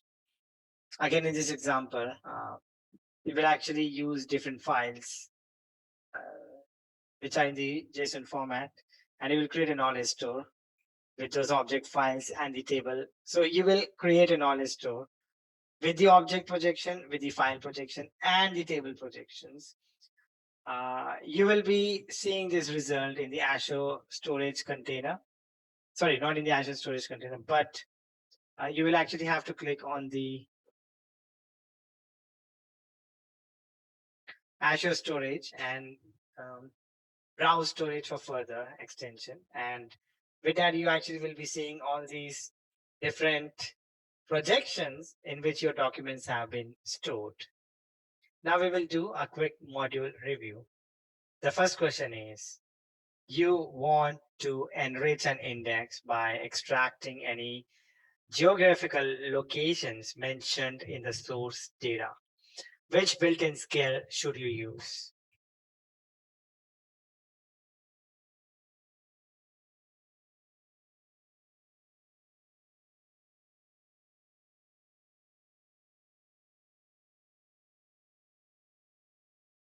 Because we have to extract a geographical locations, which are mentioned in the source data, we will have to use the entity recognition because entities are these built-in skills.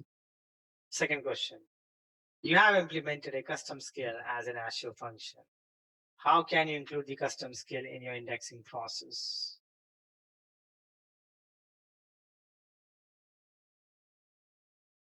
In order to incorporate a custom skill in the indexing process, we have to add a web API skill to a skill set, which references the Azure Functions URI.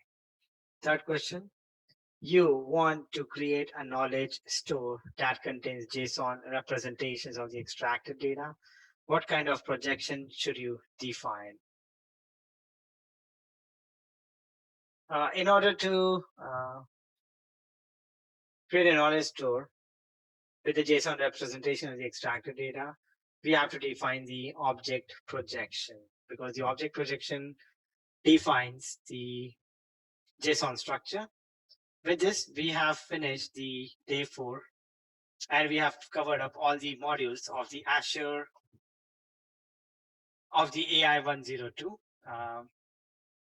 On the day 5th, we would be talking about the exam preparation strategy for this course. And I will help you with a lot of tips. Along with that, we will have the reviews on each and every module, which will help you to prepare the better. Then along with that, I will also give you the details of this examination. So goodbye, take care, and I hope that all of you have enjoyed these sessions on AI-102. Happy journey, and I will see you on day 5th. The journey to Microsoft Certified Azure AI Engineer Associate begins here now. So the first thing is that you need to decide if this is the right certification for you. Consider this certification if your responsibilities include participation in all the phases of AI solutions development, which means that you perform the requirement gathering and analysis and design to development. Along with that, the deployment task, the maintenance task, the performance tuning task, as well as the monitoring. In order to get yourself certified on the AI Engineer Associate, you need to first get yourself trained. You can obtain the resource of the exam study guide, which will give you the resources so that you can start preparing for it. Along with that, you can either choose to be a self-paced training by clicking on the Microsoft Learn link, in which you can do your own studies at your own luxury and pace. That also includes the knowledge check of each and every module.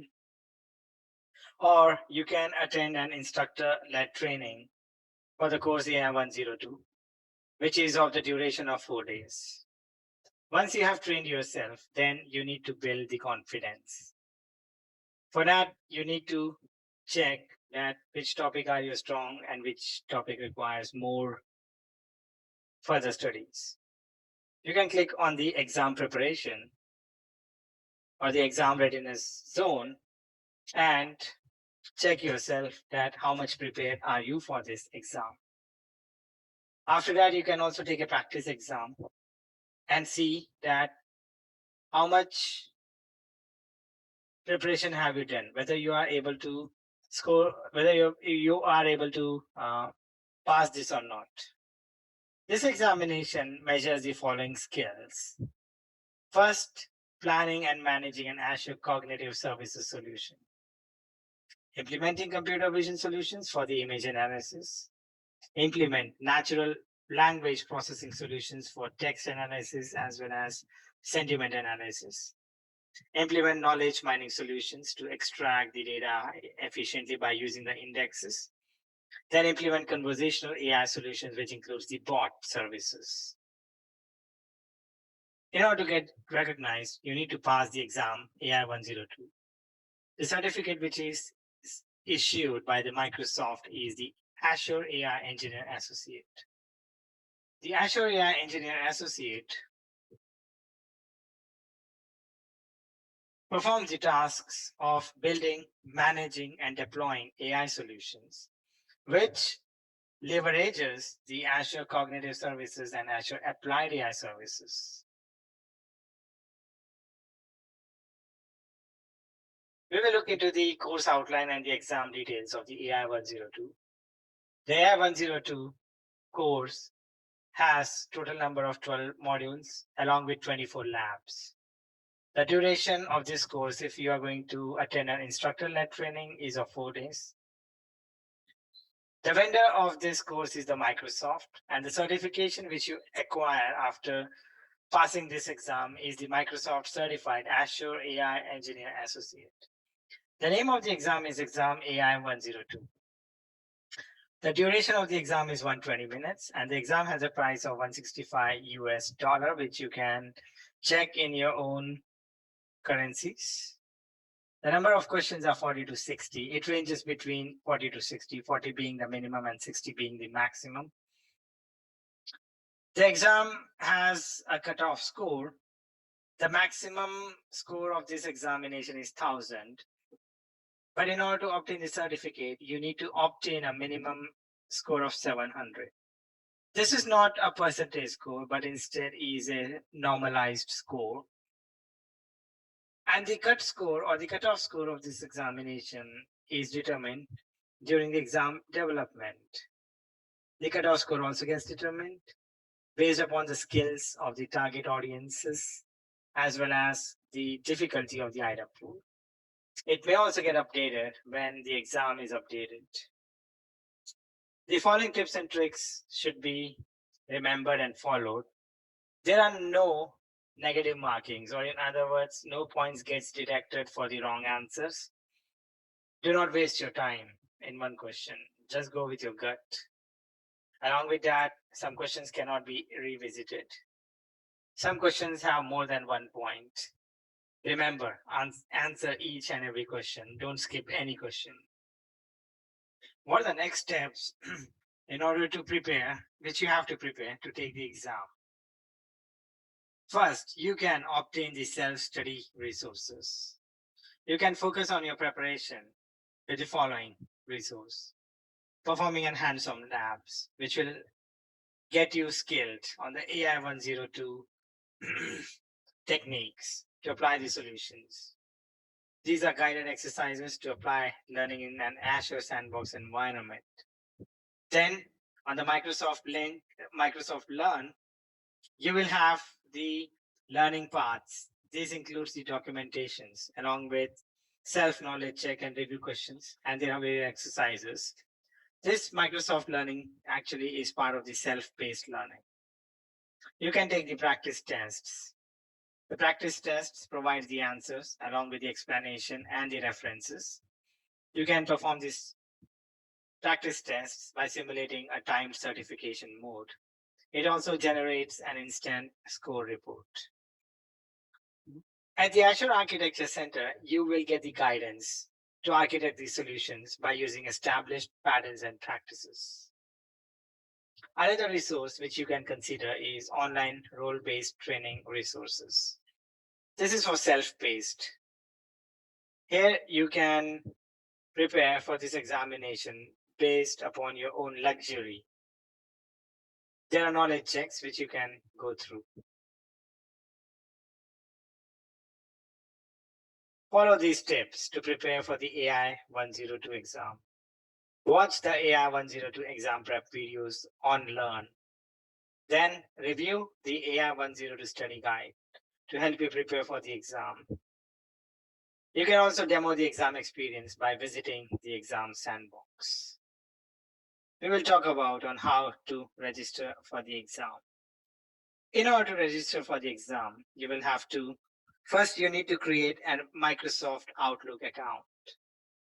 After that, on the Google search or in any search engine, depending upon the browser which you are using, you will have to log on to this link, Exam AI-102, designing and implementing a Microsoft Azure AI solution, certifications, which is part of the Microsoft Learn.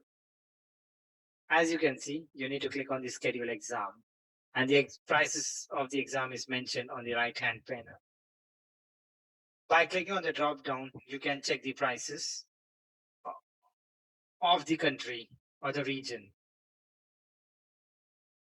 Then you need to fill the details on the first tab. Ensure that the details which you are filling are as per the government ID. The name and the address should exactly match what is there in your government ID. In case if there are any discounts which you can apply them. After that, you will have to book a slot and date and then check out. Once you have booked a slot and you have made the payment, it will take you to the Pearson's online VUE, or if you are selecting for an online examination, or you can also select a test book center. You will receive the details regarding the examination along with the invoices. On the examination day, you first have to log in half an hour before, because this is a proctored examination. You also need to keep your valid government ID ready with you. Make sure that there are no other objects such as pen and pencils or even a notebook. You can still keep a water bottle. Before the examination starts, the proctor is going to verify your identity. If he is satisfied, only then he unlocks the exam. Along with that, there will be the title screen with the exam name. You need to agree to the non-disclosure agreements. Then make sure that you are going through the instructions, because the instructions specifies what you can expect on the exam and how you have to manage the time. Along with that, there will be instructions about the breaks, how you can take a break. Then complete the skills survey. Finally, take the exam. Once the exam is finished, there will be 4 tiles which will get opened up.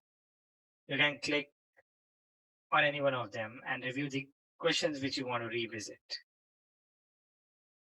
Submit the exam for scoring. If you want to provide comments, you can provide comments about any item on how this examination can be improved. Once you submit the test, you will receive your result. If you have scored more than 700, you will get the certification. Otherwise, it will say failed. We will now review the 12 modules, starting from the first module, which is Introduction to AI on Azure. First, we will understand what is an artificial intelligence.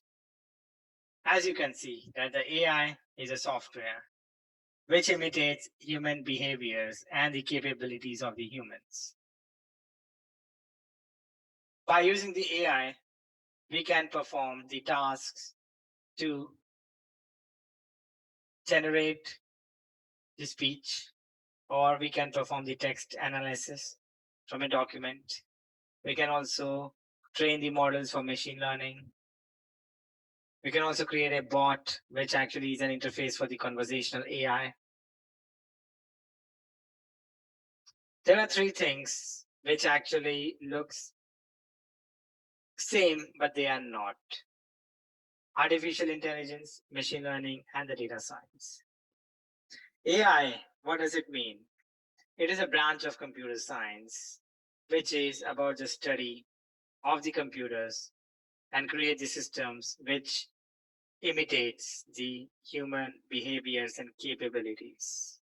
In other words, artificial intelligence includes the creation of intelligent software apps and various agents. Machine learning is a process in which we use the data and algorithms in order to make the predictions. Machine learning is more time consuming because we are setting up a model which has to be trained first, and then we perform the task of the predictions. Data science involves the application of mathematical and statistical techniques in order to analyze the data.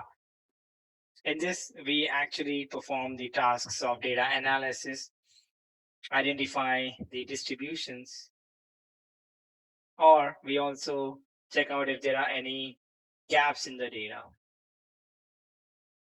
How is artificial intelligence incorporated in Microsoft Azure? Microsoft Azure is a platform which provides scalable, reliable,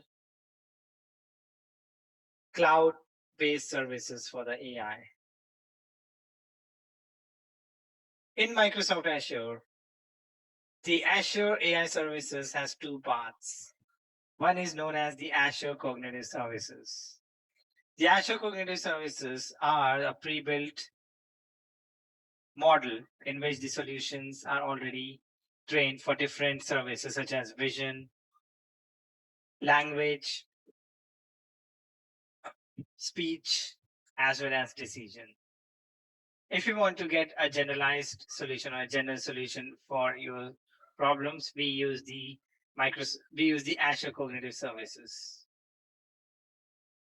But if you are looking for a specific solution in those scenarios, we go with the Azure Applied AI Services, which allows us to create a model, training them, and then use the services.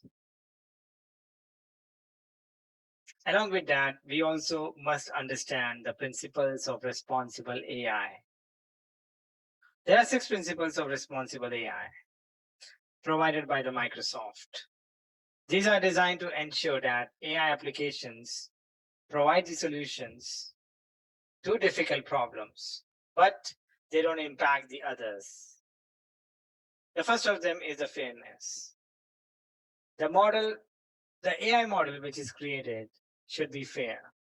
It should not show any biases. We need to mitigate this disparity in case if it arises. Along with that, the AI systems should be reliable and safe, which means that they must be tested rigorously under different conditions. The AI model should make sure that the data of the users are private and secured from unauthorized access. Also, the AI model should exhibit inclusiveness. It should not show any, the AI model should not become difficult for any audience to use in case they are not familiar with the systems. The AI model should be transparent in the decisions which they provide to others. Also, the developers and organizations who are creating these AI systems are accountable. Now we will look into the practice questions to test the knowledge of this first module, which is Introduction to AI on Azure. This is the first question. You want to create a model to predict sales of ice cream based on historic data. That includes daily ice cream sales totals and weather measurements. Which Azure service should you use? For this, the Azure Machine Learning is the right answer because we have to create a model to predict sales of ice cream which are based on the historic data. Azure Machine Learning is a cloud-based platform which allows us to train and deploy the model. Second question. You want to train a model that classifies images of dogs and cats based on a collection of your own digital photographs. Which Azure service should you use?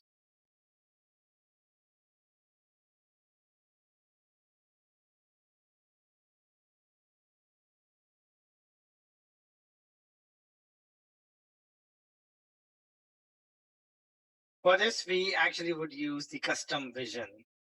The reason for this is that Azure Bot Service is a conversational AI interface. We don't train them.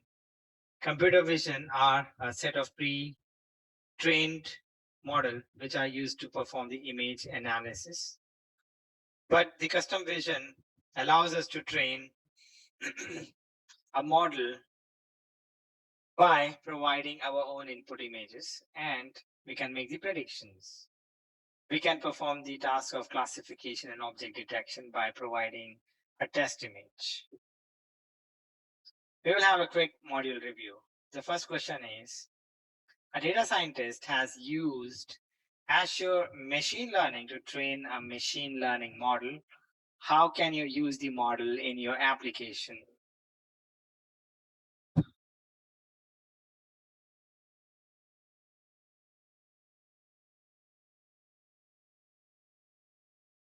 because the data scientist has used this Azure machine learning model and he has trained the ML model. In order to use the model in the application, the model has to be deployed. For that, he has to publish the model as a web service. So the right answer for this question is the first option. Second question. You want to index a collection of text documents and search them from a mobile application. Which service should you use to create the index?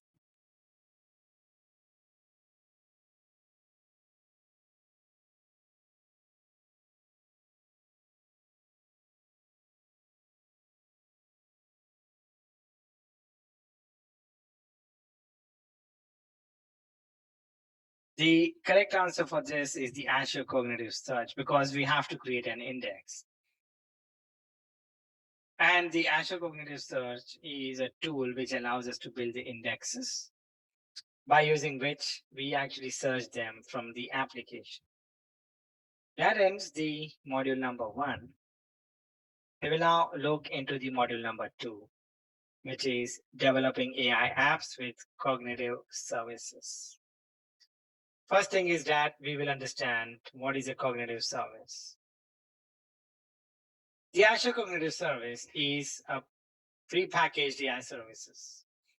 In this, the models are pre-trained for various services, which includes the language, speech, vision, and decision. The language part is used for performing the text analytics, which is built on top of the natural language processing. We can also translate the texts. Along with that, by using the natural language understanding, we can train a custom model to identify the intents and utterances, and we can create a Q&A maker by using a knowledge base. Then the speech service. In the speech service, we perform various tasks such as speech recognition, which is conversion of the speech to text, and the speech synthesis, which is text to speech, which is generating a speech from a text. Also, we can perform the speaker recognition. We can also do a speech translation. For all of this, we use the APIs and the SDKs. It depends upon us how you want to leverage these services. These can either be used as a REST API, or we can call the SDKs.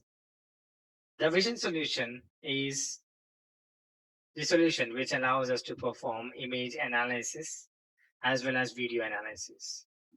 Within that, there are 3 components of the vision. The first one is the computer vision. Computer vision is a service which has been trained on 10,000 images. Computer vision helps us to analyze the images. Computer vision can also detect and locate a face, but we cannot perform comprehensive facial analysis by using the computer vision. The vision service also allows us to perform video analysis. We can obtain various insights of a video. Along with that, we can do the speech translation. We can get the sentiments. We can also do the scene segmentation. We can also obtain the timelines. We can also create the widgets so that the videos can be published through a browser. Then the third type of vision service is known as the custom vision. The custom vision allows us to train a model by providing the input image of our own. The 2 tasks which custom vision provides are known as the object detection. The 2 tasks which the custom vision allows us to do on the images are image classification and the object detection. Then the third component of the vision service is the face service, which includes the face API. The face API allows us to perform a comprehensive facial feature analysis. By using the face service, we can not only detect and locate the face, but we can also generate the descriptions and tags of the faces. Then we can identify the various metadata of the face. We can obtain various attributes of the face, landmarks of the face along with the celebrity detection, but they require limited access approval. The part which is known as the form recognizer as well as immersive reader are part of the Azure Applied AI services. The form recognizer helps us to extract various information from the forms. Either we can use the pre-built forms or we can train our own custom forms. The fourth part of the Azure Cognitive Services is known as the decision, but this is not covered in this course. The decision allows us to perform the following services or use the following services: anomaly detector, content moderation. The decision also helps us to provide with the metrics advisor and the personalizer. In order to use an Azure Cognitive Service as a resource, we first need to provision it. Why is this important?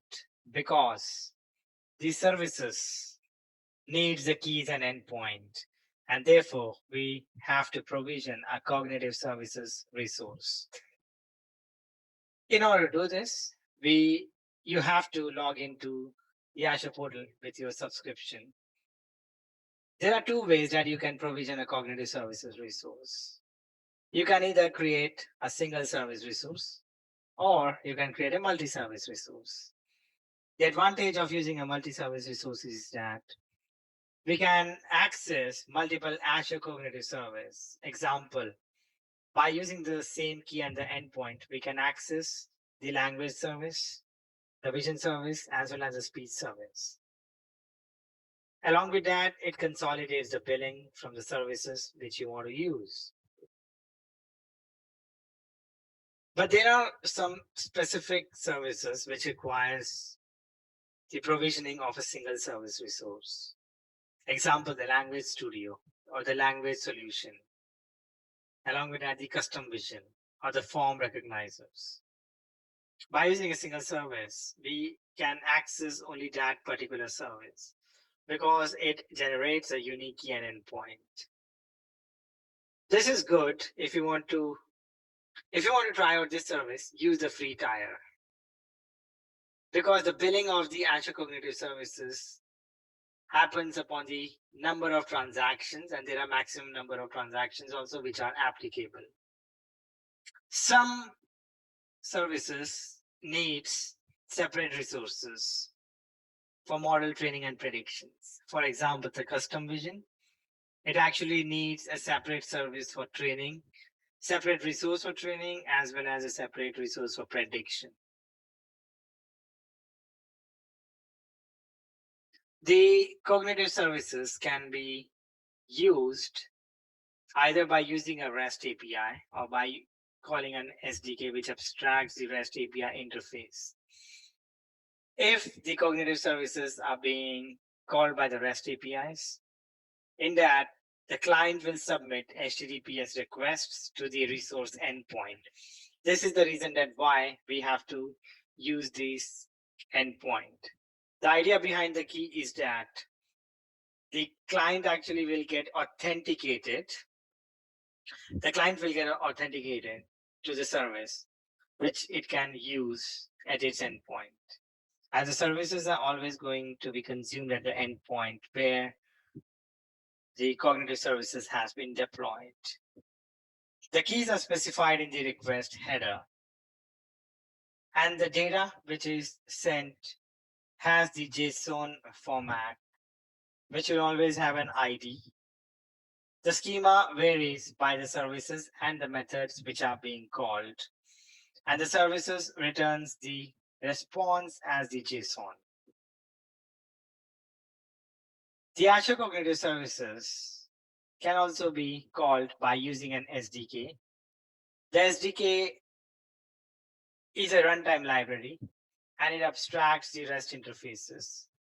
Each services have multiple SDKs. For example, .NET provides an SDK. Similarly, Python provides an SDK, Node.js, Java, and others. When using an SDK, the request is submitted by the SDK to the Azure Cognitive Service, which it wants to use. And the appropriate service is called, and it sends back the response. In order to learn more about the cognitive services, you can use the Azure Cognitive Services documentation, which gives you a lot of articles. In this, you actually will learn how to use ready-made AI services in order to build intelligent apps, websites, and bots.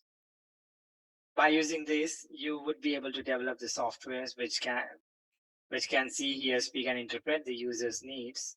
And they have the different topics which it is going to cover. You can actually go through them one by one and get more detailed knowledge about this. Now we will have a module review. First question: how are client applications typically granted access to a cognitive services endpoint?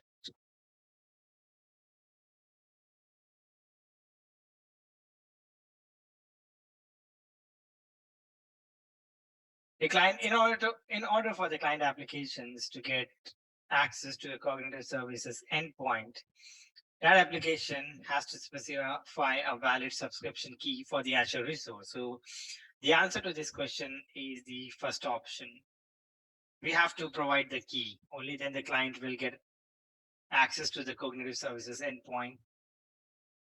Second question: you want to keep track of how often the subscription keys for your cognitive services resource are retrieved. What should you do?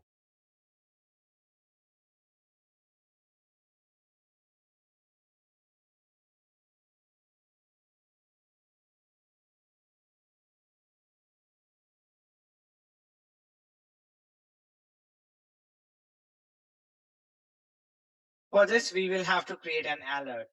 The alerts actually provides any kind of notification if some resources has got modified. For example, if we actually have sent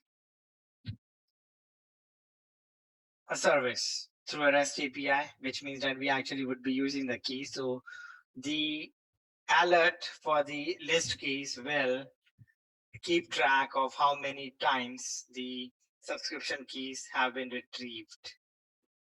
Third question: you plan to use a cognitive services container in a Docker host. Which of the following is true?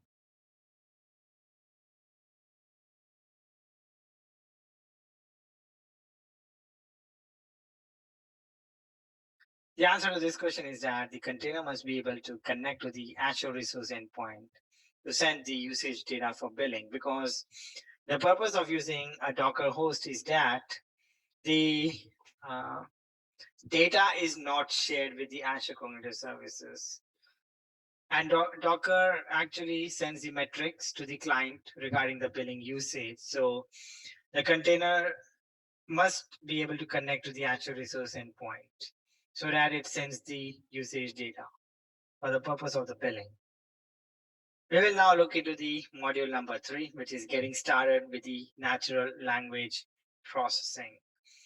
In this, there are two things which we can perform by the NLP. The first portion talks about the text analysis. In the text analysis, we perform the task of the language detection, then the key phrase extraction, sentiment analysis, along with entity recognition and linking the entities for disambiguity. The second agenda for this module is translating the text. The text translation involves the translation from source language to different language or the target language. This is actually a REST API. Again, these both are REST APIs. The text translation is a REST API, which allows to perform the translation of the text from source to multiple languages. We will understand that what exactly is the text analytics service. So if you want to analyze the text documents and extract the key phrases, detect the entities and evaluate the sentiments, we use the text analytics service.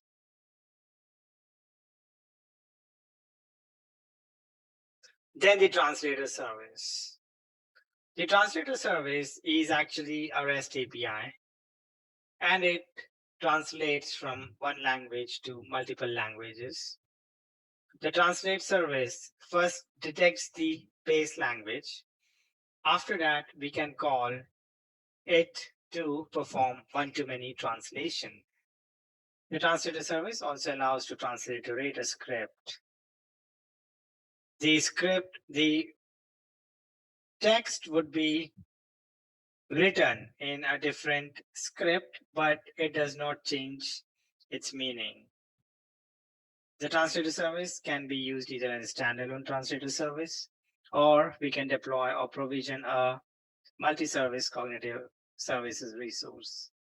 As you can see in this example, we have provided a text in the Japanese character.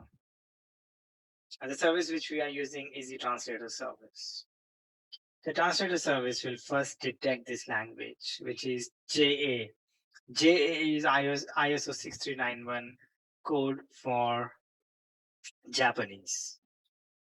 Then we are performing the translation into two different languages. One is in the English and the other one is in the French. By calling the transliteration service, we have converted the script from the Japanese to the Latin. But the word which is displayed is the Japanese word. The translated text service is a service which can be used to translate the text from more than 60 languages. The translated text service can be used for text translation, as well as it can also translate the speech which has been translated. Now we will do a quick module review. The first question is, how should you create an application that monitors the comments on your company's website and flags any indication that customers are unhappy?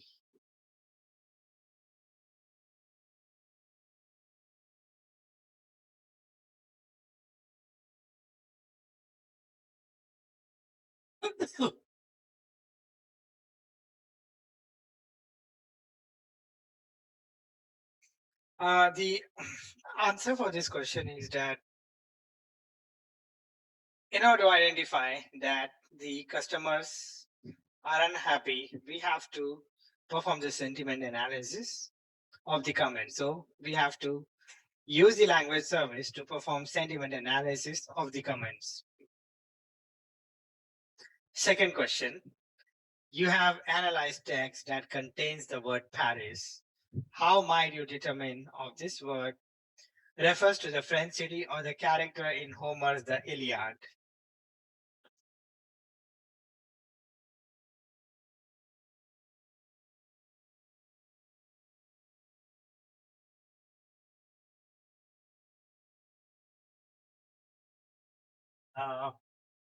So the answer to this question is that we have to use the language service to extract the linked entities, because in this we have to analyze the text, which is Paris, and Paris actually is an entity, and we have to map it with the Wikipedia URL to identify whether the Paris belongs to the French city or it belongs to the character in Homer's The Iliad. We will provide the Wikipedia pages. Third question, what function or the translator service should you use to convert the Russian word spasibo in Cyrillic characters to placebo in Latin characters.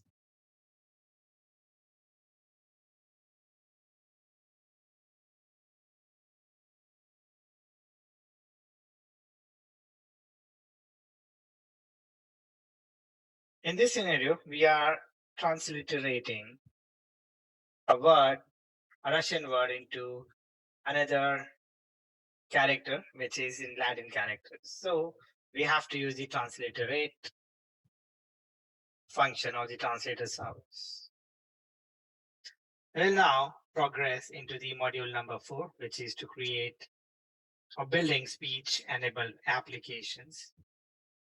The speech-enabled applications involves the usage of the speech API, which allows us to convert a speech to text, and we can also synthesize a speech from the text. The speech APIs converts the speech to text API. The speech APIs includes the API for the speech recognition. Along with that, it also has an API for the synthesis of the speech. There is an API to translate the speech. And even the translated speech can also be synthesized. Then there is an API for the recognition of the speaker. The speech service can either be used as a standalone speech resource, or we can use a multi-service cognitive services resource. The speech API contains two different REST APIs. The first one is the speech to text API. This is usually used by speech SDK. This is what is used by the speech SDK. And this is the preferred API for most scenarios. But for the cases where we have shorter audio or we have speech of the shorter length, we use the speech to text short audio API. This is useful for shorter audio, which is up to a length of 1 minute. Along with that, the speech SDK is available in various programming languages such as .NET, Python, JavaScript, etc. Again, the text-to-speech incorporates two REST APIs. The first is the text-to-speech API, which is suitable for most scenarios.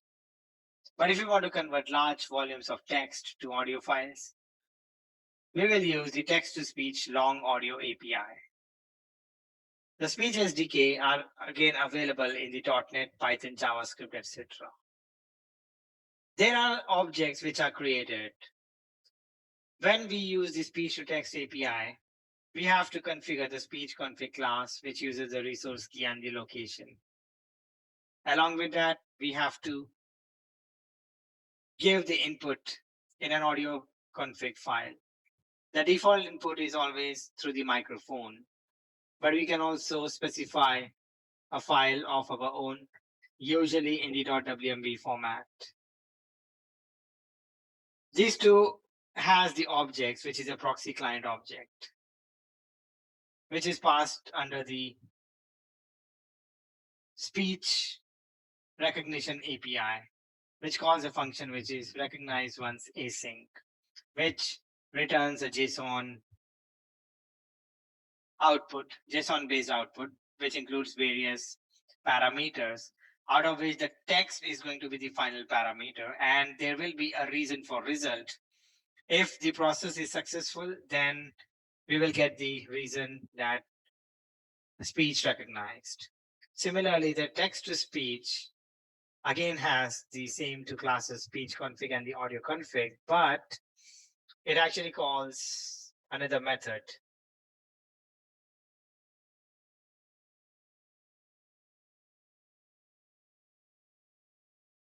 The objects of these two methods are passed on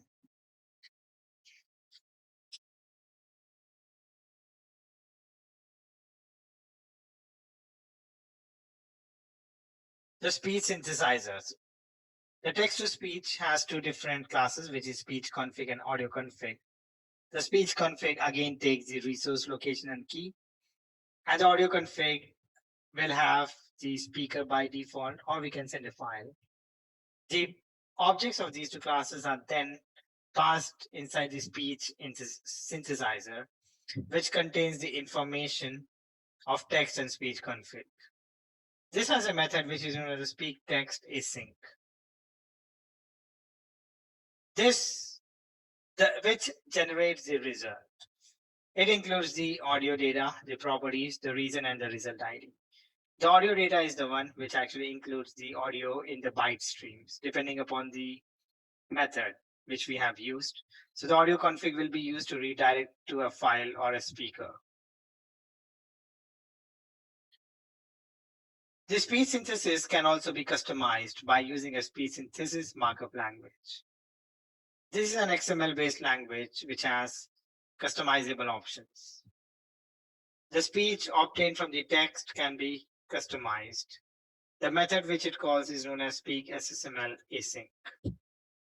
It also gives us more options such as providing the gaps in the speech. With this, we have ended this module. Now we will have a quick module review. The first question is, which object should you use to specify that the speech input to be transcribed into text is in an audio file?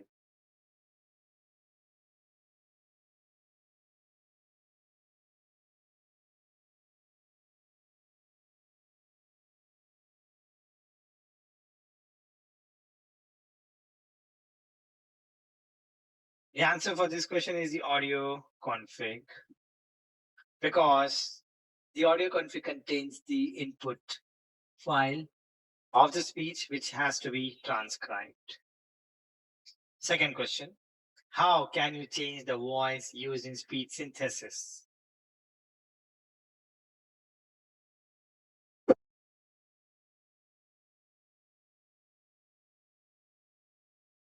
In order to change the voice which is used during the speech synthesis, we have to set the speech synthesis voice name property of the speech config object to the desired voice name. Third question, when translating speech, in which cases can you use the synthesizing event to synthesize the translation and speech?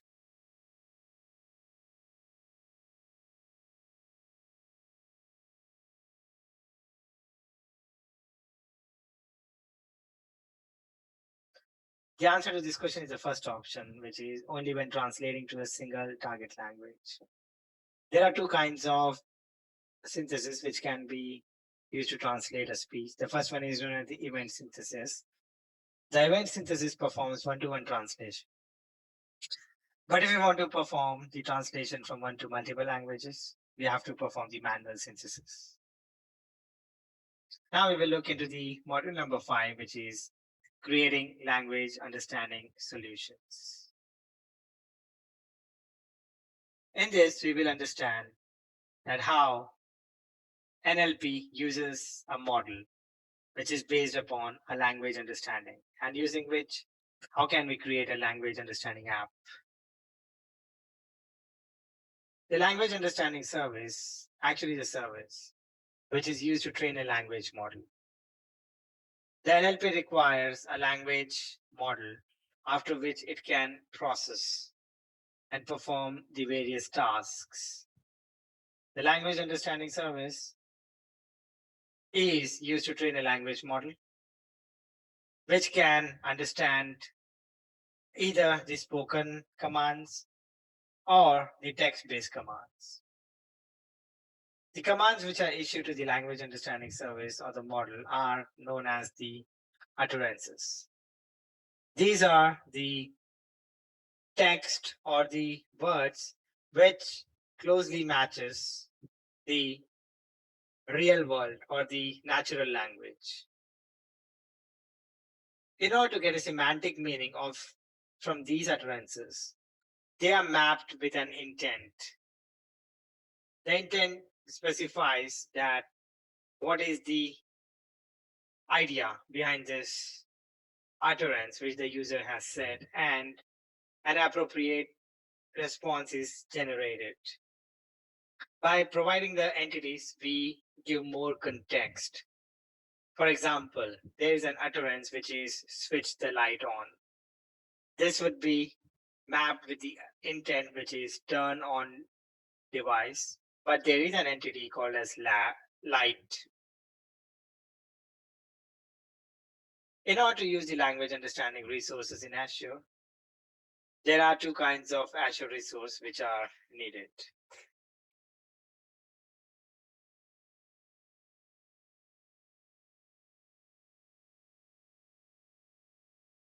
In the newer model, the language understanding part is now part of the language services itself. So what we do in this is we actually select the language service, and in that we actually have to use the language understanding resource, which is available by default. These are the pre-configuration models, so we don't have to train this. Uh, we have to create a language understanding solution on the language studio, where we map the various intents and utterances. In order to train a language understanding model on the language studio, first we specify various utterances. These utterances represent the expected natural language input. Then we map those utterances with the intents. After this mapping, a semantic meaning is assigned. For example, there are various utterances such as what time is it, or tell me the time. These are two different sentences, but they have the same intent because the user is asking the time. Similarly, for the utterances, what is the weather forecast? And do I need an umbrella? The intent is going to be the same, which is get weather. For the utterance, turn the light on and switch on the fan. The intent remains the same, which is turn on device. However, if we are not able to map any utterance with an intent, then there is a default intent which is known as the none. The none intent can neither be deleted or nor it can be overridden. This is the intent which is there by default in the language understanding model. In order to use the language understanding model, first we have to train it, then test it, then publish it and review it. The model is trained in order to learn the intents and the entities from the sample utterances which we have provided on the language studio. Once the model has been trained, then we test it interactively by specifying batch of utterances with the known labels.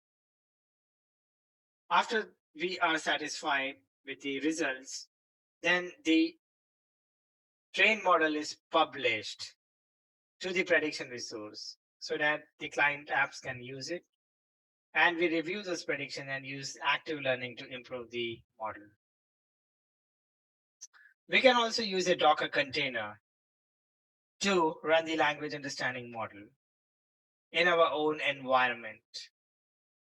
The reason for this is that the part of the submitting the request is taken care by the Docker, and the data resides at the Docker itself. To do this, first you have to download the container image. Then you have to export the model for a container. You have to run the container with required parameters, which includes the prediction endpoint for billing, the key, and the end user license acceptance. After that, the container is used to predict the intents for the client apps, and then container sends the usage metrics to the resource for billing.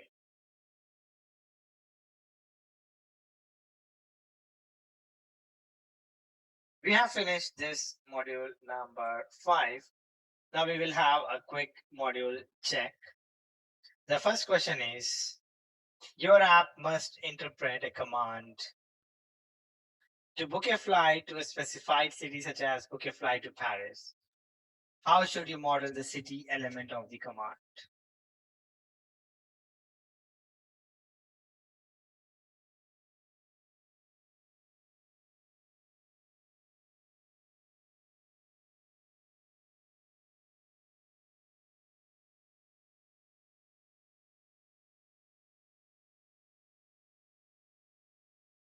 For this, we have to model the city element as an entity because Paris is a city.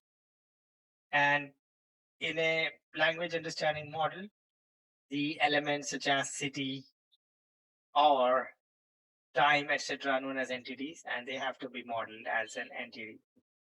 Second question, your language model needs to detect an email when present in an utterance. What is the simplest way to extract that email?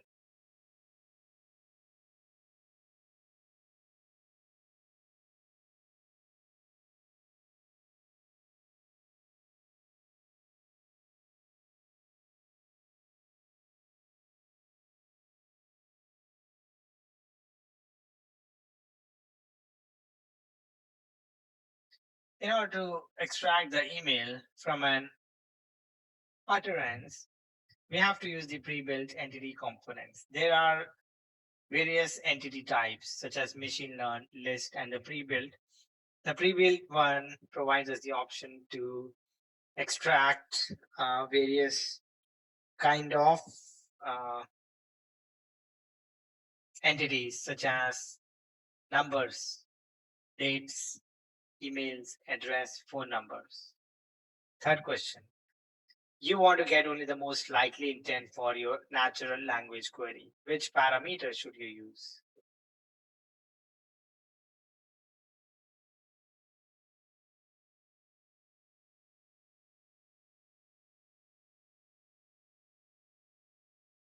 For this, the answer is the top intent because if we want to get the most likely intent of the query, we have to use the top intent parameter.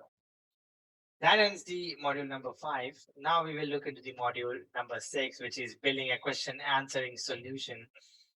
Question answering solution actually is part of the language understanding, but the question answering solution is created by using a knowledge base. In this, first we will understand how to create a knowledge base. What is a knowledge base? Once we have understood it clearly, then we will see how to publish and then use a knowledge base. The knowledge base actually is pairs of question and answers, which has a natural language understanding. This knowledge base is published as a REST endpoint, which the applications are going to consume. Earlier, the knowledge base, earlier there used to be a service Q&A maker, but now the Q&A is part of the language. So we again have to use the language services to provision an Azure cognitive resource. And finally, we have to use the language studio to create the question and answering solution. So as you can see, what exactly is question and answering? This is from the documentation. The question and answering provides a cloud-based NLP using which we can create a natural conversational layer over the data. The idea behind the question answering is that it allows us to find the most appropriate answer for any input from the custom knowledge base of information. The question answering is used to build conversational client applications, which includes the social media applications, chatbots, and speech-enabled desktop applications. Several new features have been added, including enhanced relevance using a deep learning ranker, precise answers, and end-to-end reading support. So the question answering has two capabilities. The first one are the pre-built, and the other one are the custom ones. With this, we have ended the module number 6. Now we will have a quick module review. The first question is, you want to create a knowledge base from an existing FAQ or frequently asked questions document. What should you do?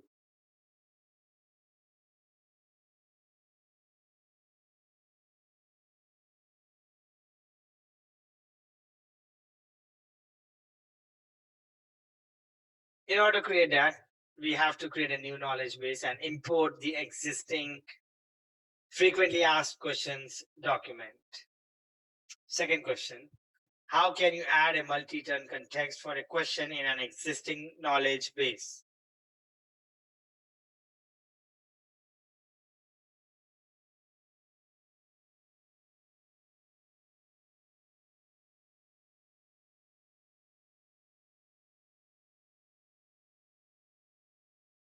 The answer to this question is by adding a follow-up prompt, because the follow-up prompts creates a multi-turn context for a question.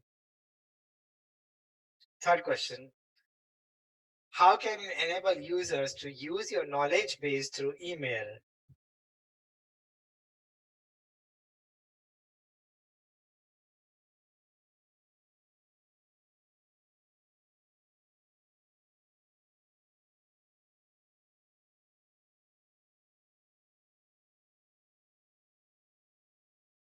For this, we will have to create a bot based on the knowledge base and configure an email channel, because user can connect to a bot through an email channel.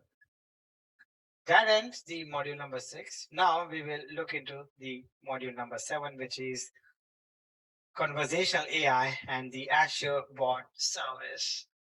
In this, the following are the two agenda. The first one is the basics of the bot, and the second one is how to implement a bot. So what exactly is an Azure bot, and what is a conversational AI? Conversational AI actually is a solution which enables a dialogue between an AI agent and a human. The conversational AI agents are known as bots. The user can engage over multiple channels, such as the user can communicate by using a web chat interface, through an email, various social media platforms, or through the voice. The bot can be the basis of various AI solutions, such as the bot can be useful for providing customer support. The bot can help a person to reserve a flight ticket. Bot can also perform the tasks of healthcare. The bot can also be part of the solution of home automation, and it can also be a personal digital assistant. As you can see, there are some common use cases of the conversational AI. One of them is the web chat bot, in which we will converse over the web. We can also use the speech bot, which is going to provide a telephone voice menu, and the personal digital assistant. The Azure Bot Service.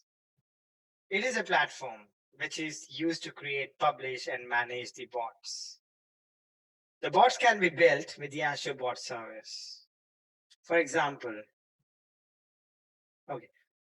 to build a bot with the Azure Bot Service, first we have to create a bot of the knowledge base.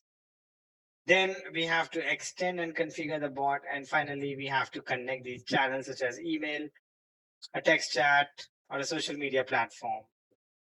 Between this, there will be a conversation update through the adapter class, which is passed on to the bot framework service, which directs the response, which is a REST API, to the users from the bot. With this, we have finished the module number 7. We will have a quick module review. The first question: you want to enable a conversational customer support solution through both email and web chat. What should you do?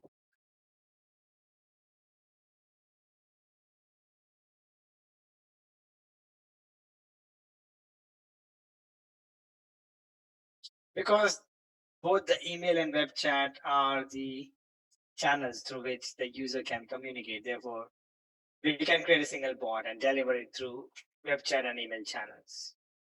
Second question: you have created a bot using a bot framework SDK template. Which tool should you use to test it locally?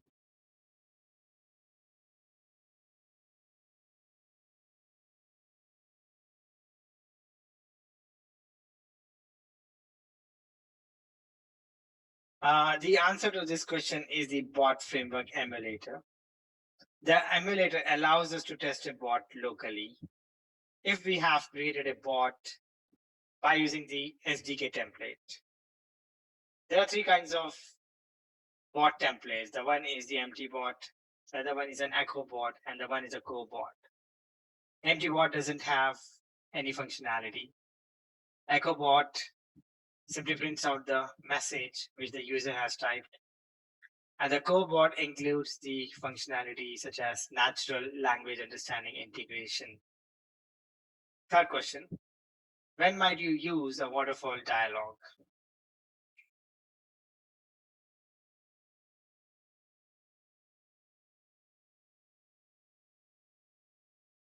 The answer to this question is that when you want to guide the user through a sequential series of steps, the waterfall dialog actually performs on the basis of the sequences and it cannot identify new messages. With this, we have finished the module number 7. Now we will review the module number 8, which is computer vision. Computer vision, it is actually a service which is part of the Azure Cognitive Services in which we perform the image analysis. The computer vision has been pre-trained on 10,000 images. The computer vision actually falls under the vision service of the Azure Cognitive Service. So computer vision can be used to analyze the image, or it can also be used to analyze the videos. What exactly is a computer vision? It is an area of AI which enables the AI applications to see the world and make some sense out of it. For example, CCTV monitoring, that is part of the computer vision. Identifying faces from a group of crowds, that is also a computer vision. By the computer vision, we can perform various tasks such as image classification. Image classification is a supervised machine learning technique. This actually is generally used to find out what this image is of. In the image classification, first we train a machine learning model by using set of existing data and providing a label.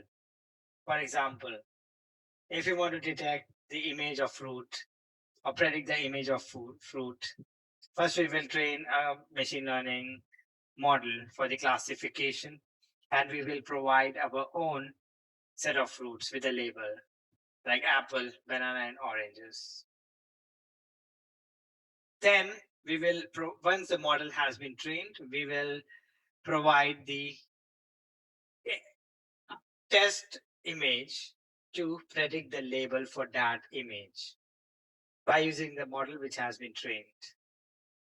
The image classification internally uses an array of pixel values in digital images as the features which are used to train the model based on the known image classes. The application of image classification are identification of a product, investigation of disasters, as well as medical diagnosis. The second type of task which is usually employed is the computer vision, which is part of the computer vision solution is known as the object detection. The object detection actually is a machine learning technique to recognize individual objects in an image along with the location of those images.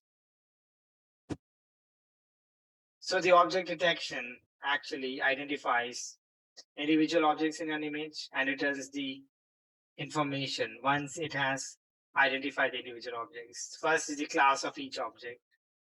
For example, as you can see in this image, the objects have been labeled as bus and car along with the cyclist.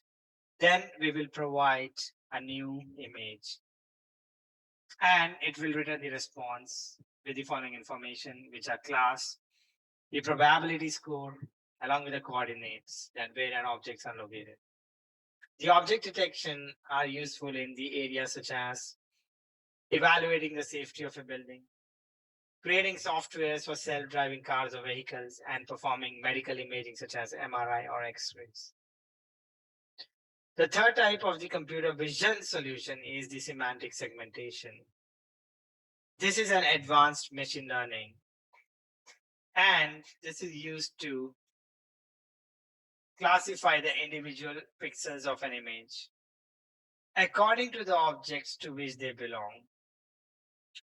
The semantic segmentation actually classifies each pixel in an image from a predefined set of classes, which means that we already have provided the labels for that and we just classify the pixels. For example, as you can see, the color of the bus is red. So bus actually is being classified based on the color. Similarly, car is in blue pixel and the cyclists are in green pixels. The semantic segmentation does not predict the bounding boxes around the objects. Instead, it is just used to classify the pixels in an image. An example of the semantic segmentation includes monitoring the traffic, because in that we have to indicate the pixels which belongs to buses, cars, and cyclists. So this happens during the real time. The above three tasks which we have seen actually are part of the computer vision, because in computer vision we don't train the model. The models are already pre-trained. The image analysis is part of the computer vision, and the image analysis is a machine learning technique which is used to perform image analysis. It helps to generate the caption and tags based on the contents of the image. The image analysis actually combines the machine learning models with advanced image analysis techniques. Image analysis builds on top of the object detection classification models. Image analysis can be used to extract the information from images, such as the tags, which helps to catalog the image. Various captions, which summarizes the scene. So image analysis can also be used for the summarization. Then the third part of the computer vision also provides to read the text from images. To do this, we use the read API. Optical character recognition is a machine learning technique which is used to detect and read the text from the images. By doing this, we can actually read the ink-based text. We can also train a model to recognize individual shapes, such as the letters, the numerals, punctuations. So the read API can be employed in note-taking to identify the handwritten text, digitization of the text, scanning the printer or handwritten checks for bank deposits. Along with the computer vision, there is an aspect for the face. However, now the face itself is a different service. It is not part of the computer vision solution. But the computer vision can detect and locate face. But the facial detection, recognition, and analysis involves the usage of algorithms to locate and analyze human faces in images or the video contents. The face detection is a technique which identifies the images, the regions of an image which contains a human face. The facial analysis actually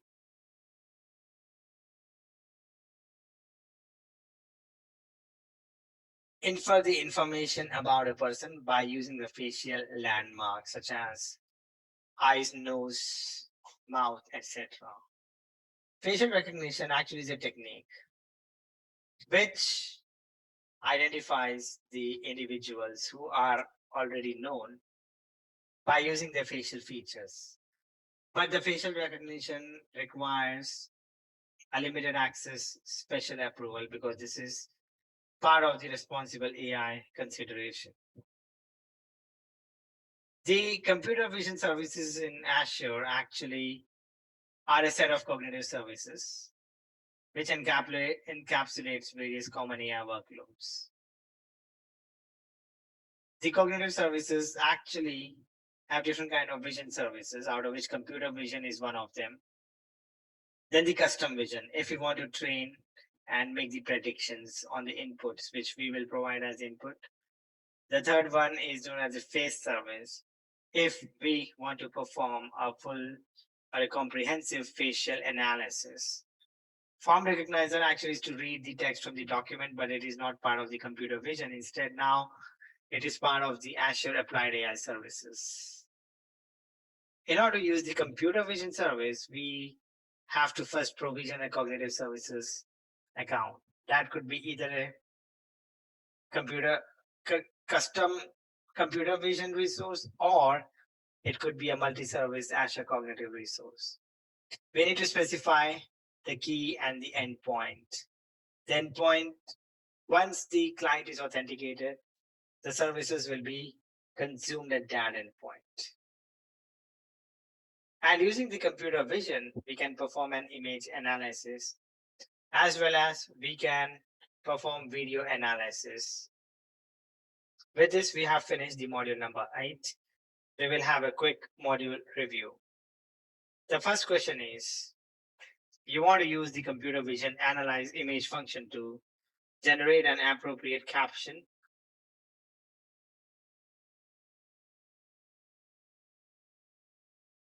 For an image, which visual feature should you specify?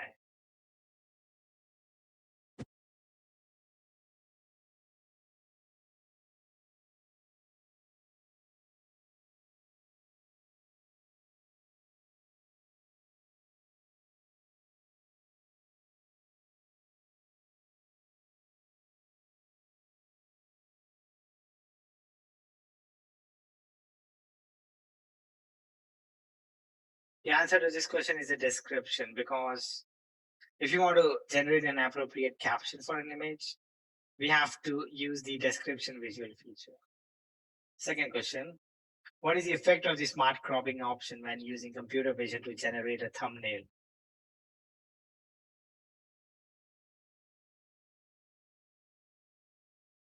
So by using the smart cropping option, the computer vision allows us to generate the thumbnail of an image, and we can capture the region of interest. The smart cropping allows us to center the region of interest in the thumbnail. So the answer to this question is the third option. Third question, you want video analyzer to recognize colleagues in videos recorded from the conference calls. What should you do?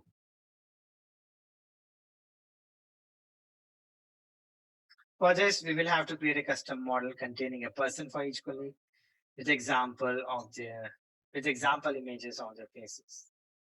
With this, we have finished the module number 8. Now we will look into the module number 9, which is custom vision solutions. The following is the module agenda: image classification and object detection. But first, we will see that what exactly is a custom vision service. The computer vision does not allow us to train the models and make the predictions, such as classification of an image or detecting an object in an image. By using the custom service, we can train the models with our own images, and then we can provide a new image to predict the labels by using the model which has been trained. The custom vision can be used to classify the image and to detect an object. The custom vision actually requires two kinds of resource. It requires an Azure cognitive resource, as well as it requires a training resource.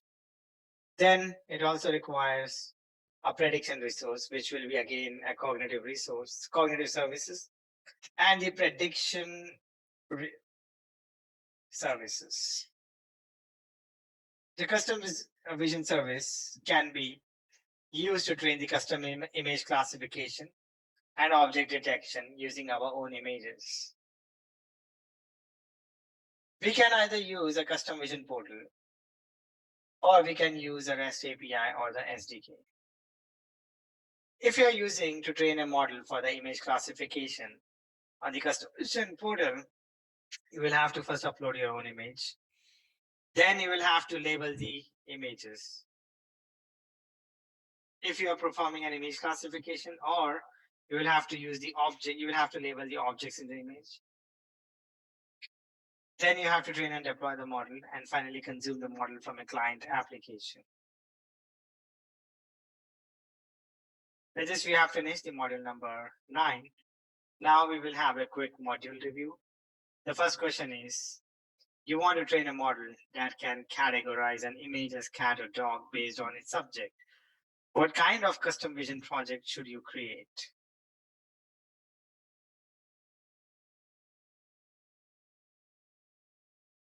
The answer for this question is the image classification, and that it falls under the category of the multi-class because there are two classes. One is a cat and the other one is a dog. So we have to classify this image, but using a class. Second question. Which of the following kinds of Azure resource can you use to host a trained custom vision model?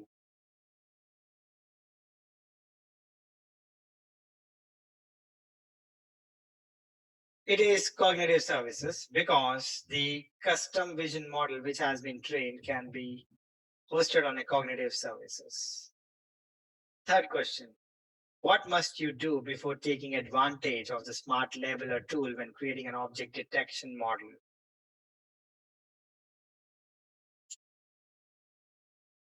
In order to use the smart labeler tool to create an object detection model, we have to first tag the images with objects of each class and then train an initial object detection model. Once the model has been trained, then we can use the smart labeler tool. We have finished the module number 9. We will now discuss the module number 10 and review it. The module 10 talks about the face service. By using the face service, we can detect, analyze, and recognize the faces. The following is the agenda. A face can be detected with the computer vision service, but the computer vision service provides a limited facial analysis ability. If you want to perform a full comprehensive facial analysis task, we have to use the face service.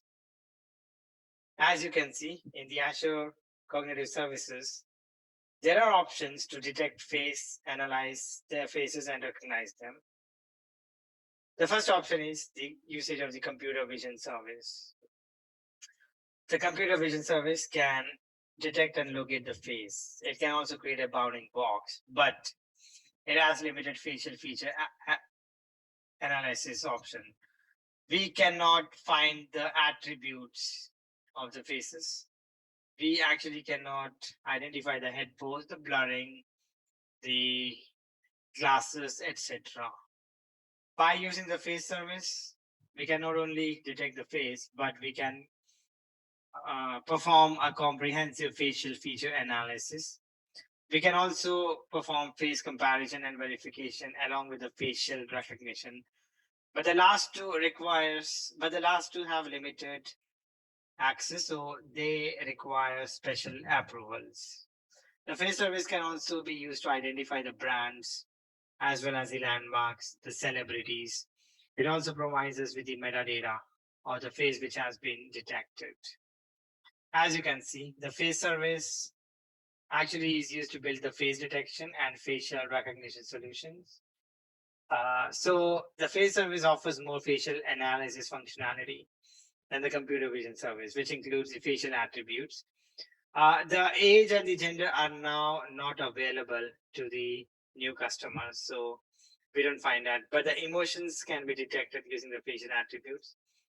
Along with that, the facial recognition can be used to perform the similarity matching of the faces and identification of the identity verification. With this, we have finished the module number 9, which is the face service. Now we will have a quick module review. The first question is, which of the following facial attributes can the computer vision service predict?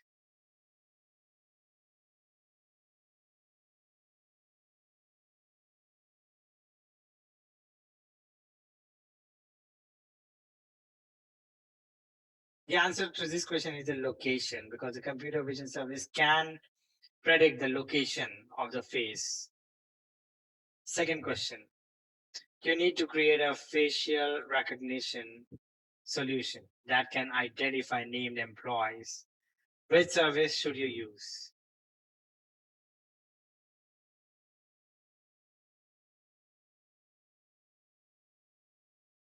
In order to perform this, we have to use the face service, because the face service creates a facial recognition solution and can identify an employee whose name matches with that face.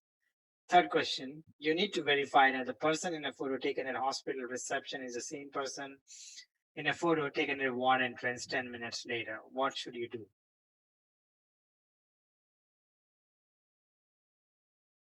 For this, the answer is create a people group and add a person for every. For this, the answer is verify the face in the ward photo by comparing it to the detected face ID from the reception photo. This is known as persistent facial recognition. Now we will look into the next module, and this is module number 11. By the way, the face module is module 10, and the module 11 is reading text in images and the documents. In this, we will actually see how to extract the information from the forms by using the form recognizer service. So the form recognizer service is part of the Azure Applied AI services. In order to read the text from the images and documents, we use the read APIs. The read API is part of the computer vision solution. But if you want to extract the information from forms, then in that case, we actually have to employ different techniques. So we use the form recognizer service. This is actually is used to extract the data from the forms. There are two kinds of forms which are available. One are the pre-built models, which have common form types such as receipts, invoices, and business cards. In the pre-built model, the key value pairs are predefined. Along with that, we can also train a custom models for our form to create our own forms. For that, we can either employ an unsupervised machine learning or a supervised machine learning. The form recognizer service can be either provisioned as a form recognizer resource. We can also use a multi-service cognitive account as a resource. There is a portal which is Form Recognizer Studio, on which you can look into the various forms which are available, or you can also train your own custom model for the forms. As you can see, the Form Recognizer service is a service to extract the information from the forms which have been scanned and invoices. This is generally used by the data entry people so that their data entry task actually becomes easier. So for that, we are providing these solutions. The form recognizer service extracts the information from the forms which are scanned, either from an image or the PDF. We can also train a custom model for our own forms, or we can use a pre-trained receipt model. So the form recognizer service actually uses the read API behind the scenes, but it generates the result in two steps. Either we can actually call a REST API, or we can use an SDK. When we are actually calling the REST APIs for the forms, then first we have to call the analyze function, which will generate a result ID. Using this result ID, then we call the analyze result function, which sends or which returns the result of the forms in the key value pairs with additional details. With this, we have finished the module number 11. Now we will have a quick module review. The first question is, you have scanned a letter into PDF format and need to extract the text it contains. What should you do?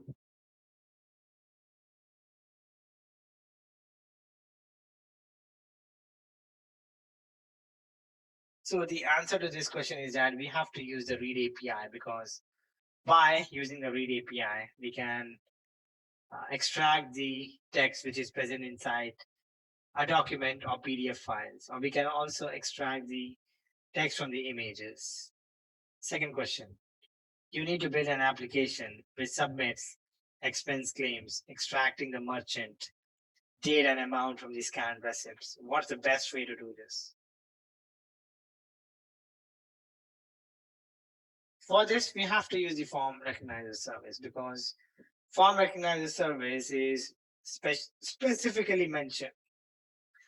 Form recognizer service is specifically created for these tasks to extract the name of the merchants, date of the transactions, and the amount from those receipts which are scanned. Third question. You need to extract only data from specific fields in cargo manifest forms using form recognizers. What should you do?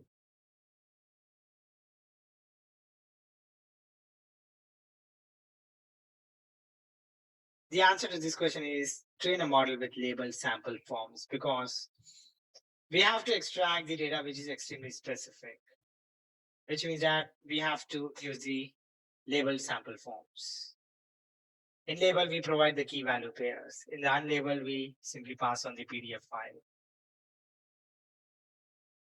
The last module which we are going to review is creating a knowledge mining solution. In this, we will talk about the Azure Cognitive Search and how we can use the indexes to scan the document. The agenda of this module is the first we will look into the cognitive search solution, which is used to create intelligent search applications to extract the information from the documents. Along with that, we will also see that what are the skill sets in order to build an enrichment pipeline. The third aspect of this cognitive search solution is the knowledge store, which are actually persisted insights from the indexing process. The following are the four components of a cognitive search solution. The search usually happens on a data, and that data actually is extracted from the data source. This data can either be stored in a blob storage container. It can also be available from the SQL database, which will contain the tabular data structure, or we can also use a Cosmos DB. Along with that, we can push a JSON document directly into an index.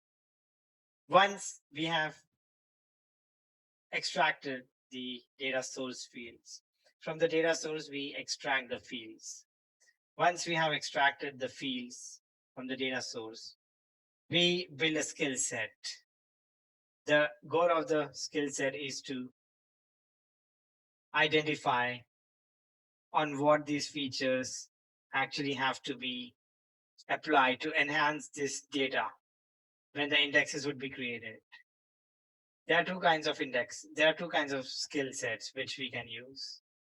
The first one is the built-in cognitive skills, and the other one is the custom skills.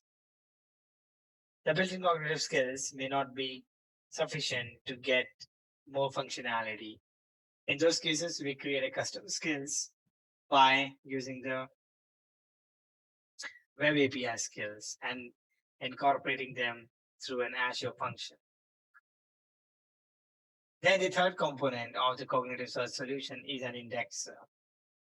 The indexer maps the data source fields and skill set outputs to an index fields. In other words, running the indexer builds the index. It is the job of the indexer to create the indexes as well as update the indexes. Finally, we create the indexes. Indexes are searchable collection of JSON documents which have been created from the skill set as well as the data source. The indexers contains the extracted and the enriched fields. With this, we have finished the module number 12. Now we will have a quick module review. The first question is, you want to enrich an index by extracting any geographical locations mentioned in the source data. Which built-in skill should you use?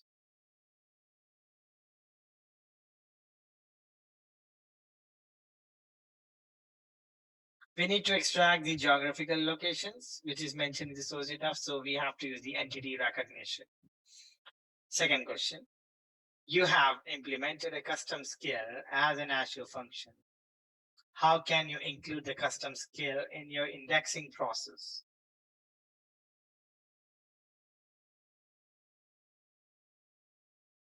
This is done by adding a web API skill to a skill set, which is done by referencing the Azure functions URI. Third question. You want to create a knowledge store that contains JSON representations of the extracted data. What kind of projection should you define?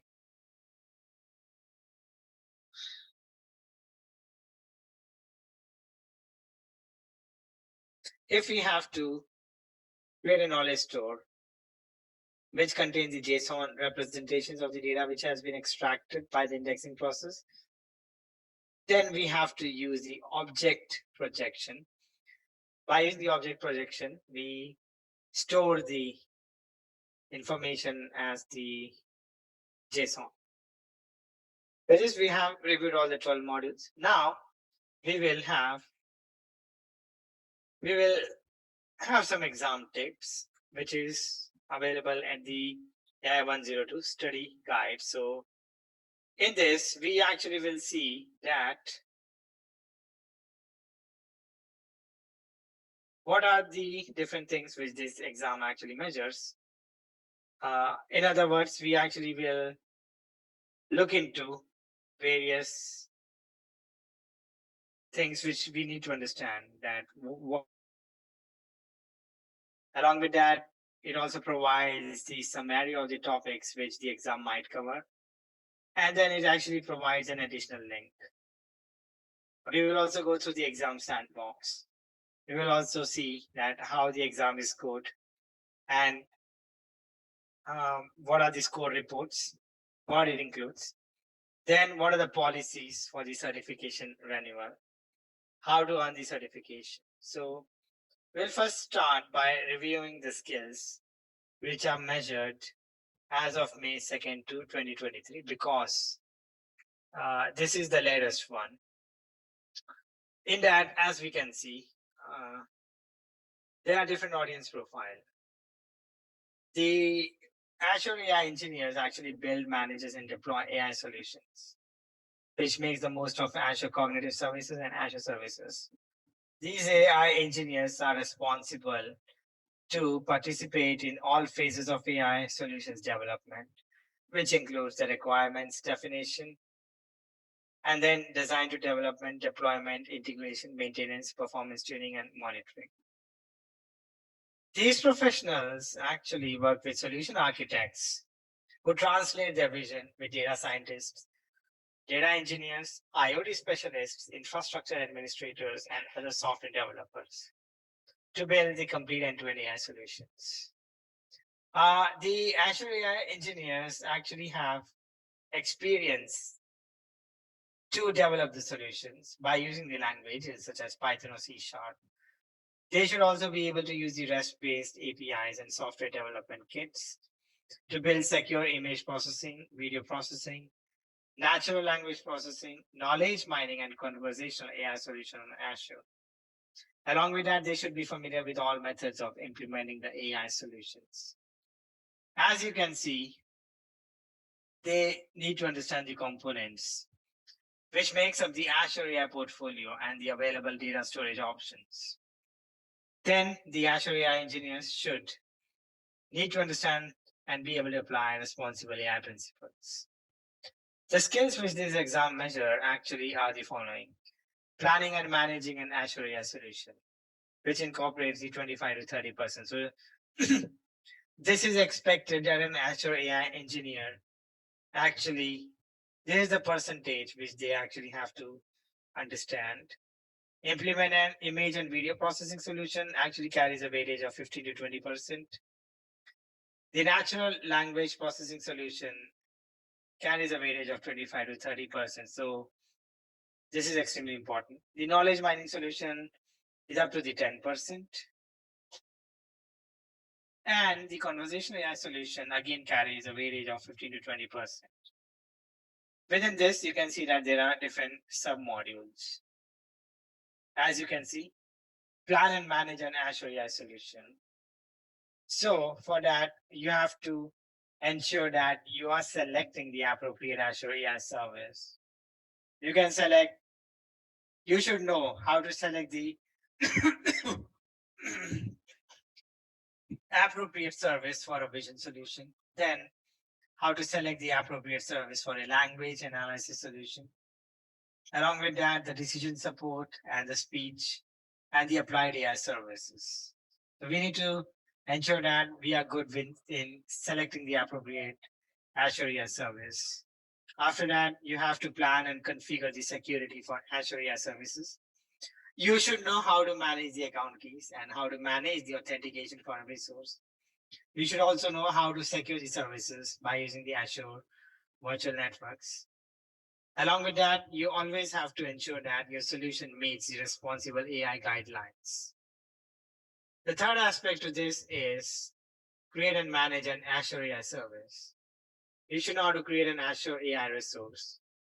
You should also know, or the skill which would be measured in this examination is the configuring the diagnostic logging. Along with that, how to manage the costs for the Azure AI services and monitoring an Azure AI resource. Then within this, you should know how to deploy the Azure AI service. So you should be good with the using the default endpoint for a service, how to create a resource at the Azure portal, how to integrate the Azure AI services into a continuous integration and deployment pipeline, and plan a container deployment. Along with that, implement the pre-built containers in a connected environment. As you can see that different topics actually have a lot of weightage. You can actually go on this link and make a study out of this. There are actually change logs which are available.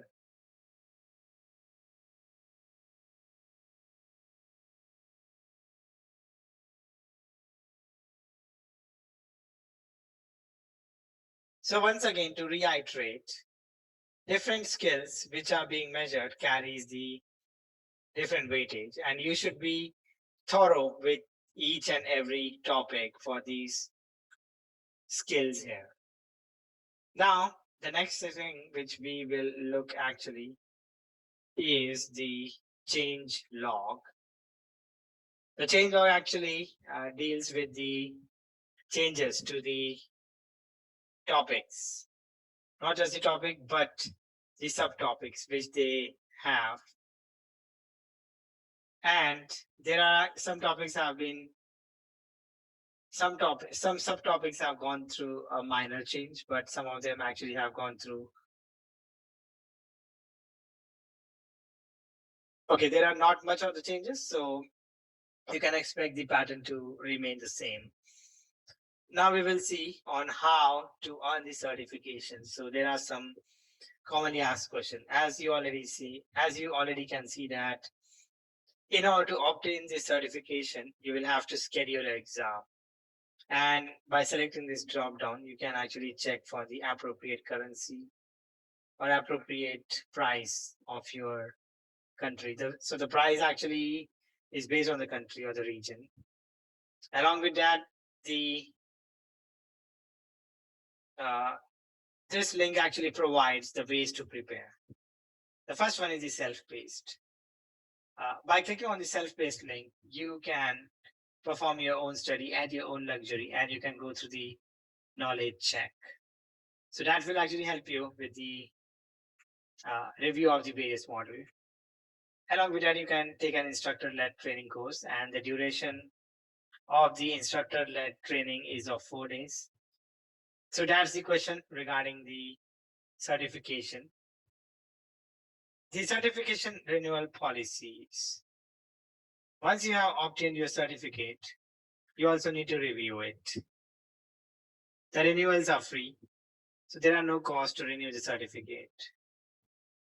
And there is always a 6-month renewal window. So you can always take that renewal assessment anytime during the 6-month eligibility window.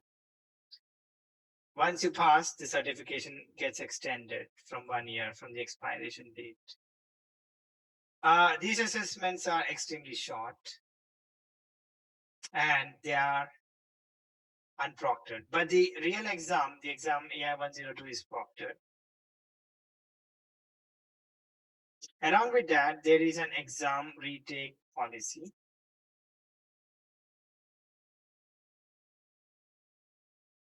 So the exam retake policy actually includes the following details. If you are not able to pass the exam during the first time, then you will have to wait for a day or 24 hours to retake it. But if you are not able to pass the exam in your second, third, or fourth attempts, then you will have to wait for 2 weeks. For example, if you could not clear your exam in the if you could not clear the exam second time, then you will have to wait for 2 weeks to give a third trail. But this policy is only available up to the fourth chance or the fourth attempt. The thing is, we cannot take a given exam for more than 5 times in a 1 year period. If you fail for the fifth attempt, so there is always a 14-day waiting period between all subsequent attempts up to 5. We will not be given more than 5 times within a year to clear the exam or to take the exam. But if you have failed the exam for the 5 times, then you will have to retain it. You will have to retake it after 12 months from the date of the first attempt. The exam cannot be retaken if we have passed unless the certification has expired. And you have to pay to retake the exam if applicable. Now so I will actually show you about this Microsoft Learn. Once you have obtained the certificate, you will upload the certification in the certification panel. That's why you need to create your own Outlook account where you can upload these certificates.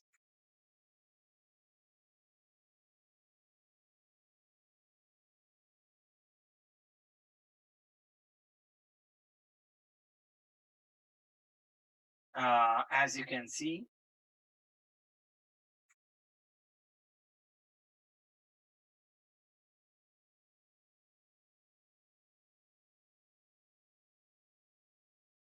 so under the profile, you actually will upload the certificate under the certification task, and you can also go through the transcript. The transcript will actually determine that how many exams you have passed and number of the active certifications. So they all get listed down under this. In the past exam, you would be able to see the details of the exams which you have passed. If you will clear the AI-102, that actually would be registered here.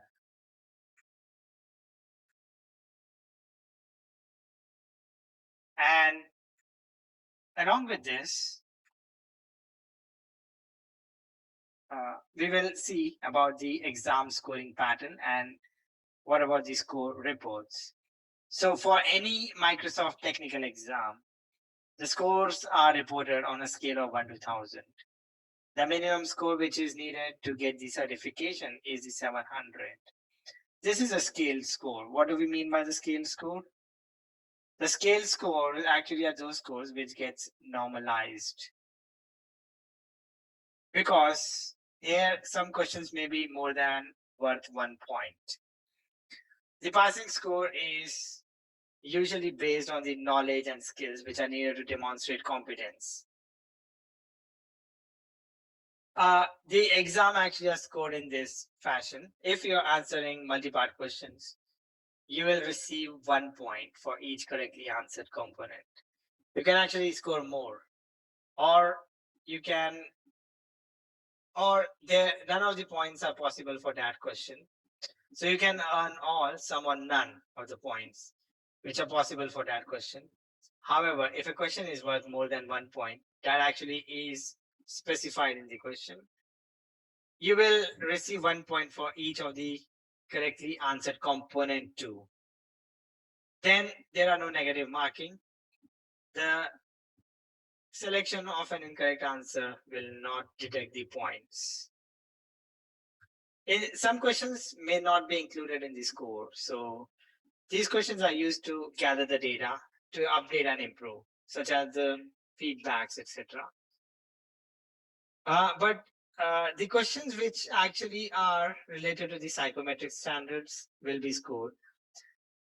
So it is actually extremely important that you uh, do not skip any question and answer each and every question, because we don't know that which questions are being unscored. So answer each and every question as if it is included in the score. The score actually gets generated within the minutes, and there will be a report which also will be sent.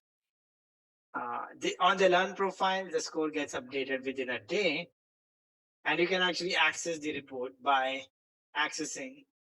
signing into your Microsoft Learn profile. And here under the certification, you would be able to see the certification.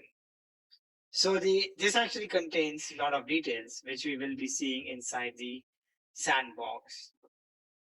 Also, you can request for the accommodations in case if you require any devices or extra time, or you also need modification to any part of the exam experience. You can see all the details inside this link. You can take a practice test, but this is not free, so you will have to purchase it. This actually simulates the examination environment. So you will have to pay for this and take up this practice test. Now we will see the exam sandbox. So exam sandbox actually is the exam environment. It is a simulation.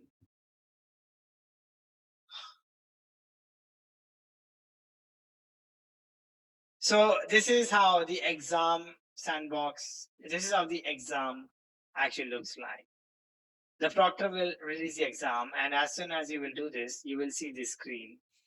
The first option is the Microsoft Certification Exam Agreement. You will have to click on this. Then click on the next. You will have to click on yes and then click on next. Then your examination actually starts with all the instructions and the details, such as how many questions are in the exam, whether there are case studies. So this examination includes a case study, and we will see one by one. What is the maximum time? It is going to be the 2 hours. This also specifies the minimum score which is needed to pass this exam. Then here you actually will see the instructions. It includes the exam format and the question formats. As you can see, it is already mentioned that the exam includes multiple sections. You will see the introductory section, the content of the exam, and post-exam sections. Along with that, the timing. You will have to read through them. This specifies the instruction for the breaks, and then providing the reviews and the comments, and the case studies. So case studies are part of the exam, and you will not get any extra time for that. Click on the next. At this window, it will actually ask, are you ready to start the exam? There's a note which actually talks about the questions that they are grouped into the sections. So once you have finished a section, you cannot return to it. But the sections don't get timed individually. Now we will see that how does the exam question looks like. So this is the first kind of the question. This is known as the multiple choice. In the multiple choice, you have to correct. So this question type contains multiple answer choices and has one correct answer. So it is extremely important that you read these instructions. This can have various varieties. The number of answer choices may vary, and the questions may appear as part of a series or set. For example, in this question type, you would respond to the question by selecting the radio or option button next to your answer. What is your favorite sound? Now, this is not an AI-102 exam, but this is the question type which would be there in the exam. So the answer to this question may vary. So you can select any one of them. This question actually is related to the windows, like the Second question. Again, this has a multiple choice, but this also has the multiple select options. This contains multiple answer choices and also has multiple correct answers. The instruction statement will tell you how many answers to select. For example, here is a sample question. Which two fruits make a great snack? So here now you actually have to select more than one. If you see this rectangular box, it means that this is a multiple answer questions. Either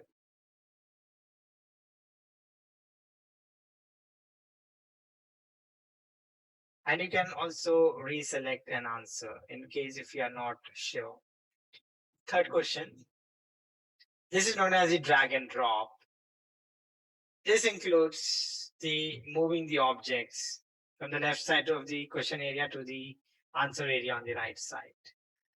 This question again will have multiple varieties.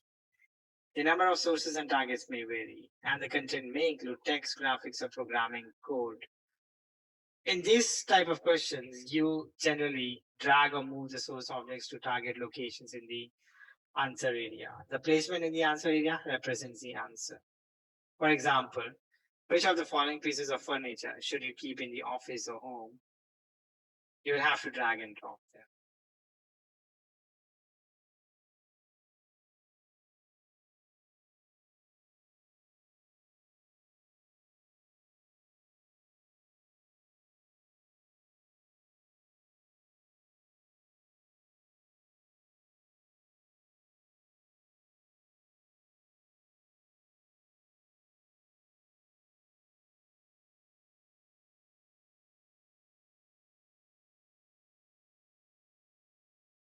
The fourth question type, this is known as bell-based reorder. In this, there will be movable actions, and they need to be positioned in the correct order or sequence. The scoring of this depends upon that how many correct sequence you have identified. Even if you have placed one sequence in the correct order, you will be given the points. How to perform these? For this, you will have to select on the component and then you will have to click on this to move it. You can also reorder the sequences by clicking on these different buttons. Right.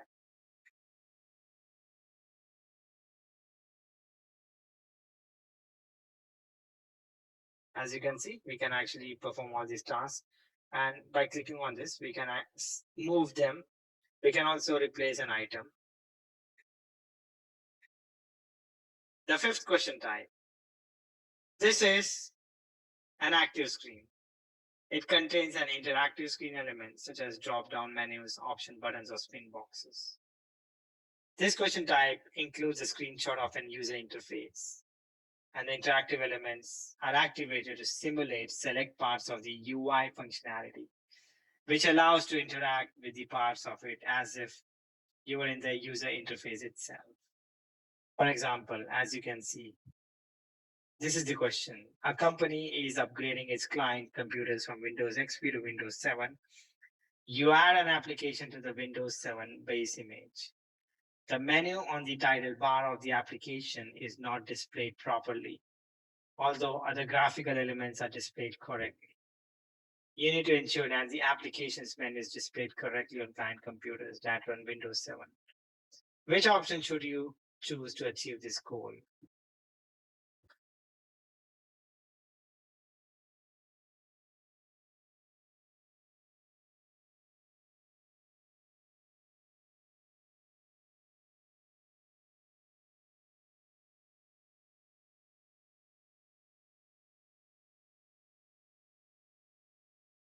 As you can see that you have to select various options. We have to select the correct options. Sixth question type. Now, these are again the active screen question type, but they will not include a graphic element. Instead of that, there would be a screenshot. And the question may require that the statement is completed, or we have to make the choices using the interactive elements. We interact with each screen element by selecting a drop-down element, option button, or checkbox. In case if there are spin boxes, we have to click on the up or down arrow controls to increase or decrease the numeric values. The sample question: your company has a private cloud that contains a system center 2012 R2 infrastructure. The infrastructure contains 4 servers. The servers are configured as shown in the following table. You need to implement self-service provisioning of virtual machines.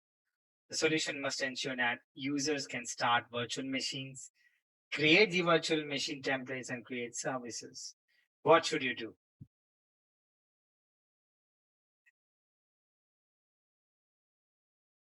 By clicking on the drop-down, you will select the answers. This is another kind of question which is one of the hot area. It contains one or more clickable areas where the selected or clicked areas represents the correct answers or question. Correct answer or answers. For example, you administer a computer that has Windows 7 Enterprise installed. The computer has an application that must run by using the administrative permissions. A user who has a standard user account connects to the computer by using a remote desktop connection. The user right clicks the application shortcut, but the run as administrator option is unavailable. You need to ensure that the user is able to run the application by using administrative permissions. Which service should you configure?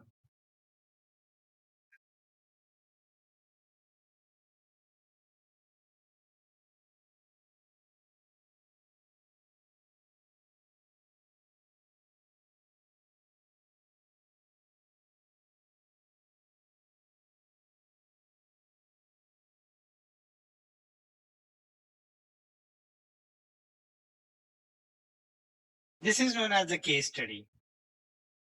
In the case study, there will be a menu option which displays different pieces of information about a case.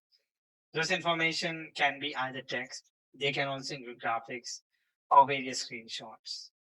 To access the case information, you will have to select on the menu or options, and they vary. Those labels of the menus, they vary and are specific to the case information.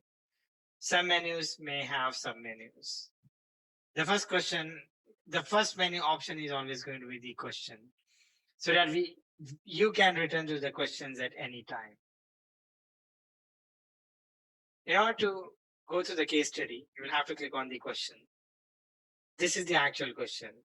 You need to recommend which System Center 2012 component must be added to the System Center infrastructure to meet the technical requirement for the configuration manager service.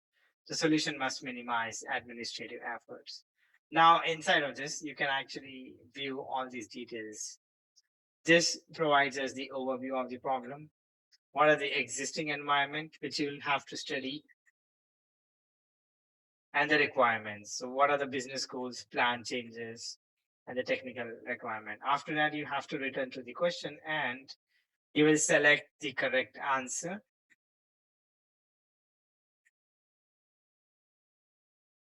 Then some question types may include an exhibit. In order to access an exhibit, you will have to click on the exhibit panel, and this will give you a screen regarding to a task. So then you can actually go through the sample question. For example, you have a computer that runs Windows Vista. The hard disk is configured as shown in the exhibit. You need to install Windows 7 in a dual boot configuration. What should you do? You will have to select the appropriate response.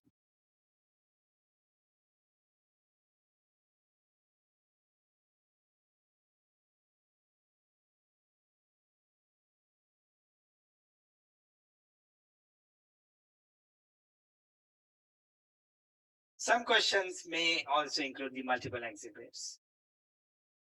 We can access each exhibit and then select the tab labeled with the description. of that particular exhibit. Select the question tab to return to the question, but be sure to review all of the exhibits before attempting to answer the question.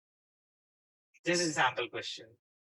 You set a software restriction policy to allow only a certain version of Microsoft Word 2010 to run. The policy of the local group policy editor is shown in the policy editor exhibit. Additionally, the hash policy for winword.exe is shown in the hash policy exhibit. Any upgrades or changes to the winword.exe will result in the program not operating. When you attempt to run MS Word, the program does not execute. The error is shown in the hash block exhibit. Consider each of the following statements. Does the information in the two statements support the inference as stated?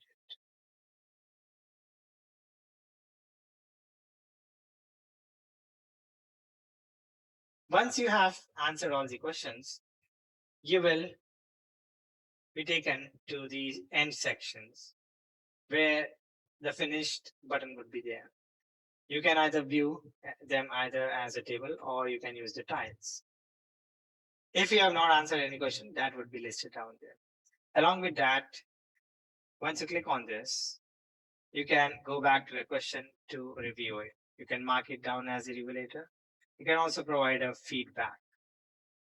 But that can only happen after answering all the questions. You can click on this and reach back to the final section of your test and then click on the finished. This will actually ask for the confirmation that are you sure that you want to finish this test. After that, click on the next button. And if you want to provide the feedback, you can click on this comment or click on the exit to leave this. This will tell you that whether you have passed the examination or not. I could not because I have scored only 500. That's the exam environment of the Microsoft. This is applicable to every exam. And this is how you would be seeing the various variety of your questions. With this, we have ended the exam prep discussion on the AI-102. Just for the reminder, make sure that you follow all the guidelines, go through all the documents, perform each labs, make your studies properly, and then give as much practice tests as you can. Wishing you best of luck for your AI-102 certification. My name is Radhakrishna Rao Rambu, and I say goodbye to everybody.